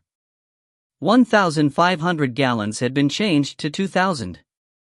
The whole face of the form had been struck through, also in pencil. On the reverse side was written boldly back by 3.30, and in a different hand, "Mr. Calder, want to see you about this. And you should speak Jock Sparrow. Douglas K. Crookshank." "And I told her she could go to hell," Molly murmured triumphantly. "Didn't I?" She added to the fair-haired WPC, who seemed to have taken over permanent day duty as Molly's guard. The WPC smiled. What she actually said was, "Awa hame for your half egg in your belly washed dot." "Good God," Keith said. "I didn't know my wife used expressions like that." Molly giggled. "I don't," she said. "But I heard a snotty-nosed kid in one of the closes say it to his sister, and I saved it up. I knew I'd want to say it to somebody one day." "Well, now that you've got it off your chest, don't say it again." "Mr. Calder," said the WPC. She hesitated, and almost blushed. "While you're here, would you mind standing guard for a few minutes? It's all these cups of hospital tea." Keith tapped the bulge under his left arm and nodded. The WPC slipped out of the room. "I'm glad she's gone," Molly said. "Give me a proper kiss." "I was going to." Keith knelt down beside the bed and kissed her, not the prim peck given in front of the watching policewoman, but with passion. His nose rubbed against cotton bandages, and he smelled antiseptic ointment.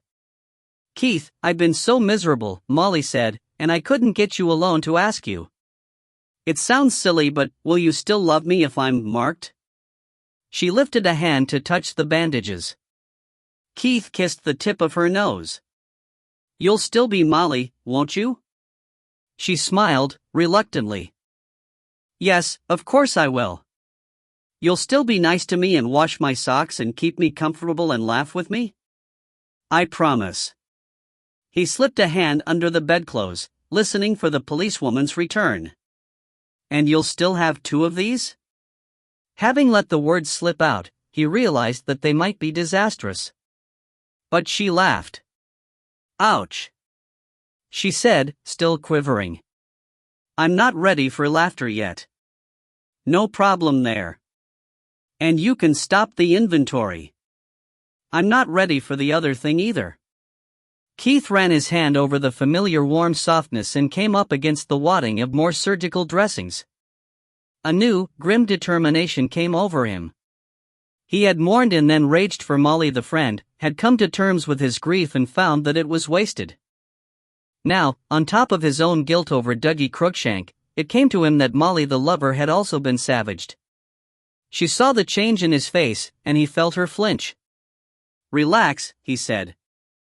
If you've got a scar, then you're Molly plus scar, and that's an end to it.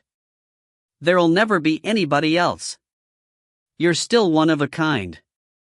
Anyway, almost any scar can be removed, these days. The surgeon's knife. Knife. She said. I've remembered something new. When the man attacked me, I saw the knife in his hand. You remember the ones we had with the deer's foot handles? We sent them back. You said somebody tried to design a blade that would do everything from building a log cabin to skinning a Boy Scout, and the result was that it wouldn't do anything properly. You were annoyed because I'd already sold one of them to somebody. Who did you sell it to? Molly opened her mouth and paused. I don't remember, she said. It's on the tip of my tongue. It'll come to me. Of course it will, Keith said. He went on talking until the WPC came back. Chapter 13. When Keith had first met Jock Sparrow, some years before, they had both been using ferrets at dawn on a golf course where neither of them had any right to be. The situation could have flared into enmity, but instead had established a sporadic friendship. Keith knew vaguely where the old reprobate lived, and after asking his way at a couple of farms he halted the Land Rover at an isolated cottage, primly neat in a regimented garden. Jock's wife, a fierce little woman with raw hands, said that he was out with they beasts on Pratt's farm. Keith drove another few miles. From the road, he spotted a small figure moving on a low hill. He abandoned the Land Rover and took to his feet, walking softly as he neared his quarry because noise above ground deters rabbits from bolting. Jock Sparrow was kneeling at a hole. Keith was still 10 yards away when a rabbit came up like a jack-in-the-box from a hole at his feet, pulling the peg of a purse net out of the ground. The rabbit was caught by the head and forelegs, but its back legs were free. Instinctively, Keith trod on the peg until he could lift the rabbit. Covering the hole with his foot, he extricated the rabbit and broke its neck over his knee, and then knelt down to reset the net. Jock gave him a wave and a nod. 10 minutes later Keith was paunching a haul of 8 fat rabbits while Jock slipped a Jill ferret into a bag and stowed her in his box. Another ain't still down, Jock said. She'll have killed. Got a line ferret with you? Jock shook his head. He was a placid, cherubic old man, dressed by his own choice in tattered old clothes which, to the credit of Mrs. Sparrow, were spotlessly clean. My old hob don't work well on a line, he said. I got they radio bleepers now. If she doesn't come out in 20 minutes, I'll hawk her out. While they waited they lifted the purse nets and took a seat on a bank. Keith wondered whether Jock knew that Dougie Crookshank was dead. Did Dougie speak to you recently?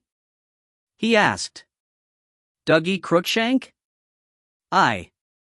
He was havering at me a few days back. Jock's calm face came as near to showing irritation as Keith had ever seen it. I telled him I knew nothing about Dodd Fraser, but he went on and on about a nicked in particular. In August of last year? I dinna ken what date, but it was the new moon, I mind that. Ane of my nephews was biting wise and wanted us to go out wi' the Fumarts. Well, it was o'er early in the year for ferreting, but I said we'd maybe try the long net. You didn't get so mony does in milk why the long net, and you can I let the young'uns go. So we wanted the darkest nicht, and that was the nicht o' the new moon. Keith felt the tiny feet of a hunch run up his spine. Until that moment, he had been sure that Dougie's note was a distraction, intended to take the pressure off Dougie himself. But he had checked his own diary, to see whether any appointments made for that day might jog his recollection. The round dot that signified the new moon, which means no moon at all, stood out in his memory. Jock had been out with the long net on the night George Fraser died. You'd need plenty of bunnies, Keith said, before it was worth going to all the trouble of the long net. Jock nodded. Only field why plenty was at the back o' the canal buildings. Tell me all about it, Keith said. There was now to tell. Nathan happened. Can't you remember? Jock bristled at the slight on his powers of memory. I mind fine, he said stiffly. 'S not worth using the long net much, since the mixie, so I mind a good nicked white. Wanna ken how often I scratched my bum? If it'll make you feel better. At least tell me everything you remember seeing and hearing. Jock got up and took the radio receiver out of his bag. He walked round the area and came back. She's deep, he said. Well, we got the nicht we were needing, black as tar white clouds hiding the stars but high enough not to reflect the lights o' the town. The doors o' the canal shed were open and the lights spilling out, but they only fell on the hump o'er the road. I looked until the shed.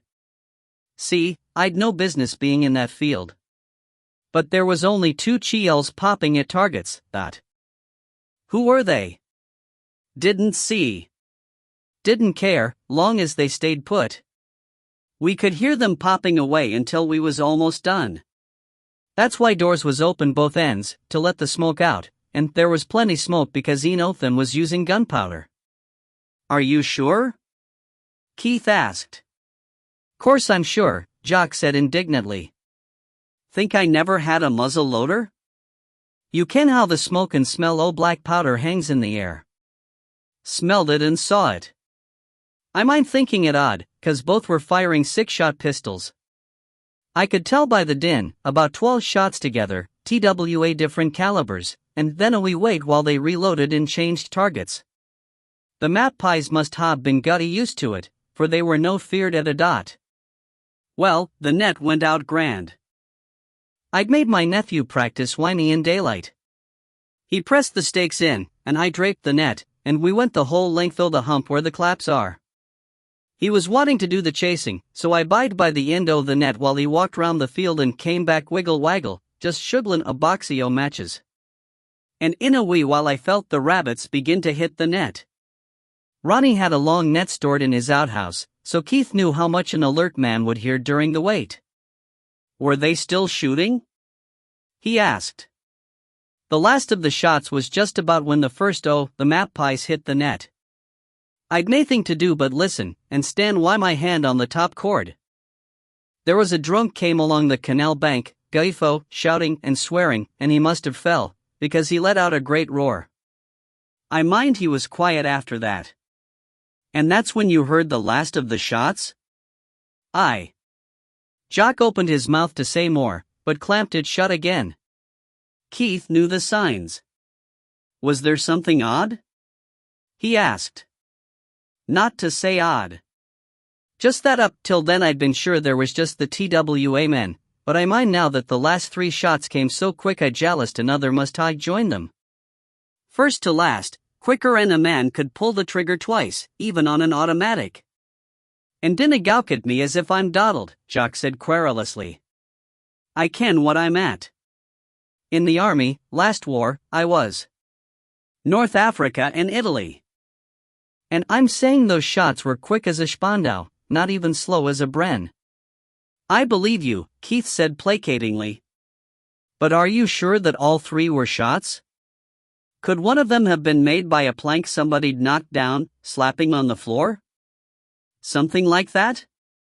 Jock scratched his ear. It's a year past, now, he said, and you've got me doubtsome. tell you, Keith, I'm not minding what happened. No. What I'm minding's what I thought at the time. And I mind thinking there was 3 shots, 3 different calibers, and AA3 was different from they'd been afore. But just what way I dinna mind. Keith thought it over. The men had been shooting against a metal plate. It seemed very probable that Jock had been listening while George Fraser was killed. Did they sound muffled? Less of an echo? Keith asked.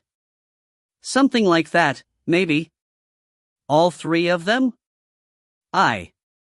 But, Keith said carefully, if a new gun was added to the 2 you'd been hearing, how did it sound compared to the others? You dinna want muckle, Jock grumbled. Yes, I do. Now, Jock, think and try to remember. Jock sighed. Well, it was, he screwed up his face and shut his eyes. It was, definitely, he put his fingers in his ears. Bang bang, he said. Bang bang bang. Aye. It was the sharpest o' the 3. He opened his eyes and unplugged his ears. The smallest caliber? I think so. Aye. But after all this time, it's no more 'n a guess. Never mind, Keith said. What happened after that? We were busy, and I'd not time to listen. We took 30-odd rabbits. Then we'd the net to pick up, the gear to gather. And we'd it all to hump along to the brig where my van was. I mind. Yes? Och, nathing ony use. Just later, as we reached the van, there was a manny oaring a wee boat along the canal. I heard the thopins, and the drip o' the water. And that's the lot? Keith asked. Aye. I told you Nathan happened. There was on either cheel, throwing stains in the canal. Yon drunk, like as no. Very likely, Keith said. A polecat Jill showed her face at the nearest hole and came out blinking into the daylight. Jock gathered her up, removed the bleeper on its tiny collar and slipped her into a bag. Will you like TWAO they rabbits? He asked. You helped me more nor I helped you, Ot. I'd be grateful, Keith said. Star. Sir Peter's other Land Rover drove into the square and parked. Keith turned back from the shop door. Because Tweedledum and Tweedledee were similar in build and were usually seen together, Keith usually thought of them as if they were identical twins. Seeing them now, he remembered that their resemblance was superficial. Tweedledum, who got out of the Land Rover and clumped purposefully into the tobacconist's shop, was slightly the taller with a ginger touch to his hair. His face was bovine, and Keith knew him by reputation as a tranquil man except when following the Hibernian football team, otherwise interested in little but his beer and the local girls. Tweedledee, in the Land Rover's driving seat, was older and his brown curls had a sheen of grey. Like his friend, he was big-boned and corpulent. He was an occasional customer at the shop, and Keith had found him gruff but knowledgeable. Because of his interest in guns and ballistics, Keith thought, Tweedledee had been as close to a friend as George Fraser was capable of having. On sudden impulse, Keith approached the Land Rover and rapped on the window. The driver's side of the vehicle showed a number of dents, as was to be expected from its use around the forestry tracks. It might have been used to push Keith's car off the road, or it might not. Yes? Tweedledee opened the door and turned in the seat. Are you still loading vintage cartridges? Keith asked. The man's small eyes glinted. What's that to you? He demanded. Not a damn thing, Keith said patiently. I don't give a yak's turd what you load, myself. But one of my customers has picked up a Tranter revolver and he'd like to try it out. You used to do some loading with George Fraser, and you bought some black powder a few months ago. But if you've given it up, forget it. The curiosity of the enthusiast fought with Tweedledee's waspish caution, and came out on top. Does he have any cartridges? A few spent, and one unfired. Tweedledee grunted unpleasantly. Send him along, he said. I'll see what I can do for him. Keith nodded and walked away. Chapter 14. The rest of the day was spent in a turmoil of sorting out, pricing, labeling and arranging, and next morning the shop reopened in its temporary premises of the upstairs flat. After a brief flurry of bargain hunters, things went quiet. The new system, established by Wallace, worked well, and Ronnie and a subdued Janet were coping. Keith's most urgent need was to get his stock of used guns back on the market while the season was still young. Cantley, the insurance adjuster, had released several guns for repair, so Keith removed them and himself to Breesland House, settled down at the workbench among his antique guns, and set to work. By the following morning, he was showing progress.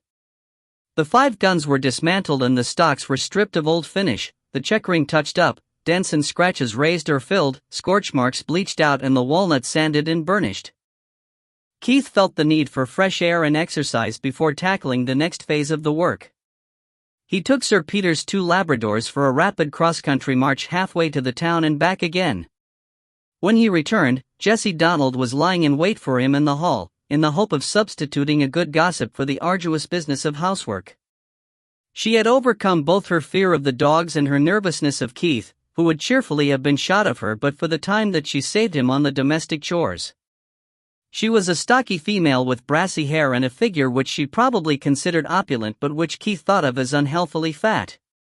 He also thought that Ronnie had dealt justly with her white and uneven complexion when he had compared it to the skin on a rice pudding. She had a pointed nose and small, pink-rimmed eyes like those of Jack Sparrow's ferrets, made larger by excessive makeup. Despite the unattractiveness of the composite picture, she preened herself constantly. Keith thought that she had an exaggerated notion of her own sexual power. He also thought that he could well believe that there was French lace under the cheap nylon dress. "Will you be wanting lunch?" "Just a snack," Keith said. "Anything will do."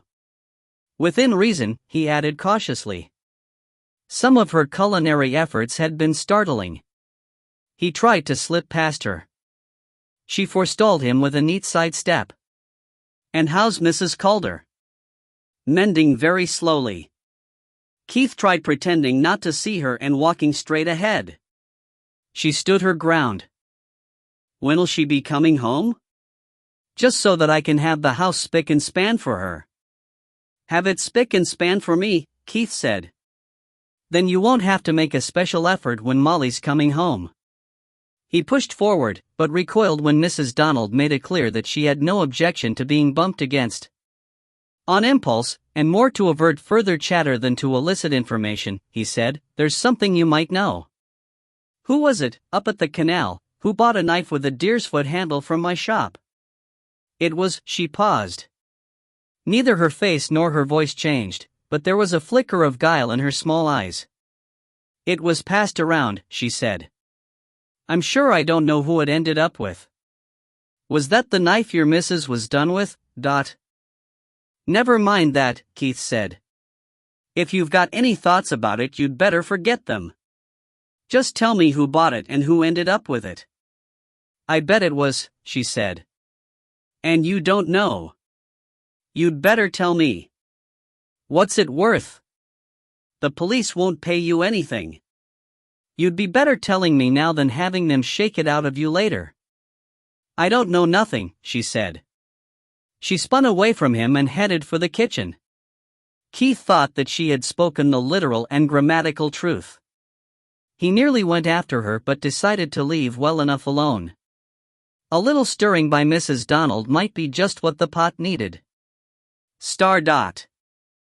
Sod's Law being as we know it, Keith was just beginning to palm his hot linseed oil, mixed with dryers and turpentine and sundry secret ingredients of his own, onto his gunstocks when the telephone began to ring.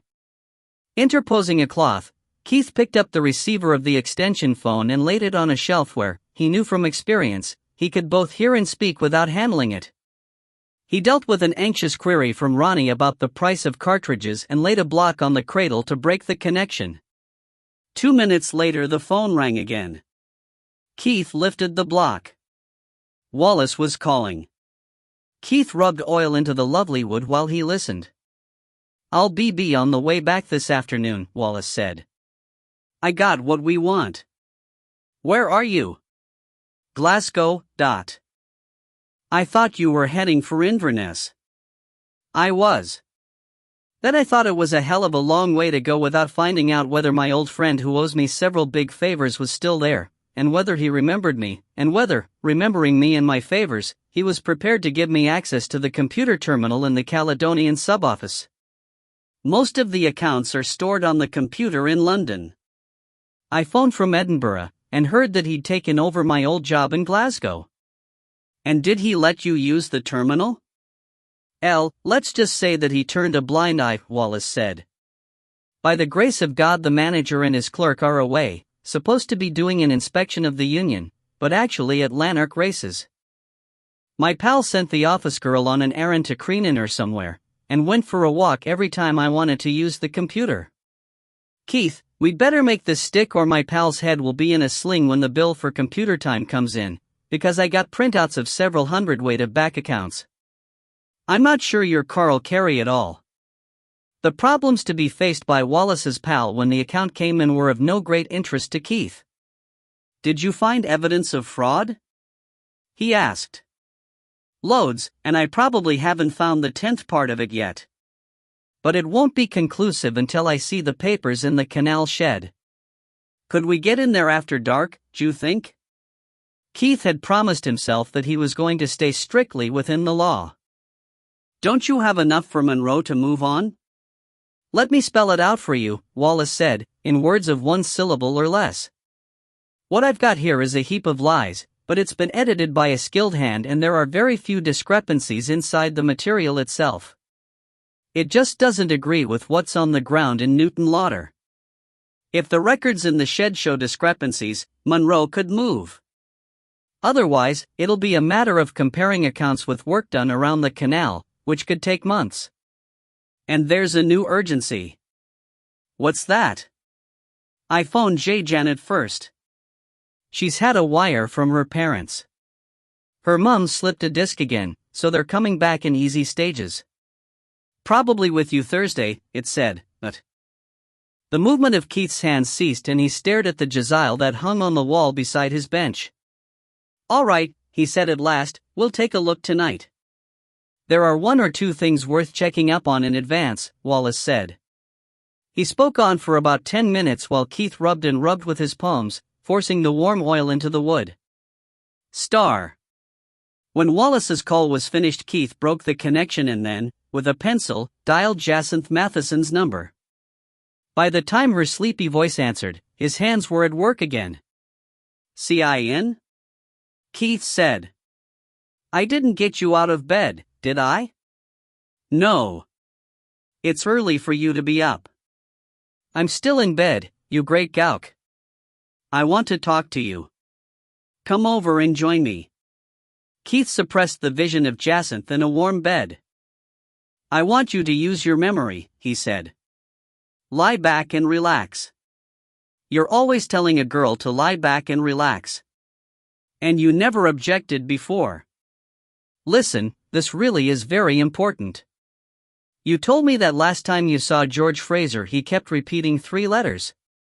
Like ABC, you said. Now, think back. Was that the right order? Order? For God's sake, Keith. Would ACB ring a bell? There was a pause. The line hummed. Keith rubbed.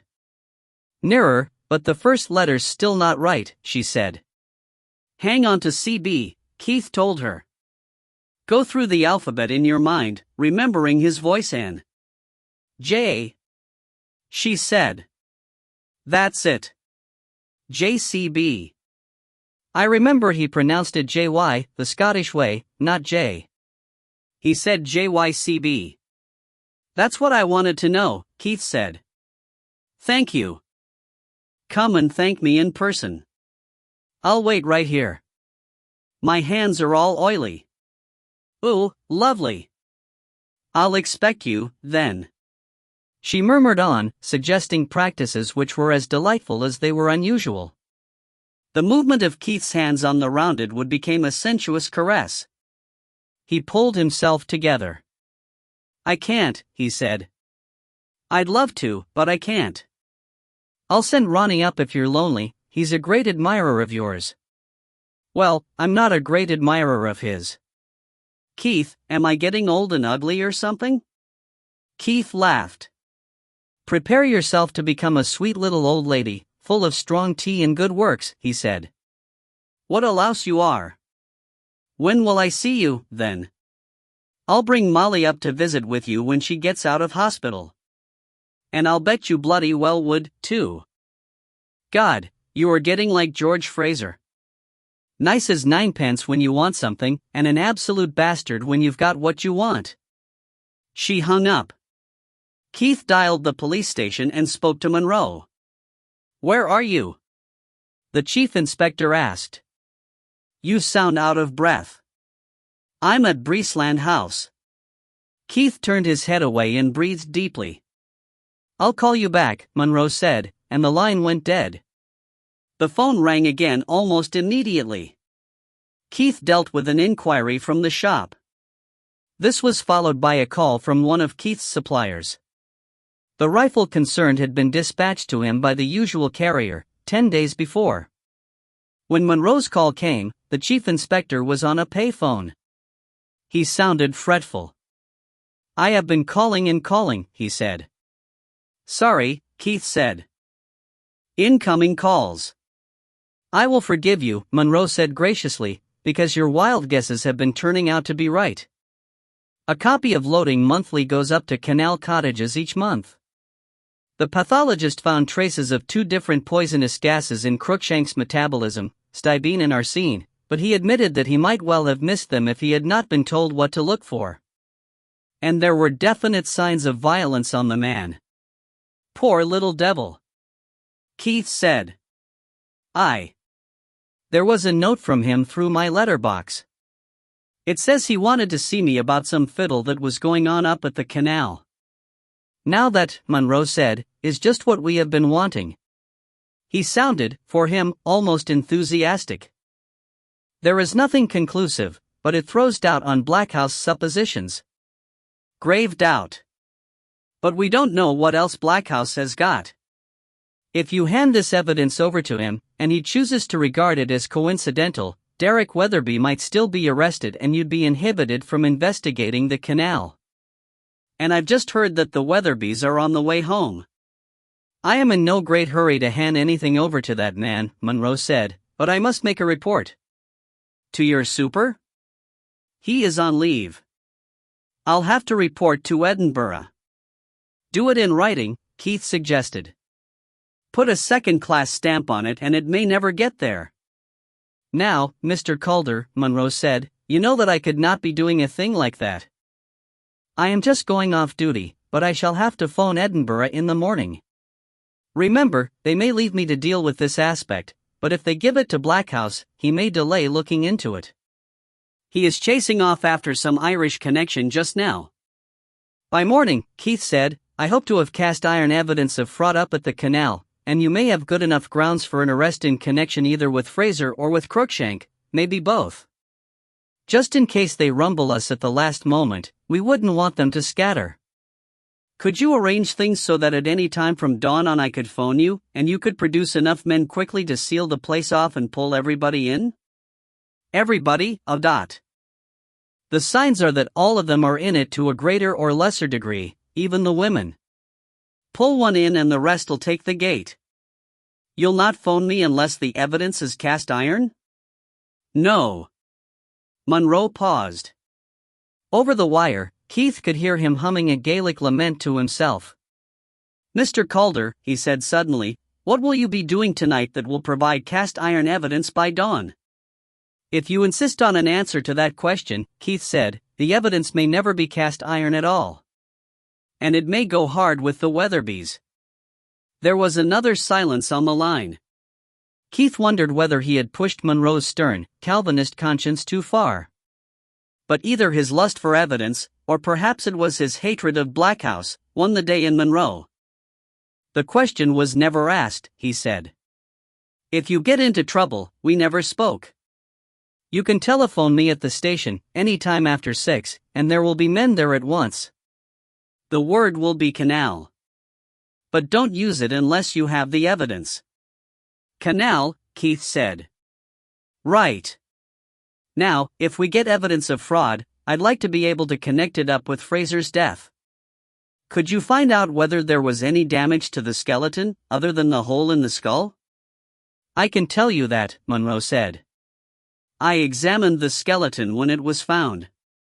One of the floating ribs was broken. We found the piece nearby. Could it have been broken by a second bullet? In my opinion, Monroe said cautiously, it could. The pathologist would not commit himself. But there was no sign of an exit wound. I don't think there was an exit wound, Keith said slowly. If you take it that the attacks on my wife and the shop were aimed at avoiding any connection between the murderer and a particular gun, there must have been a bullet left in him when they dumped him in the canal. I mean, a bullet which had come out the back of his neck would be very difficult to connect with the death. There was no bullet found near the skeleton. It could have traveled far enough in the mouth of a big pike. Or it might not have been recognized. Bullets aren't all bullet-shaped, you know. Could you put your hand on any unidentified small scraps of metal that turned up in the canal? I could try, Monroe said. Keith heard him sigh as he hung up. Keith wiped off his gun stocks. By the time that they were dry enough for a final polish, he would have overhauled the guns. When he went downstairs, there was a snack on the table and a meal in the oven, but Jessie Donald had gone. Star. Keith bolted his snack and drove into Newton Lauder.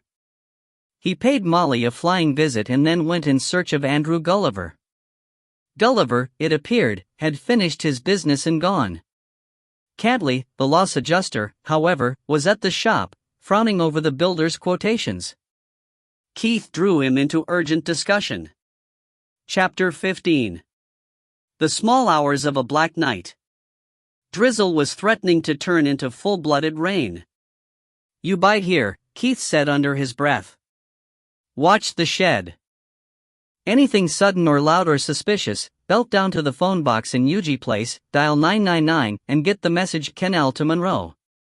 Just that one word. Got it? Janet nodded.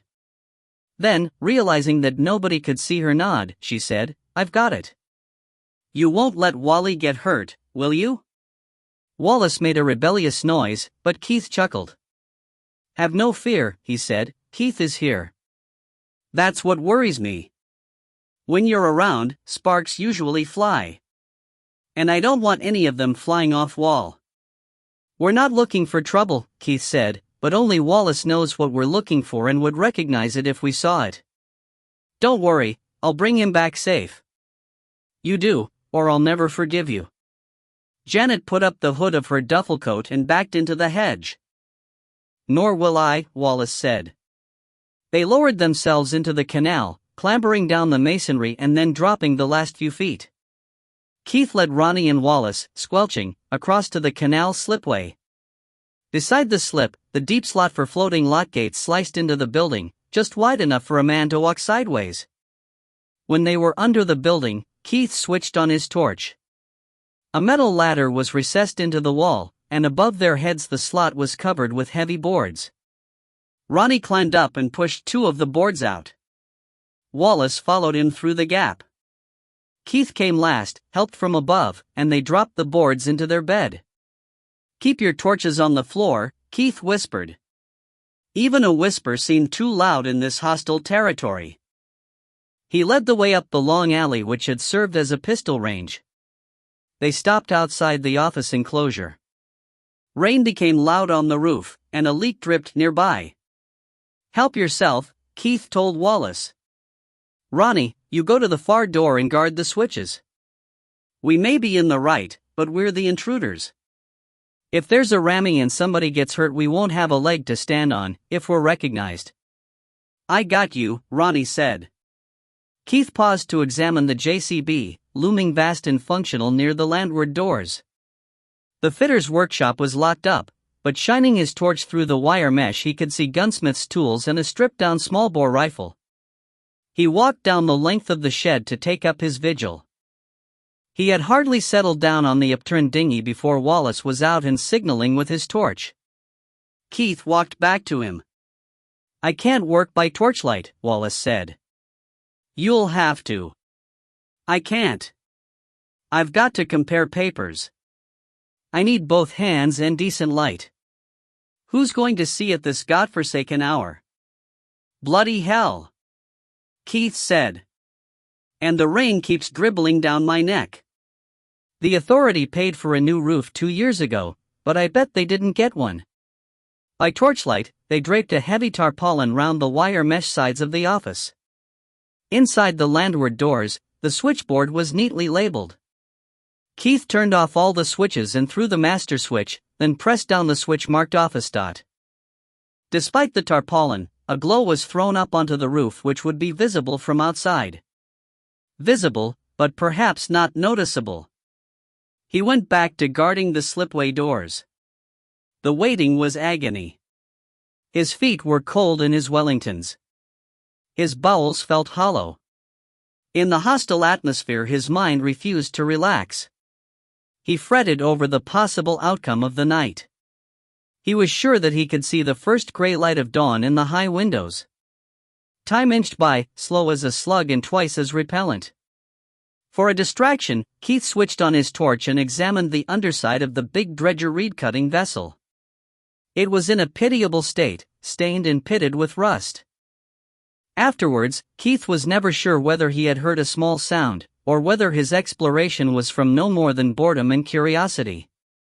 A ladder lay at the dredger's stern, tucked almost out of sight under the cradle. Keith stood it against the stern and began to climb. Above, the dredger was in an even worse state than below. The small wheelhouse would have been a disgrace as a laborer's privy, while the big engine stood without cylinder head, a mask of rust blurring the details of its parts. It was many a long day, Keith decided, since the dredger had been in the water, and it would be many another day before it floated again. As he turned to descend the ladder, the beam of Keith's torch flicked down into the well of the boat and he saw the body. Star dot. Keith's first impulse was to go quietly away and to pretend to himself that he had seen nothing. This was not out of necrophobia, he had butchered too many stags to have retained any horror of death.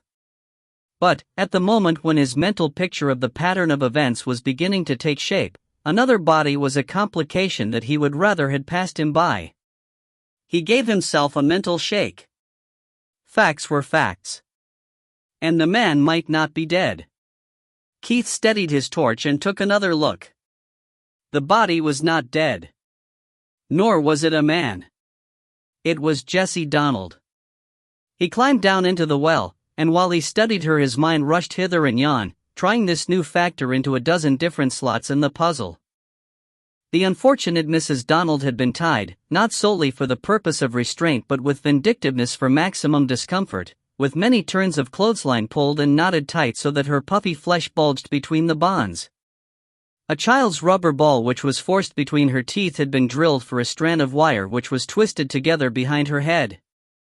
On top of pain and cold, Jessie Donald was in a state of terror.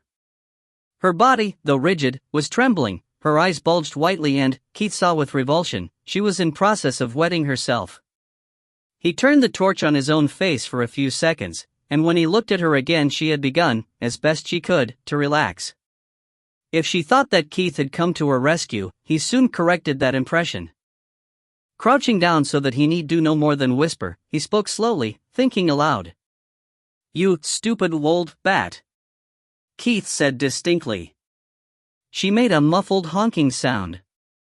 "I asked you one little question and you jumped to a bloody dangerous conclusion. Then I tried to warn you. If you'd had a damn bit of sense you'd have seen the danger and kept your big yap shut. But no. Not caring a monkey's chuff who you might be putting in danger, you come back here all set for a bit of blackmail." Mrs. Donald honked again. Keith prodded her with his forefinger. "Don't interrupt while I'm talking to you. There's just no other reasonable explanation. Well, it backfired on you, and here you are. And good luck to you. Did you tackle him in here, I wonder? Or did he hump you in here under the eyes of your friends, and not one of them bothering to interfere?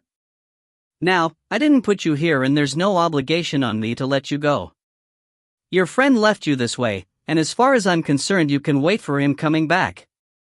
But you'd better think about this. Keith slowed down even more. He was thinking about it himself. Your friend, whoever he is, plays rough. 2 men have died already. He's had a go at my wife and at me, just because we knew too much for his safety. So, if he wasn't prepared to pay you off, why didn't he kill you? It'd be his style. Could be that he just wanted you out of the way for a while. Keith paused, and then shook his head. No. That makes no sense. You'd be just as dangerous tomorrow or next week. More likely he wants to keep his options open. What options, did you ask? And so do I. Keith paused again, then went on with more confidence. Let's think around it. Suppose he needs time to do something that'll get everybody off his back. If he fails, he's skipping out. And if he does a bunk, he's nothing to gain by killing you. Yours might turn out to be just the one murder that could be proved against him if he's caught and brought back.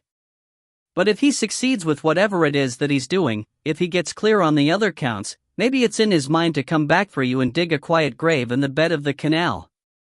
How does that grab you, Toots? But, Keith said, that leaves one loose end. What the hell would he be away doing? Well, you can tell me that. I'm going to uncork you for a minute or two, and give you one chance to tell me everything you know. If you do that, you go loose. But if I catch you out in one single lie or evasion, you can stay here forever or until. Keith broke off. A disturbance had broken out at the landward end of the shed. As he heaved himself up onto the stern, the dim glow from the office enclosure was extinguished and the windows jumped into being as gray squares against the blackness. Seconds later, a flash and the high crack of a shot came from the direction of the office, and the sound of a body falling. Somebody groaned. Star dot.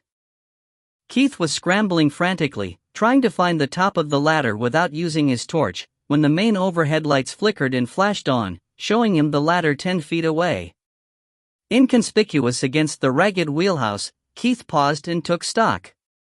The facts were only too obvious. Tweedledum and Tweedledee, rising early, had seen the glow of light in the shed and had arrived, hot in defense of their employer's property or of their own secrets. Keith could not tell which man was which, but at the far end of the shed the wicket in the big doors stood open and Ronnie was struggling with one of the men for control of the switches. At the slipway end the boards were up again and the other burly figure was approaching along the alley at a ponderous trot.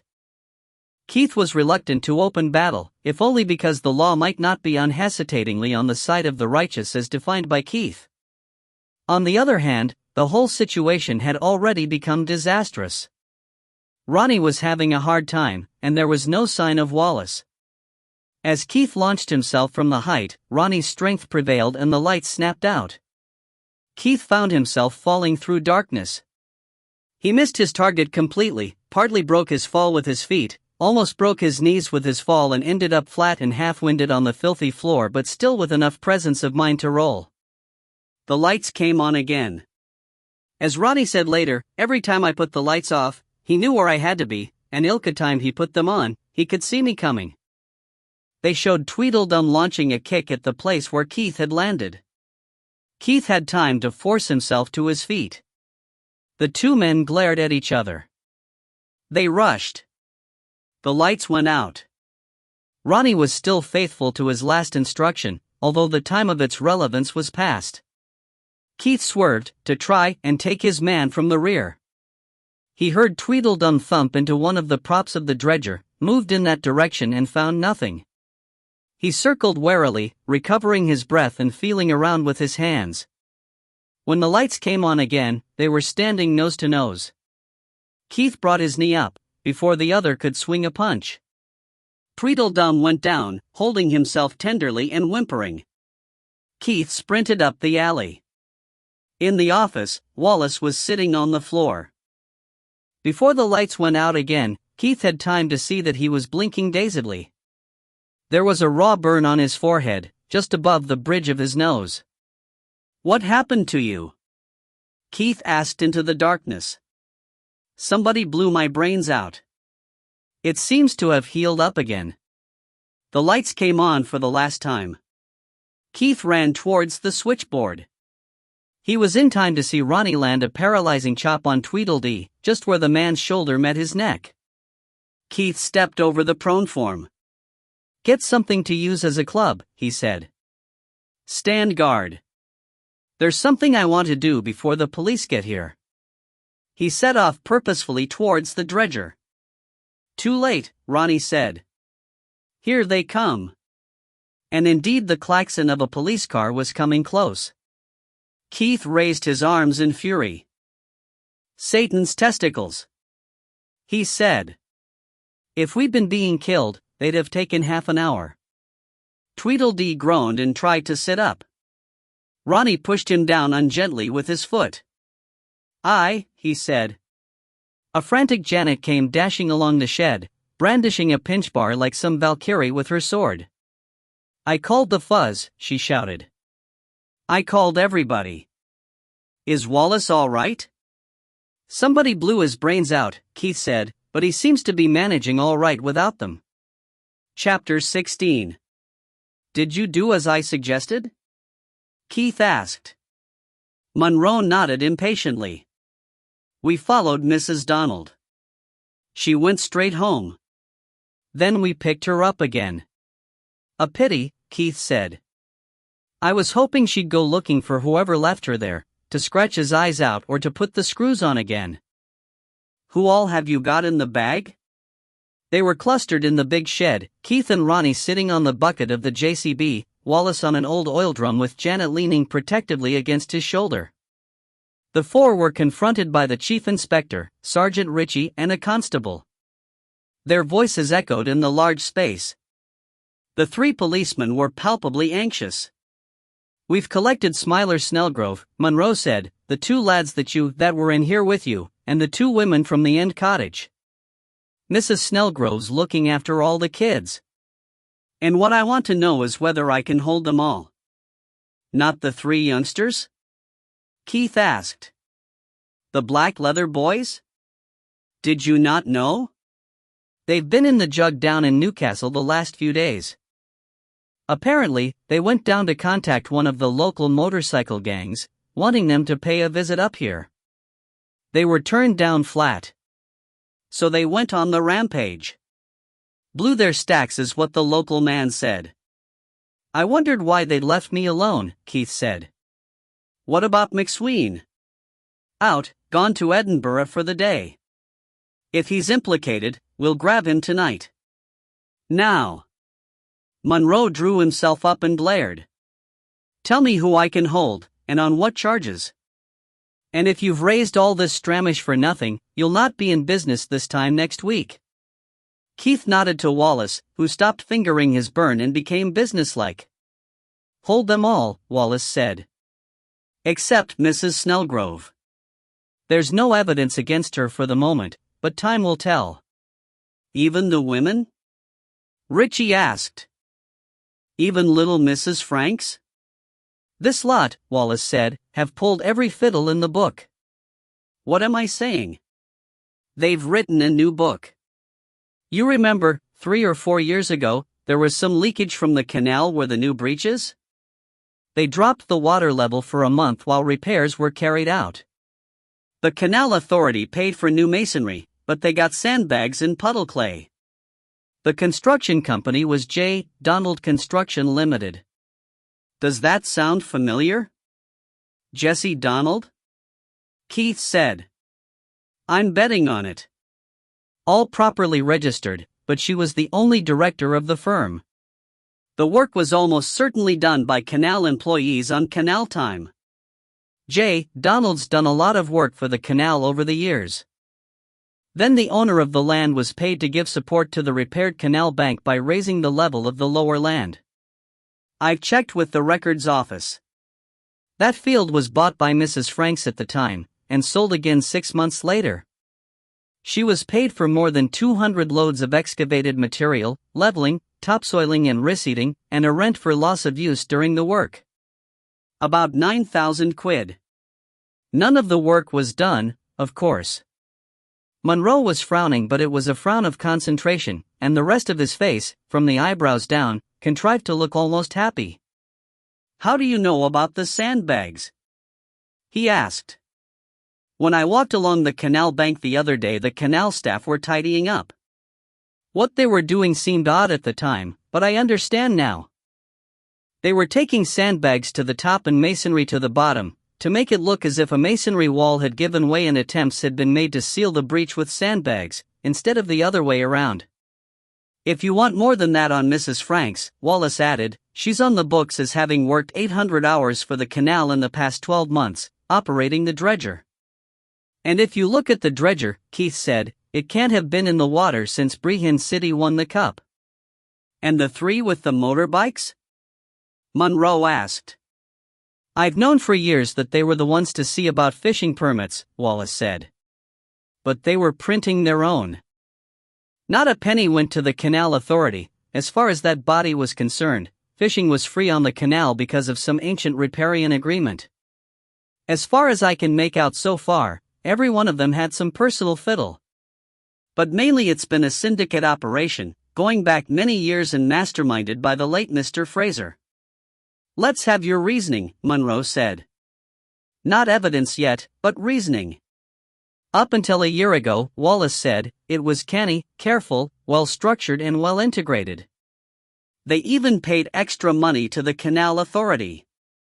"Extra?" "A sprat to catch a mackerel. You know what a backwater this canal is. My barge, a few rowing boats, a handful of cruisers coming up for the summer, and that's about all. Not a scene that the authority would want to lash out a lot of money on. So our clever lads were paying the dues on about 50 extra boats.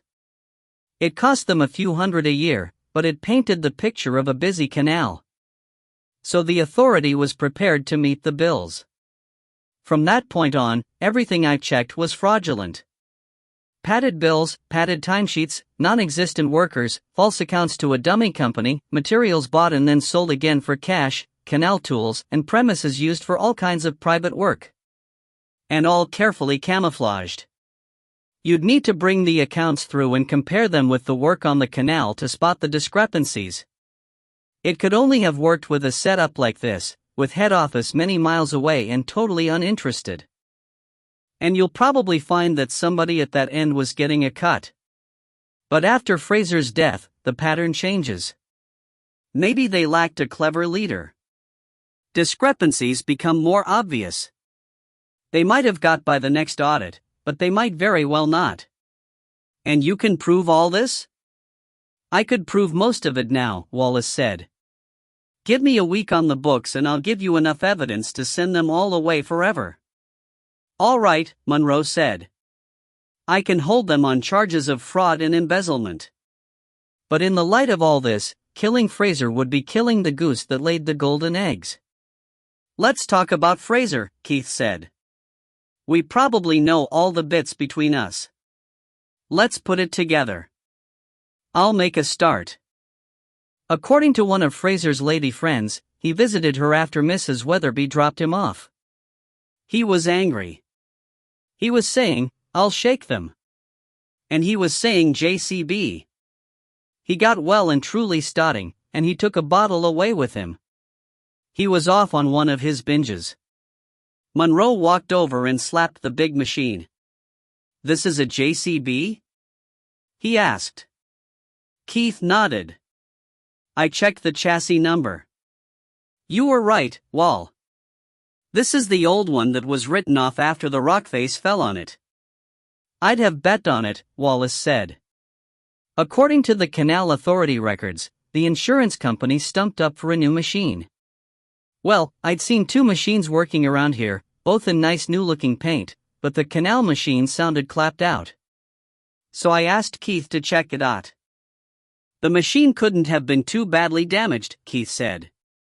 I'd guess that Tweedledee, he's the engineer around here, with one or two of the others repaired it and painted it up and put it back into service.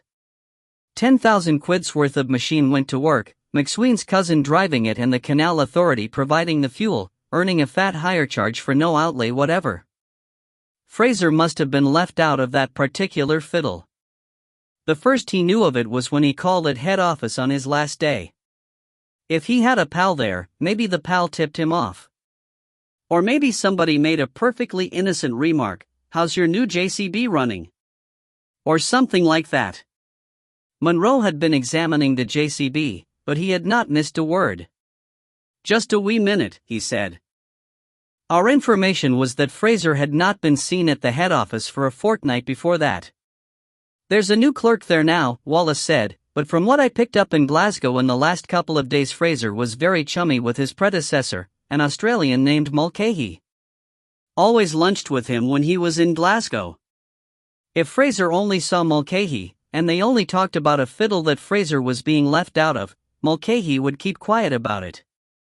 Could be that Mulcahy went back to Australia because he suspected that Fraser was dead and that cats were going to get out of bags.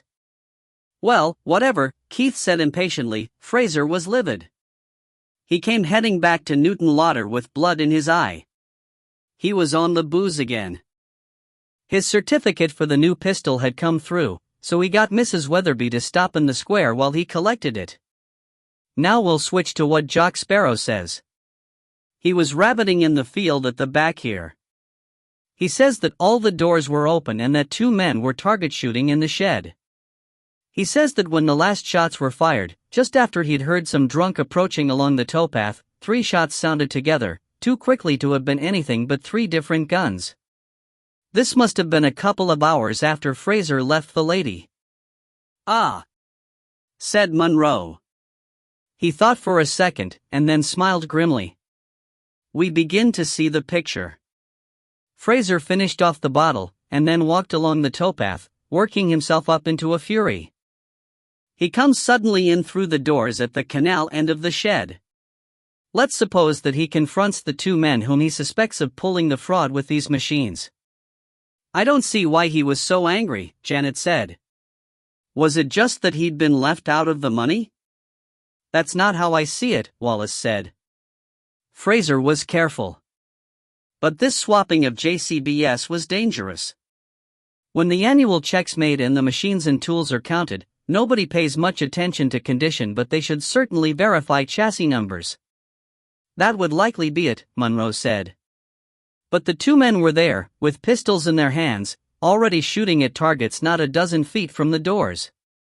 Suddenly there is Fraser, armed, drunk and angry. "So they all pull their triggers," he finished simply. "One of those occasions," Janet suggested, "on which nobody wants to but everybody must." "It makes sense," Monroe said. "But who would the 2 men have been?" "Jack Sparrow said that he smelled black powder smoke," Keith said. Nitro powders were in general use by about 1890, but there are still a number of older guns around that are only proofed for black powder. The wise man doesn't shoot them with anything stronger, not if he values his fingers, and especially if the gun's a valuable antique. There's been an antique pistol theme popping up now and again, which I thought was an interesting red herring, but now I think different. I knew that there was still an enthusiast for old firearms around, because I picked up a cartridge last Sunday, in a remote spot where people sometimes do a bit of poaching. It was a 9mm cartridge which somebody had adapted, rather cleverly, to work in a pinfire gun. "What's that?" Janet asked. Keith blinked. He seemed surprised that somebody present was not familiar with the pinfire system. The first cartridges, before they solved the problems of the centerfire cap, were pinfire. They had a pin sticking out of the side of the cartridge. That was about 1835. There was also a needle gun, but... "You mean there are still those things around and people shooting them?" Monroe broke in. "You probably think of the name Lefwachos in connection with breech-loading shotguns," Keith said. Monroe nodded wisely, but the Lefwachos revolver was used throughout European armies and by both sides in the American Civil War. Giulio Fiacchi was still making pinfire cartridges until recently. You can probably still find them on the shelves in Italian gunsmiths' shops. It doesn't much matter where the gun came from, but I told Superintendent Blackhouse that I suspected Fraser had a number of off-certificate pistols. He certainly had a Lefaucheux's revolver, because he showed it to me once, and I don't remember seeing it on his certificate. The guns dumped in the canal correspond almost exactly with Fraser's certificate, Blackhouse said, so we can assume that they were dumped as being traceable to Fraser. Any untraceable modern ones were probably sold in the antiques kept by the local enthusiast. Fraser was the more knowledgeable, but Tweedledee was the expert mechanic and loader.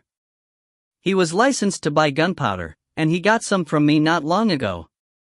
Finally, Keith said, I found dozens of these among the spent bullets which Dougie Crookshank sifted out of the sandbed along at the end there. It's a 9mm ball. Keith sorted a small object out of a collection of odds and ends in his pocket. Snap!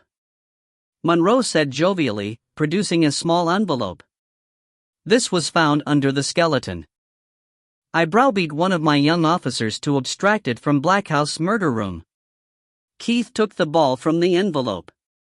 A thin crust of dried mud flaked away and he was left with a lead ball identical to the other. The rifling marks around one circumference were clear and sharp. There we are, he said. The man with the older revolver was firing ball. It lodged in Fraser's ribcage. Is that why Dougie was killed? Janet asked. Because he knew about the balls? I don't think so. He'd sent me a note on the back of a canal authority indent form, on which somebody's drafted a requisition for umpty thousand gallons of diesel for the dredger. I suppose Dougie was seen pinching it. Like me, he wondered why they wanted diesel for a dredger that hasn't moved its own length in years. They wanted it for the other JCB, of course. Never buy anything if you can indent for it. And then, suddenly, it was potentially dangerous evidence. Janet bit off a yawn. So we've got two men, she said, and one of them firing ball. Who would that be? Tweedledee? He's the vintage weapons enthusiast, Keith said. Chief Inspector, did he also make the false statements about Derek Weatherby? Monroe hesitated and then nodded. Sergeant Ritchie was more forthcoming. He was the one who brought us all the gossip about who'd said what to Fraser. Ah, Keith said. He had wondered how Monroe had gathered so much hearsay so quickly. Wallace put his oar in with diffidence. And nobody's asked yet, he said, where Fraser's bullet went. He was a crack shot, remember. Well, when I was looking over timesheets, the date August 24th jumped out and hit me in the eye. Tweedledee started 3 weeks sick leave that day. His medical certificate should have ended up in Glasgow, so. He was part-time with the canal, Keith broke in. He wouldn't have needed a certificate. Just a friend to patch him up. 3 weeks doesn't sound like more than a flesh wound. Very well, Monroe said. If you are right, he will have a scar to explain. Now, who had the other gun? That's more difficult, Keith said. He sorted through his oddments again and produced a battered bullet. Let's start with this. Wallace gave it to me. It was lodged in the woodwork of his barge, beside the hatch. I'm guessing that that's the bullet that went in through Fraser's mouth and came out the back of his neck. Oh, come on, Janet said. If Mr. Fraser was standing in the shed doors, no way could it have been shot through him and fetched up in the barge where we found it. Wallace laughed indulgently. The barge was moored across from the shed that night, he said. But it was on the wrong side. I was headed the other way, that trip. Of course, Janet said. Sorry. I'm half asleep. Can I go on, now? Keith asked. They fell silent for him. This bullet, then. We're assuming that it's the one that went through Fraser's neck. It seems to have been of .38 caliber, or possibly 9mm, which is only about 2 thou smaller. But it weighs 130-odd grains, which is too heavy for 9mm pistol ammunition. And it's not metal jacketed, which rules out the Colt automatic. But let's go back a step. We're also assuming that the attacks on Molly and me and on the shop were made because somebody'd had a pistol out on sale or return and wanted to destroy the evidence. I don't like the idea, but I can't think of another one, so I'll go along with it. Which means that the murder gun must have been in my stock. Of course, providing that the cartridge case is appropriate, which we don't know about, and provided that the recoil's enough to work the action of an automatic. If that's what you're shooting, you can fire a lot of unlikely ammunition out of firearms that were never intended for it. I haven't had time to examine the rifling marks. An ominous suspicion had been creeping over Monroe. He lost patience. "Get on with it, man," he said. "You know damn fine what pistol you think it was fired out of." Keith nodded. "To me, it spells Webley and Scott, or Smith and Wesson. And I've only had the 138 in stock in the last couple of years." Monroe uttered a yelp which was so unlike his usual pedantic West Highland speech that they all stared at him. "You mean," he said, "that I obtained a permit for you to carry the murder weapon?" "You did," said Keith, "thank you. Before I live this down, I shall be an old man. But never mind my worries just for the moment. We must find out who was shooting with it that night." "Let's try process of elimination," Wallace suggested. "If Tweedledee was shooting the antique, it wasn't him. Which of the others have firearms certificates?" "Definitely none of the women," Monroe said. "Nor the 3 leather boys." "Smiler does," Keith said. "And McSween." Ronnie had been listening, rapt but silent, as a child listens to the grown-ups.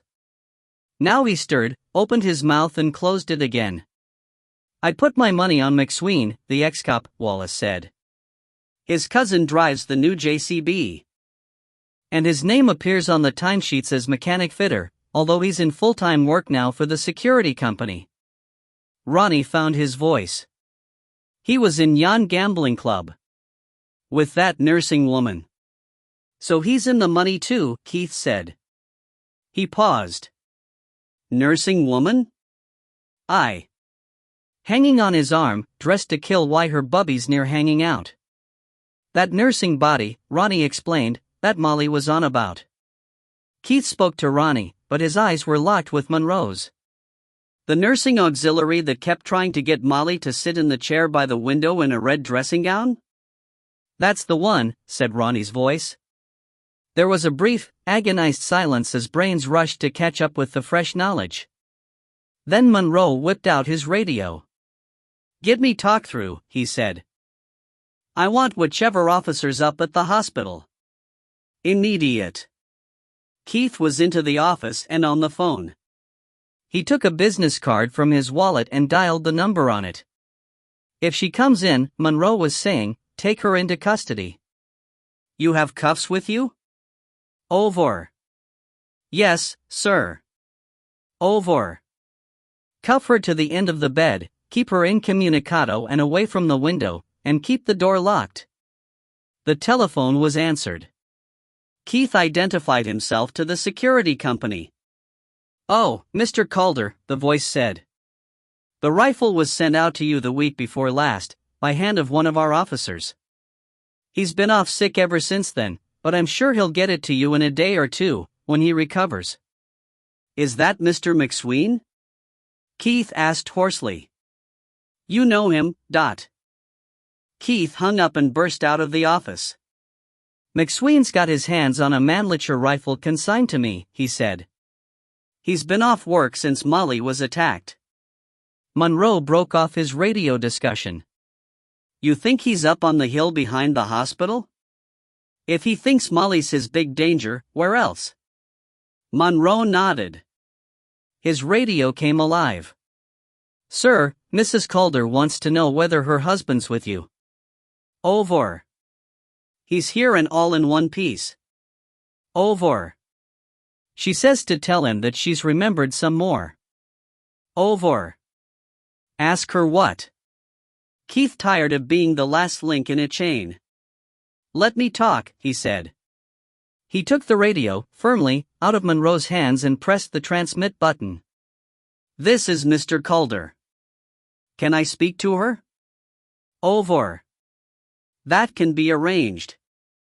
With the radio beside his ear, he could recognize the voice of the fair-haired WPC. There was a pause. No, I'll hold it, dear.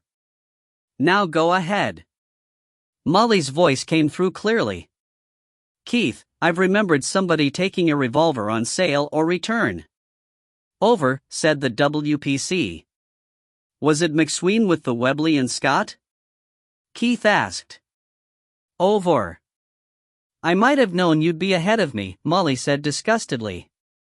Yes, it was that one, and him. And, Keith, the black book. I know where I put it. But I suppose you know that too? What do I say? Over? No, I don't, Keith said. Tell me. Over. It's in the car, Molly said. The glove locker thingy.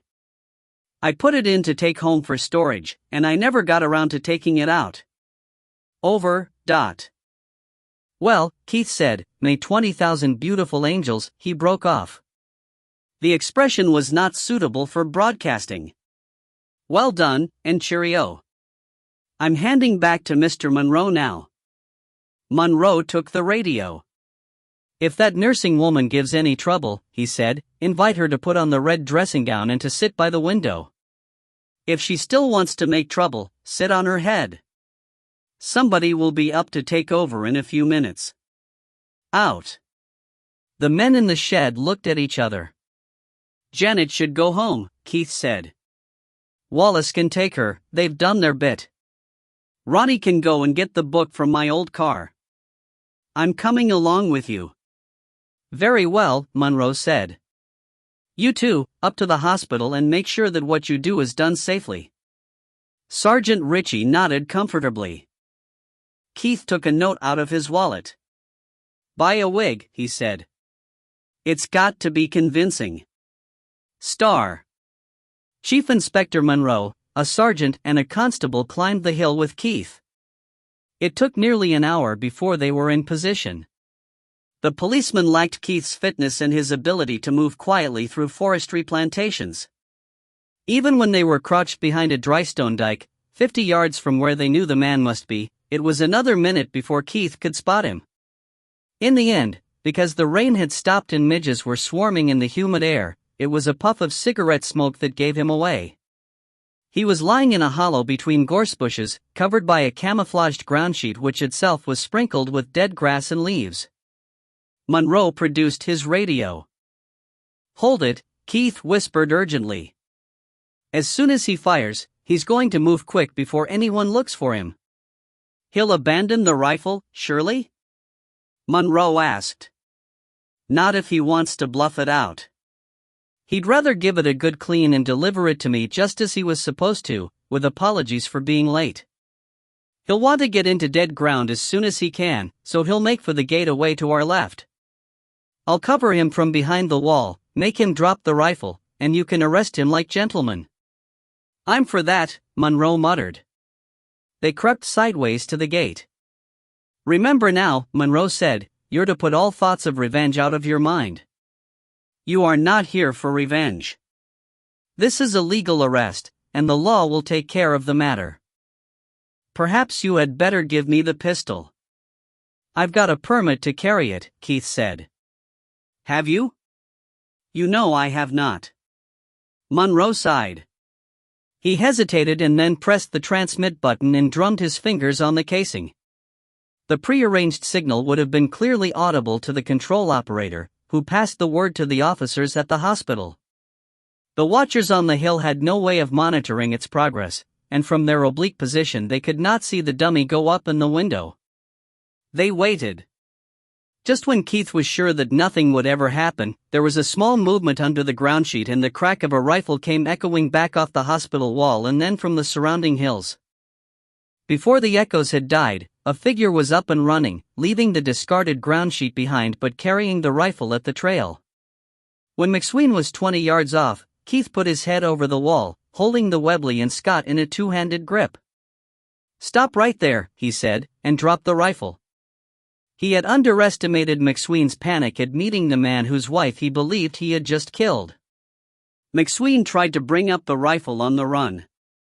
Keith had time to waste for just one shot, the second would have to kill. He snapped a shot at the barrel of the rifle as it came up, missing the rifle but plucking McSween's sleeve. He took aim again where he knew the heart must be. But McSween, startled and confused, stumbled and half fell. He recovered his footing, but a clump of turf was impaled on the muzzle. "Go ahead and pull the trigger," Keith said, "if you don't mind blowing your own fool head off." McSween's usually florid complexion was gray. He looked from side to side like a cornered animal, then swung the useless rifle round his head and hurled it towards Keith. It landed in the branches of the fir trees behind. McSween took to his heels. Keith shrugged his coat off and vaulted the gate, paused to hand Monroe the revolver, and set off after McSween. Behind him, at first, he heard the shouts and pounding feet of the two policemen. Soon they lagged behind. "Come back," Monroe shouted. Keith replied with a salute over his shoulder, with two fingers. "Pick up my coat and the rifle," he called back. Monroe's voice was fading in the distance. "No violence, mind. Make a legal arrest. No revenge or I'll nail you to the wall." Keith waved again. He angled down the slope, herding McSween up towards the empty hills. Star. 20 minutes later McSween turned at bay, his back to one of the drystone dikes that fringed the high moor. Keith had the advantage of 10 years, 20 pounds, and an active lifestyle, and after the past few inactive days he was ready for a good leg stretch. He settled into an effortless lope that he could have kept up for most of the day. McSween was paying the price of a sedentary habit. He had also been a heavy smoker, and he was wearing a full suit of oilskins against the wet day and the prospect of having to lie still for long hours. Keith kept the gap between them at a steady 50 yards, and soon he could smell sweat and hear labored breathing as McSween floundered over the uneven ground. They climbed steadily, the town dropping away below and then falling out of sight. McSween slowed and looked over his shoulder. Keith put his hand back and pulled his knife from the sheath taped across his belt. McSween spurted ahead, up the edge of a field of kale and then, slowing, across a pasture, until he came out at last onto the moor. Then, spent, he put his back to the wall and waited, legs shaking, chest heaving, and sweat pouring down his scarlet face. Keith stopped in front of him. McSween met his eyes defiantly for a second and then looked away. McSween was the bigger man, but there could be no doubt as to who was dominant. A long silence was broken only by the roaring of McSween's lungs. Keith was almost sure that he could hear the man's heart thumping in time with the pulse in his neck. "Did you ever skin a fox?" Keith asked suddenly. The other man stared, still gasping, and then nodded. Keith kept both his face and his voice as cold as death. "That's what I'm going to do to you," he said. "Only, since you'll be alive, it's called flaying. It's the worst thing that I can think of to do to anybody, so it's just right for a callous bastard like you. Killing you would let you off the hook too soon, and prison would be a dawdle. You killed my wife and you kicked my dog and you tried to burn my business down, and I'm going to have the skin off you so neatly that I'll be able to blow it up and let it float away on the wind. You'll be left with all your nerve ends sticking up like stubble. I dare say they'll jug me," Keith went on viciously, "but if you've managed to grow a new skin by the time I get out, by God I'll do it again." McSween, spread-eagled against the dike, shook his head slowly from side to side. The tail of a scarf with a Chinese pattern was loose at his throat. He met Keith's gaze, looking for a way out, searching for the least sign that what was being said was a bluff. But he saw no comfort in Keith's eyes. Keith moved in closer. A stray sunbeam broke through the gathering mist, and he moved the knife so that it drew McSween's eyes. He spoke matter-of-factly and with absolute conviction. "If you struggle, you'll make it worse. I'll just spill your guts into the heather and leave you to manage as best you can. But if you just keep still, I'll do it neatly. I'll take the skin off your belly and leave the bag intact." He moved closer again. "It's not difficult. This'll interest you. You just lift a fold of skin below the navel." McSween broke again. With a frantic effort, he snatched a large stone from the top of the dike and plunged at Keith's head. Keith slipped aside and fainted with the knife, and the stone splashed down harmlessly into a patch of bog. McSween set off once more. Keith grinned wickedly to himself and followed. They went along the edge of the high moor. In front of them, red grouse burst out of the heather. Keith had time to count the packs. The mist cut away the distance and, with nothing to mark their progress but the endless undulations of the wall and occasional glimpses of the forestry below them, they could have been marking time in the heather. When McSween looked back, his face was a purple moon, black-veined at the temples. His breathing became a bellow, and his run degenerated into a shambling stagger as he forced himself somehow onward at any cost. When, at long last, a pattern of dark figures punctuated the mist, he managed to accelerate towards their protection in one last spurt, and then pitched down on his face at the feet of the searching policeman. Keith slipped his knife back into its sheath. The last that he saw was one of the officers giving McSween's corpse the kiss of life. Chapter 17. Even the air in Monroe's room seemed to be under strain from the tensions pulsing between its walls. As the senior officer present, Superintendent Blackhouse had displaced Chief Inspector Monroe from his desk chair. He was slouching with great casualness to obscure the fact, obvious to all, that he was building himself into an overpowering rage. Later, thinking it over in the calm of his own home, Keith realized that Blackhouse must have been almost demented with fury, or he would never have ignored the danger signals which Monroe kept waving under his nose. Keith, who had been trapped in the room by the eruption of Blackhouse, held possession of the only other chair. He would have preferred to hide behind the gaggle of sergeants and constables who had been trailed reluctantly into the room by Blackhouse, but these had been shifting nervously in their attempts to hide behind each other and had fetched up ranked against the wall. Keith tried to hide behind Blackhouse's shoulder. Blackhouse spoke with lofty disdain. "Monroe," he said, "you're a bumbling fool. You just bloody well can't make an arrest in a murder which, for reasons that we won't go into just now, I've been put in to investigate." Despite his position, which was that of a schoolboy in front of the headmaster's desk, Monroe seemed the calmest person in the room.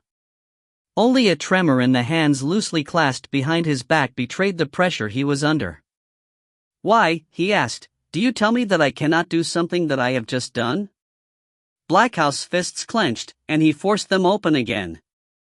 "Don't add impertinence to your other sins," he said. "Do you not think," Monroe asked gently, "that we should have the rest of this discussion in private?" "No. I do not. Monroe, you've made a mess and I'm going to rub your nose in it. I'll make you an example to every man on the force."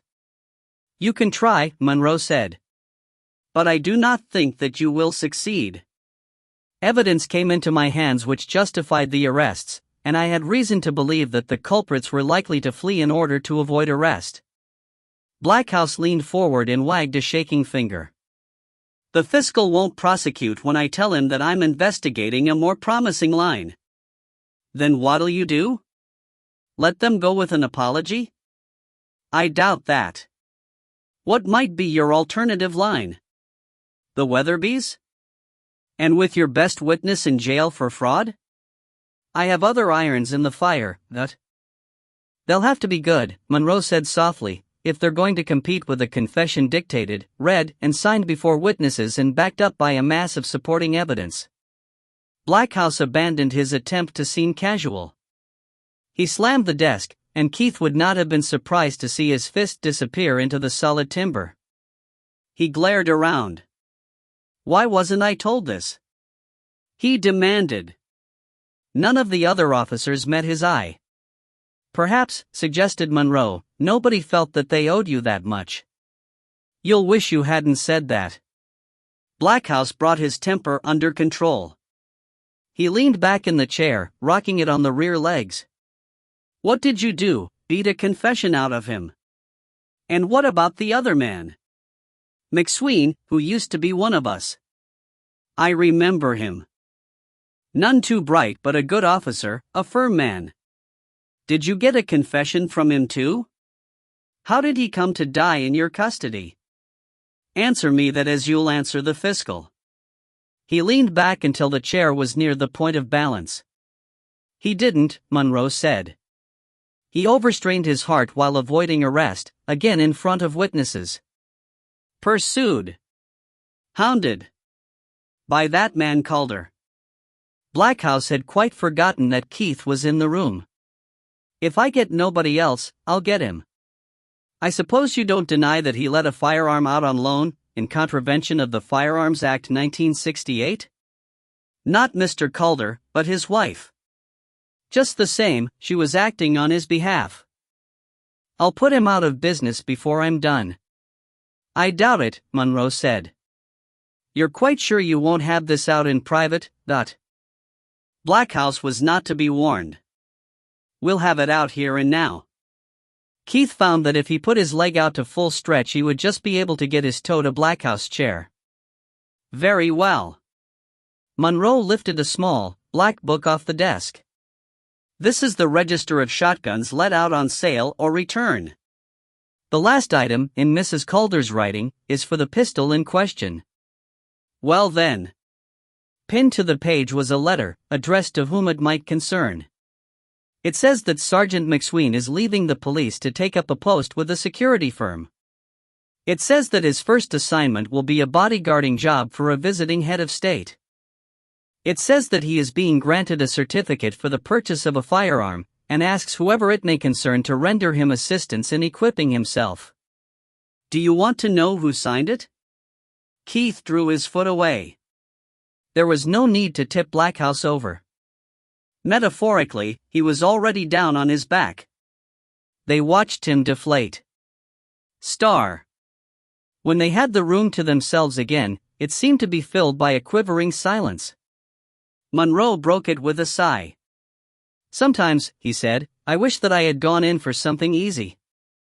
Like brain surgery. I should not have enjoyed treating him like that, but I did. You did try to warn him, Keith pointed out.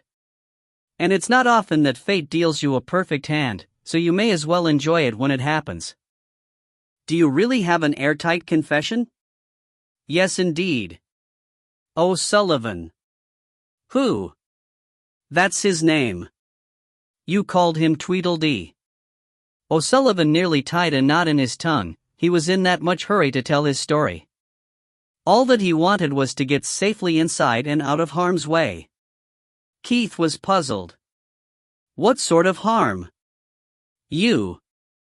You have a certain sort of reputation. I have? Monroe nodded. O'Sullivan's quite convinced that you killed McSween and are coming after him when you get the chance. Ridiculous, of course, and I told him so. After he'd signed his confession? Certainly, Monroe said blandly. If he wanted to do the right thing for the wrong reason, why should I stop him? It was all very puzzling. Keith looked on himself as a benevolent soul who would not willingly hurt a fly. Tell him to put his tiny mind at rest.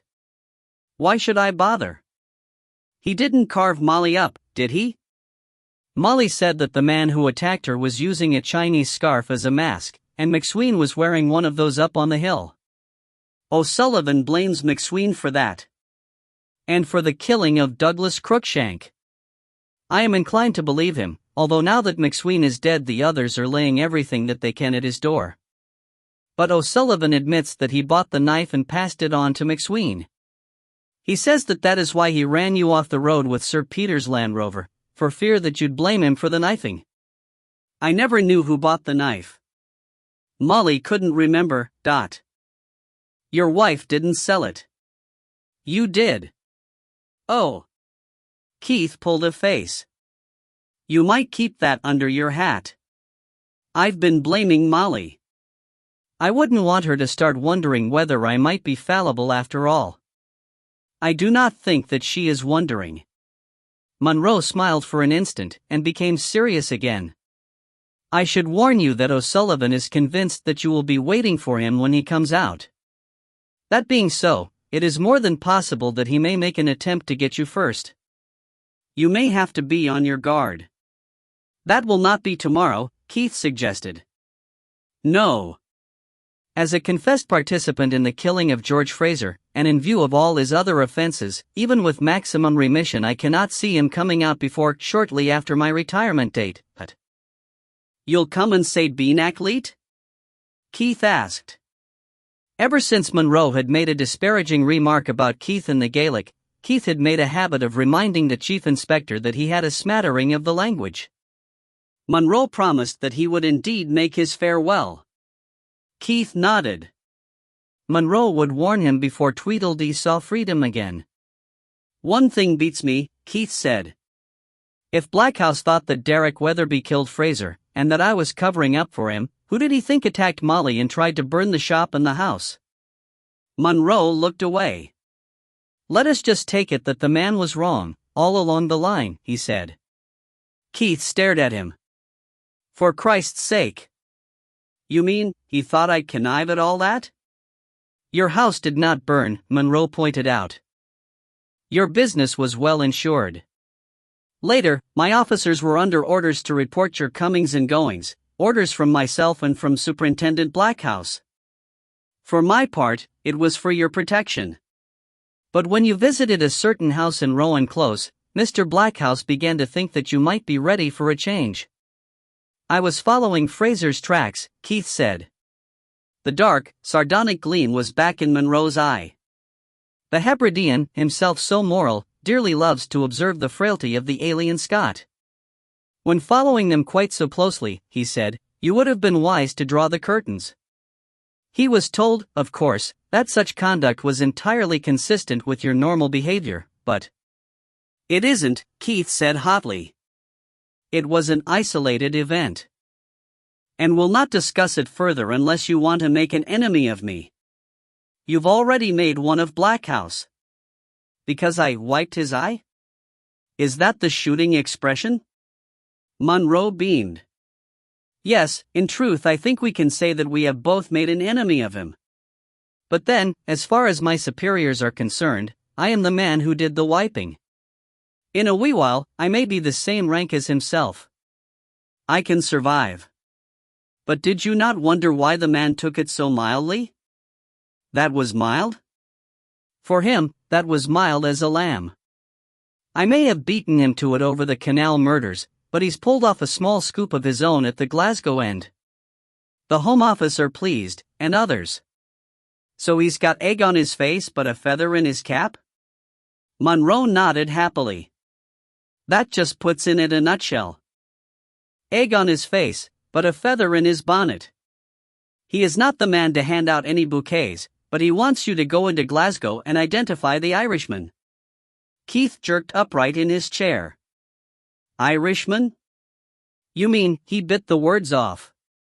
Slowly, a big grin crept up Monroe's long face.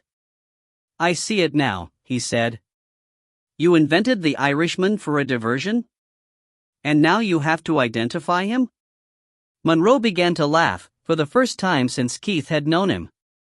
He had a quick, high-pitched laugh like, Keith thought, the alarm call of a blackbird with tonsillitis, and it grated on Keith. May I be a fly on the wall when you tell Mr. Blackhouse that? Monroe gasped. Keith looked at him with dislike. If you're developing a sense of humor after all these years, he said, you'd better drown it in a bucket.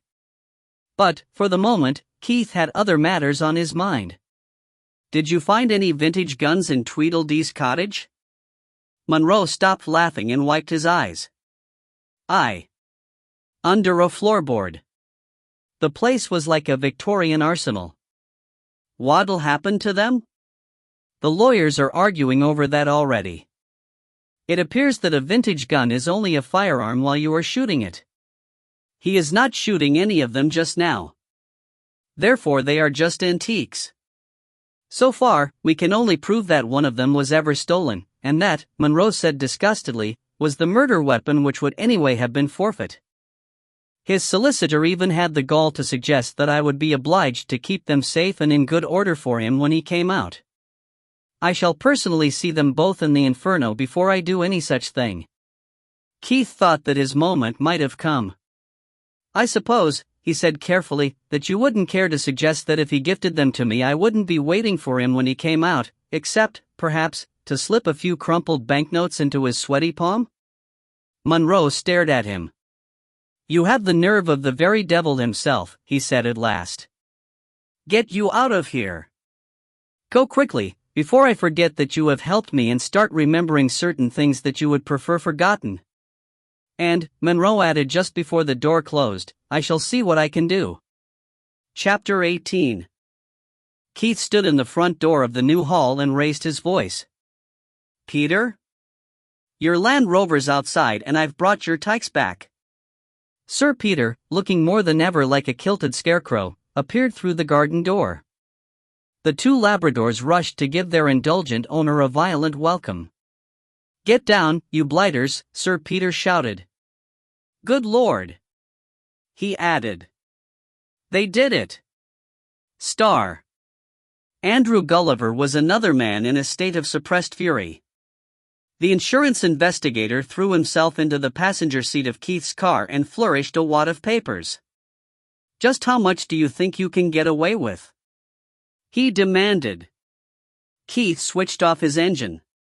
"If that's the insurance settlement," he said, "Cantley's already signed it, but I don't care if God witnessed the signature. You want that sort of money from us and you can sue us. And we'll cancel all your insurances for keeps." At a superficial glance I can see about 7 attempts to defraud. "I never told Cantley a word of a lie," Keith said. Gulliver laughed without mirth. "Oh no. You were too subtle to tell a lie. I made him take me through everything that happened. You knew that he was a babe in arms about guns, and too proud to let on. So you offered him the first group with some of the most valuable but unornamented ones in it, and you put your own values on them, just a little below market price. When he jibbed, you got an independent valuer who set it higher. The second batch, you invited him to put the values on, and took him to independent valuation. Same result, and he'd ended up having to pay for both valuations. After you had him brainwashed, you gave him all the expensive-looking rubbish and invited him to put his own values on it. He should have smelled a rat as soon as you accepted his figures." "Maybe he should," Keith said, "but, after all, they were his figures. There was an obligation on you to tell him that he was wrong. Look at that Holland and Holland. You never told him that it was a royal, not in so many words, nor that the engraving had all been added later. You knew that he wouldn't know a royal from a punt gun. You just let him come across some literature about the royal, and some old valuations, and he thought he'd shake you by being right for once." "He shook me all right," Keith said. "I just bet he did." Gulliver smiled in spite of himself and quickly substituted his most ferocious frown. "He shook me, too. And your estimate for repairs looks like the national debt. Your hourly rate would be extravagant in a top-class whore, and I know that if we pay for that number of hours you'll finish in a quarter of the time and pocket the balance. Well, it's not on, and we're going over the list again together right now." Outside the windscreen, a very pretty girl was passing. Keith knew where he'd rather be. "Before we do," he said, "I've got a valuable piece of information to trade off." "Tell me." "It's worth a lot of money. If it could save you a lot more than what you're so het up about, will you let the settlement stand?" Gulliver hesitated. "No promises," he said. "But you know I deal fairly." "That's good enough," Keith said. "You heard that the trouble up at the canal sprang from the written-off JCB going back into service?" "I knew that. Cantley didn't. I sounded him out. He was the loss adjuster on that one. He says he reported that it would be reparable, and he estimated £400. You paid up for a new one. So there's somebody in one of your offices who's prepared to tamper with reports for a consideration." Andrew Gulliver breathed deeply for a few seconds. He looked older and tired. "That's worth something," he said. "I'd better get onto it right away, before he gets his hands on something really big." "And my claim?" "That Holland and Holland sticks in my gullet. If you'll agree to knock 1,500 off that, we'll let the rest go." Keith kept his face impassive, but his toes were curling with pleasure. Star. All right, Keith said. I was going to let you keep the job anyway. Now will you tell me what the hell was all that about somebody blowing your brains out? Oh, that, Wallace said. I finally worked it out. And nice to know that I was ahead of you for once. When Ronnie started fighting with Tweedledum, I put the office light out the quickest way I could, by punching the bulb. It broke. My face was all wet from that damned leaky roof, and the bare ends of the filaments must have swung against me. Simple as that, Keith said. Simple as that. Now, Keith, about the stock in the shop. I've been doing a cash flow analysis. Wallace began to spill papers onto the table. Keith backed silently towards the door. Star. Molly sat by the window in her room. Her new room. She was wearing a blue dressing gown. There was a smaller dressing on her face now, and no bandages around her head. Her hair would grow back. You can always say that you never saw the Irishman's face, she said. Then they couldn't expect you to pick him out of a lineup. I don't even know what size he is, Keith said. He was stretched out on the bed. Say that he was sitting down when you saw him. Or you can say that you don't think that the one you said you saw is there at all, and describe absolutely anybody. That's true, Keith said. He brightened slightly, but only for a few seconds. I didn't mean to kill McSween, he said. Not to kill him. I meant to give him the worst couple of hours of his life. I meant him to wake up screaming every time I appeared in his dreams, and if he dreamed of me every night that was all right with me. But I didn't mean to kill him. The female of the human species often surprises us by taking the less sentimental view. Well, you should have meant to, she said sternly. He tried to kill me with a knife. And he killed George Fraser and probably Dougie Cruikshank. And he kicked Tanya. I suppose so, Keith said. Let's just say that I wanted to kill him, but I didn't want him dead. And he set fire to the shop, Molly finished. I don't mind so much about that. I'll be showing a nice profit on the fire. Which I'll need. Before we set up the dummy episode, I promised Monroe I'd pay the damage next door. I didn't know the windows were double glazed, and they didn't have to put the dummy up against the biggest pane. And they want me to pay for repairing the wall and 2 new pillows as well. Will it mop up the whole of your profit? Not by a hell of a long chalk. He snorted to himself. Then you're just annoyed because you don't get to keep the whole profit to yourself. I don't suppose you'd have left me much of it anyway, Keith said. He closed his eyes and felt himself sliding towards sleep. You lost your daily woman, then, Molly said. Yes. She's out on bail now, but somehow she didn't seem to fancy coming back to work for me much. Not that she ever did work for me much. I don't suppose she would, much. Molly fluffed out her hair and straightened the dressing gown. Keith, they say I won't get home for several weeks yet, what with cosmetic surgery and all that. Can you manage? Oh yes. Ronnie's gone up north. I can pig it on my own and get somebody to spring clean before you come back. That wasn't exactly what I meant. Oh, that. You forget, I'm a changed man these days. But, Molly persisted, if you can't manage. I know. No more affiliation orders. That isn't what I was going to say. I was going to say that if you really can't last out, if you really feel you must, please don't let it be with anybody else but Jacinth. Keith's eyes snapped open. Suddenly, sleep was far away. CIN? He said. Yes. I wouldn't mind quite so much if it was her. You see, Molly said reasonably, she isn't a threat. She couldn't ever take you away. You two, you're so much alike that you'd never stand for each other for more than about a day at a time. Then the fur would fly. Keith sat up and stared at his wife. I'm sorry you said that. And, indeed, even the fantasy of adultery suddenly seemed to have lost its charm. "I know, dear," Molly said gently. "If you enjoyed the revenge game, please share your thoughts on Amazon by leaving a review. For more free and discounted ebooks every week, sign up to our newsletter. Follow us on Twitter, Facebook, and Instagram.